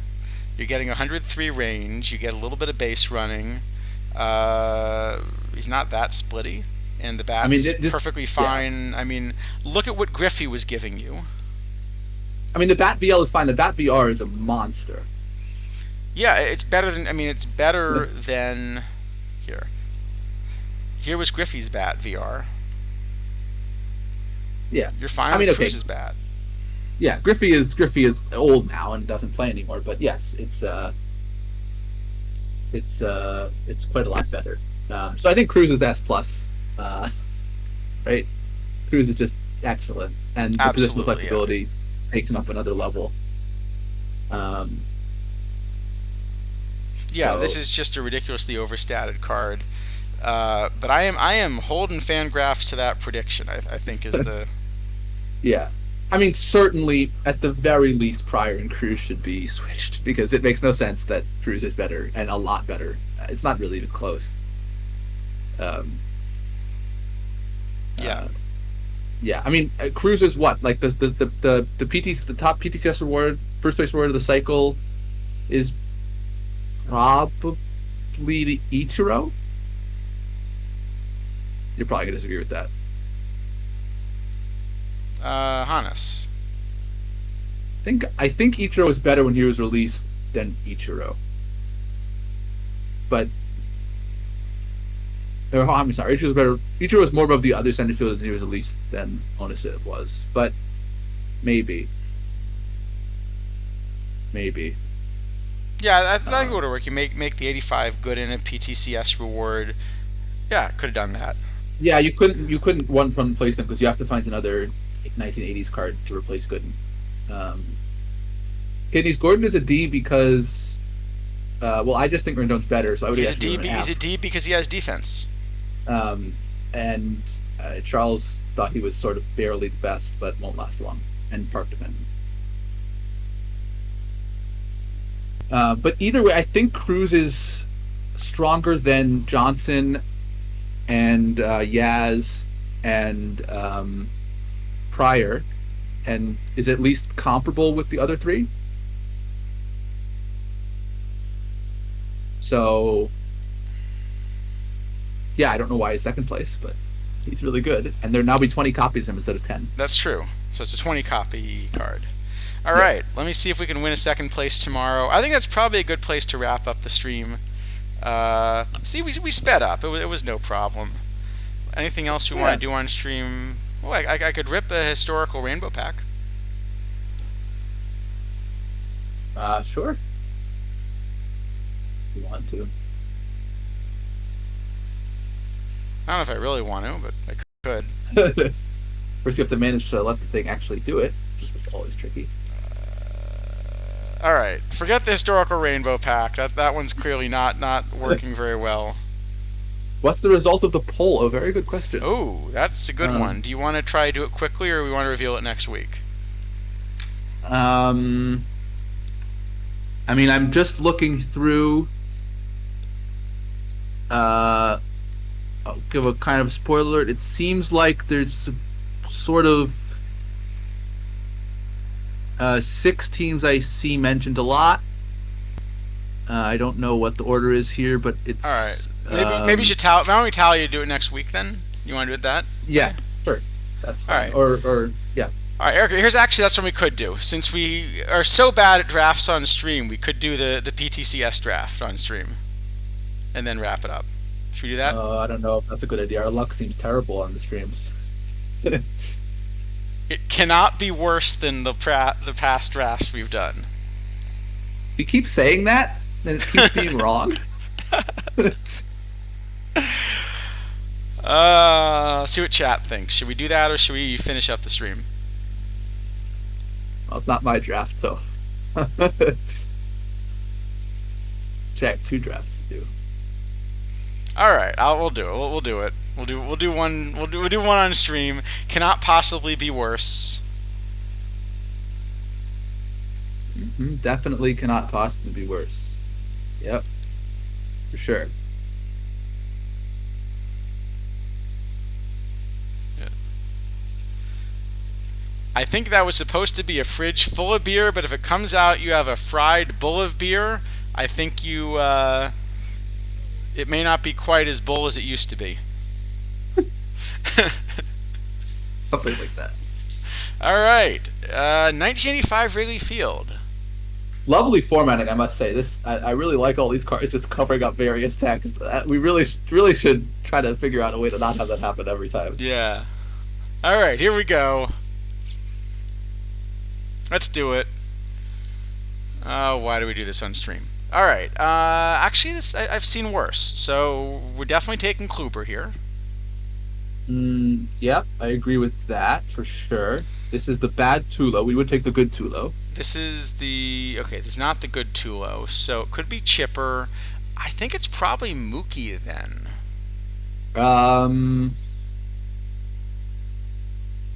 Yeah, it's either Mookie or Chipper for sure. I think. I don't know. I think either one's fine. There's a Tony Phillips argument, I guess. Just because this is modern era. Is that right? No, 2003. 2003. Sorry, I mean the card pool. It's OTP. Yeah, OTP. So Yeah, there's not so a in that card ton. pool, Betts is more playable. I guess so. Yeah, I don't know. I think those are probably both okay. Yeah, I'm thinking it's Betts to play center. What do you think? Sure. Yeah, that's reasonable. All right.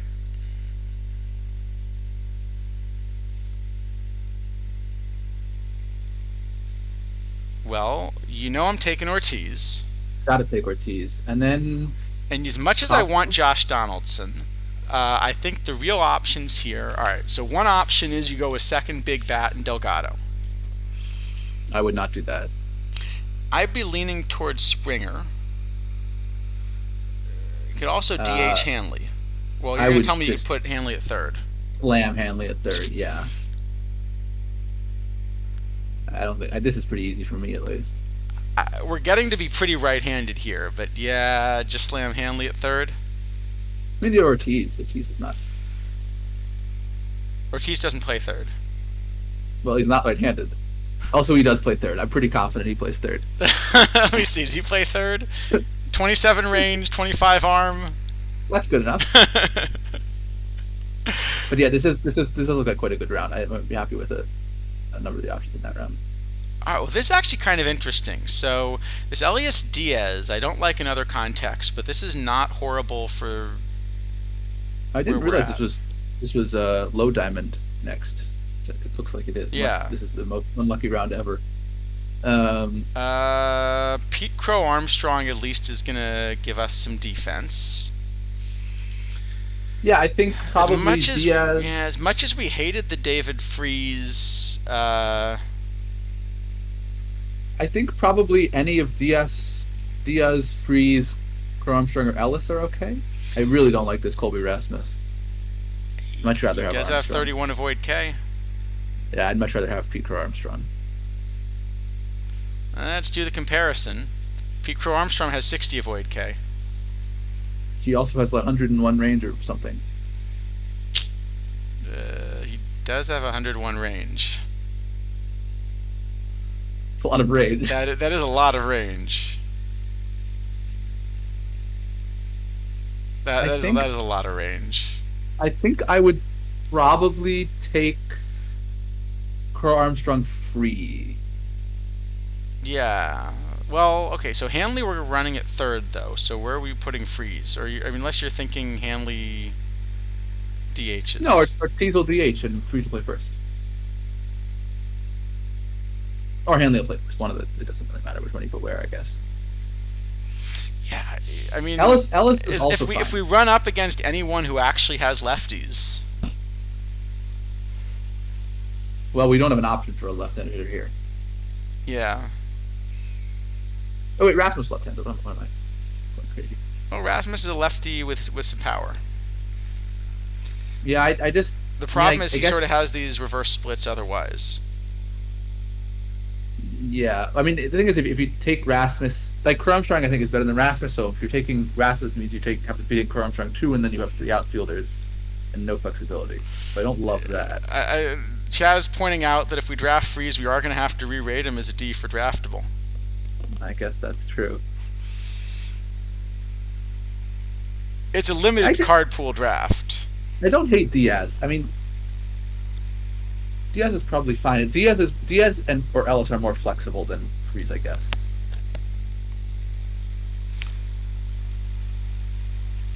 How likely are we to get a big offensive catcher? Jorge Posada, that's the one you want.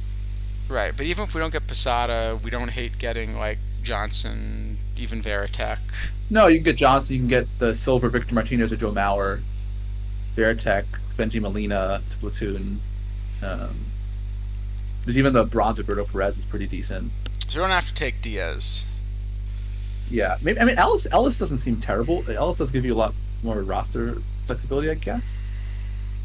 But But he really needs to face lefties. It's the same problem. yeah, same problem. But there's no. I mean, there's no unless it's Rasmus. There's no other option. So maybe it's Freeze by default. Maybe. Yeah, McGee is okay, but I can't imagine taking reliever here with actually decent cards. Like, it's not Yeah. like it's all live.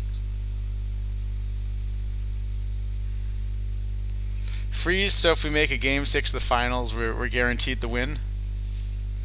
Fair Makes a enough. good point. Alright, I guess it is Freeze. Yeah, Uh, you can't always put Hanley at short if it gets really desperate. okay, well, this is actually pretty easy, right? It's just Nunez for Call, and that's the middle infield. Jason Dominguez is pretty good.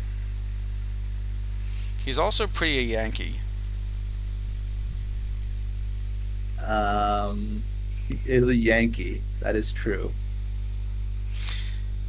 Okay, And I have I mean, Dominguez. Nunez doesn't fit the park so well, and Dominguez actually does fit the park. Okay, it's always for call, right? It's never not for call. For call is just too good. Right. So Maybe it it is has to be for call. Dominguez because he fits the park better. Maybe. I mean, I like Dominguez. I think Dominguez is pretty good. Dominguez does lock the outfield. So there's going to be no like David Justice that's going to help. Well, if we get Justice, Betts kind of wants to platoon anyway. It's a silly thing to do with your perfect, but you know. I think actually, the more I'm looking at it, I think Nunez is a worse card, but higher above the other second base options than Dominguez is above the other outfield options. I think that just gives us an excellent defense up the middle too. Yeah, I think I would probably go with Nunez. Yeah. I think you're right. Yeah.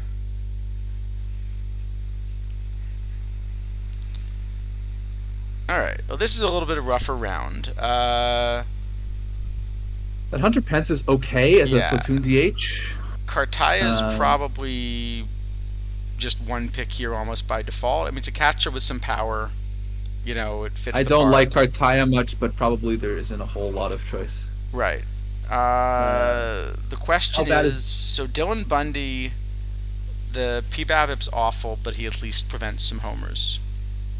I have him as sort of okay. I think I might actually maybe I mean you get to 12 in this and not 10. So actually maybe Cartaya seems actually worse than I thought. I might take Bundy um Pence.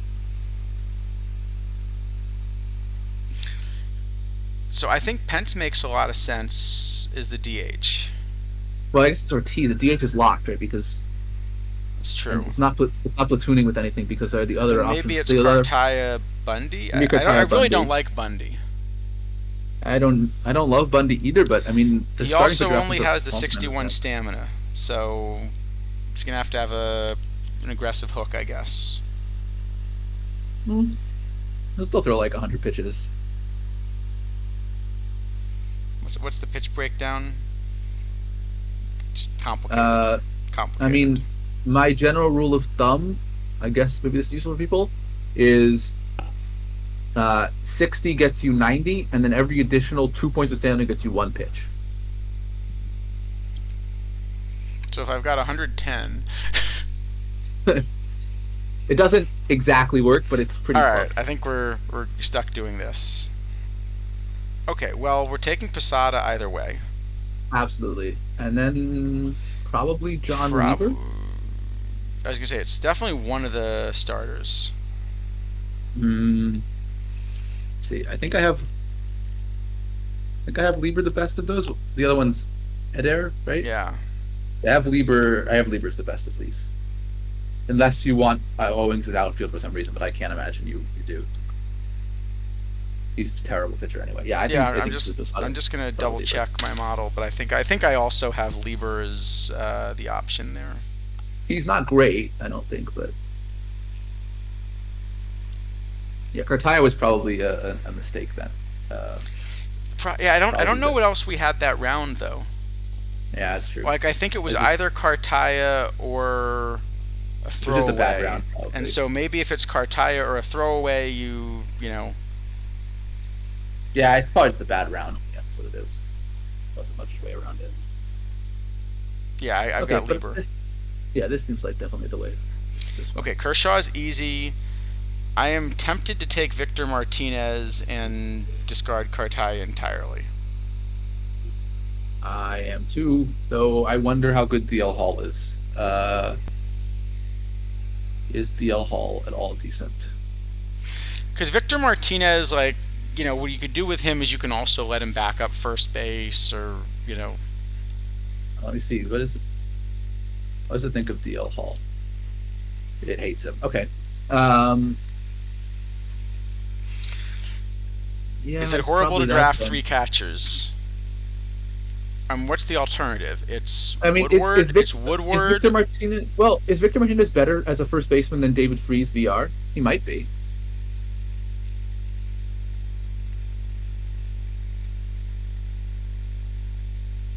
Because if it is, then that's definitely the way. No, I think it's still freeze both ways. Yeah, it is. It's not that close. It looks like. No, it isn't. Okay. I think it's Victor Martinez anyway, though. Maybe. Yeah, just give up on Cartaya. Yep. I mean, this is very light on pitching. This is 4 starters in 7 rounds, but Well, we're taking Kiko uh, Calero. yeah, Mason Wynn is the next best Mason card. Wynn is just the best option, right? Can that Hanley play left?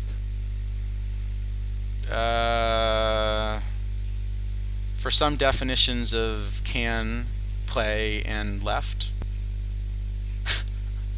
I mean, he might have to. Cage He's Wisdom, another we will left fielder. happily trade you a catcher. Yeah, I'll trade you a catcher for. I think Mason Wynn makes sense anyway, even if it's just a multi-position backup, Okay. right? I mean, they're definitely two. Those are definitely 2 best cards. Not really close. This is not a good round. I think you have to take Zito probably because this needs pitching so badly. Well, if we need pitching, you can file Zito under pitching, badly. Yeah, okay, but I mean, what else you got? Do you want to use Petit instead of just 40 pitcher rabbit? 59. The question is the other one, because I don't really want to take Nick York because we're sort of backing ourselves into a corner now with, like, we need more positional flexibility given that we're throwing away Cartaya.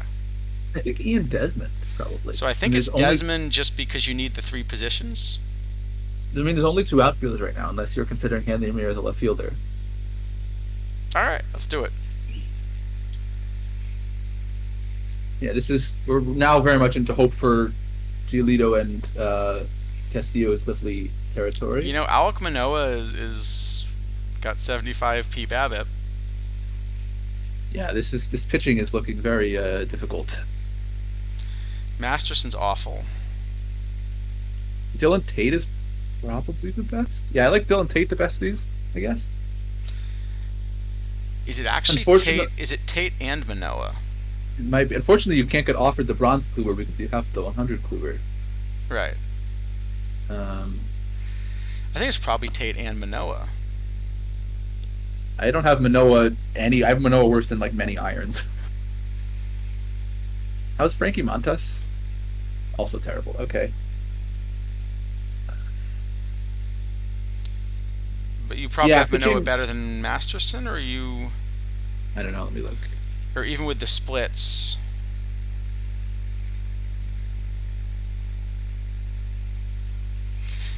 I mean, might I have actually in this park, I have think Masterson a little Masterson's bit a little better.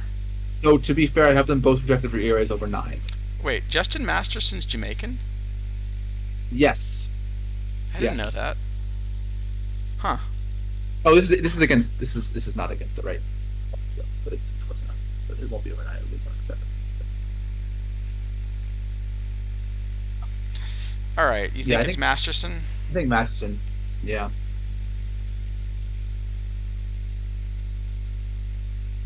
All right. Yeah, that's a rough round. Yeah, I guess the other problem try to go with the pitching is that these All right. 12. Well, we got 12 lives, so I think we should take a live. It's clearly Gallo. How many pitches is this? You're at 6 so far. We're at 8, Oh, 8. I can't add. but I think it's And one this, of the. I think it's going to be one of the pitchers for sure. yeah. And I guess because It looks like this Hoffman's the is only one with P. BABIP. because this is double perfect, it's only 2 in the last round. So that's Yeah, so I think uh, it's Hoffman. We have to take can we four pitchers out of our last 6 cards. can we trade for Hasegawa, please? I That think card we is just a got. little I bit think we better. just got to take Hoffman, right? And Gallo is clear. Yeah, for sure. Gallo. I don't know which of these lives I have the best. None of them are showing up anywhere, so I have to go digging a bit. Exactly. You know, I'm so tempted to take a 4th catcher.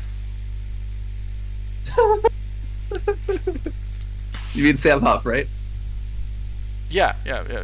Always take. He has the highest overall catcher here. Yeah. I don't think it's right though. The card's the best card, but I don't think it's right.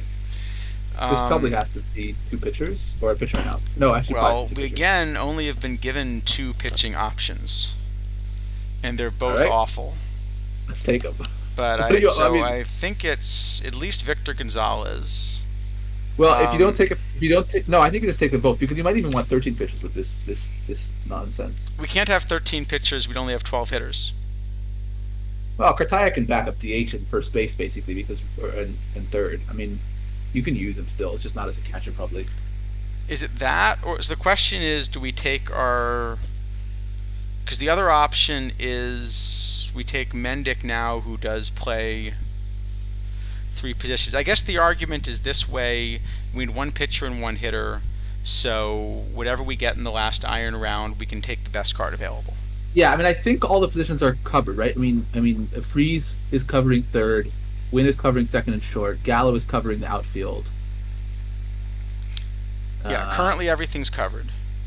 So we don't. It's not like there's any required positions that they're missing.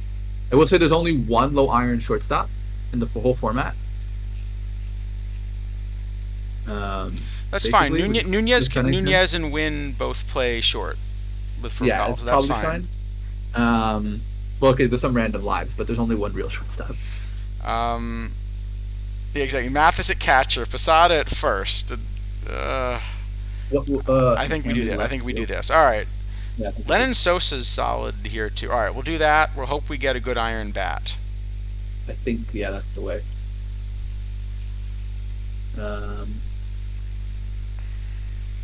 So Laporte No, is these the aren't low best. irons. These are full irons. Okay, Laporte is never the mind. best bat. Yeah, I like Laporta. I would take Laporta, I think. And then I don't. Do we do have any who's of our these backup pitchers. center fielder? Oh, that's Betts. That's fine. That's fine. Actually, even Desmond probably plays center field decently. And I think Wynn I'm has just center field too. looking. No, I think we need maybe an infielder. Do we even have that option? Yeah, D'Angelo Jimenez is okay, but he's on position. Livan Soto has real defense. Not bad, is ugly, but yeah, he does. So it's either Soto's defense or Laporta's bat. How good is Laporta's bat? Is it at all anything? It's a good 44. Yeah, not really though. I think you're right. I think it probably is. All right, Soto and pick a pitcher. None of these pitchers are, I think, anywhere. Right? These are none of the good ones. Let's see. Yeah. Rick Ankiel has P. BABIP. Let's see. Now the reason he has P. BABIP is because he's a wee bit wild. Just a little.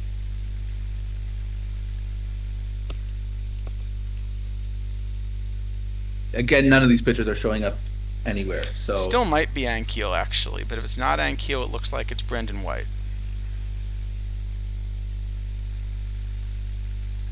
okay, Brendan White is showing up like as the number 60 VR option for Iron. Number 60 it is. That sounds exciting. All right.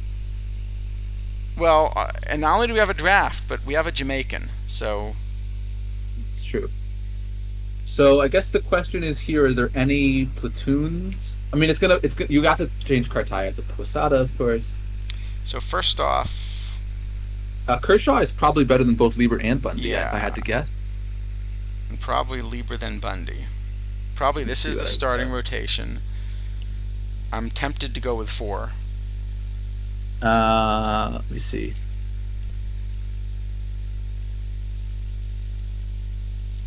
Oh, I actually have Kershaw worse than those guys. It's sort of surprising. It's probably a split thing. I have Bundy, Lieber, Kershaw actually, but I'm guessing it's going to be very split dependent. Makes sense. I'm not so worried about the order anyway. It's Yeah. and what do they have here? Okay, no, we're not starting Cartaya. No. I mean, yeah. So I think Cartaya is it's probably. Martinez one way, Posada the other, I guess. I think I just have Posada the best I'm both just looking. ways. No, it's Posada both ways. Yeah, just Posada. I mean, I have Martinez kind of close to Posada. You could think about platooning, I guess, just try to save fatigue and get better matchups. But um,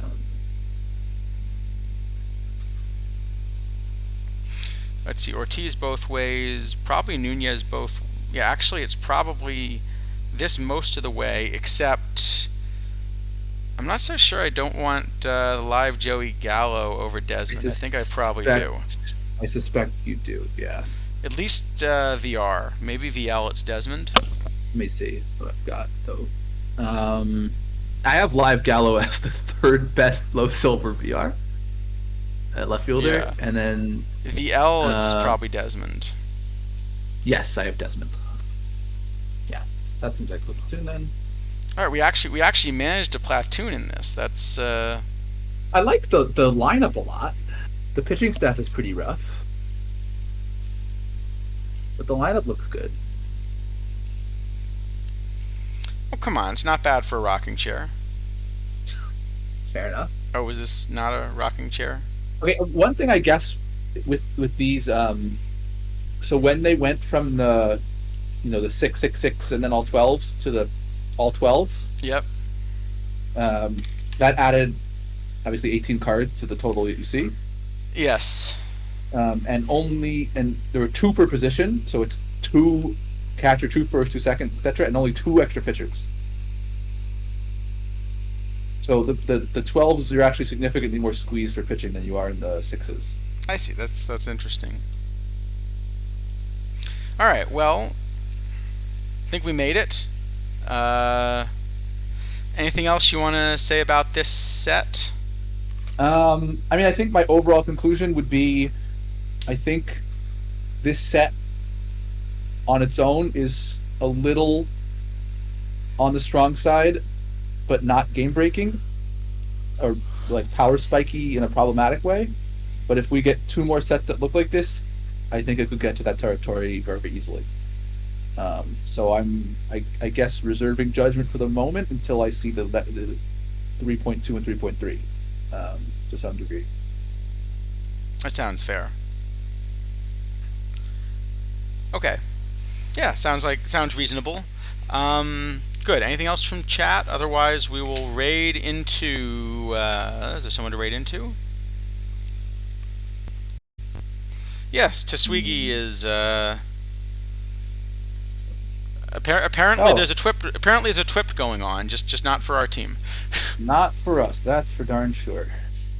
So let's raid over to Taswigi.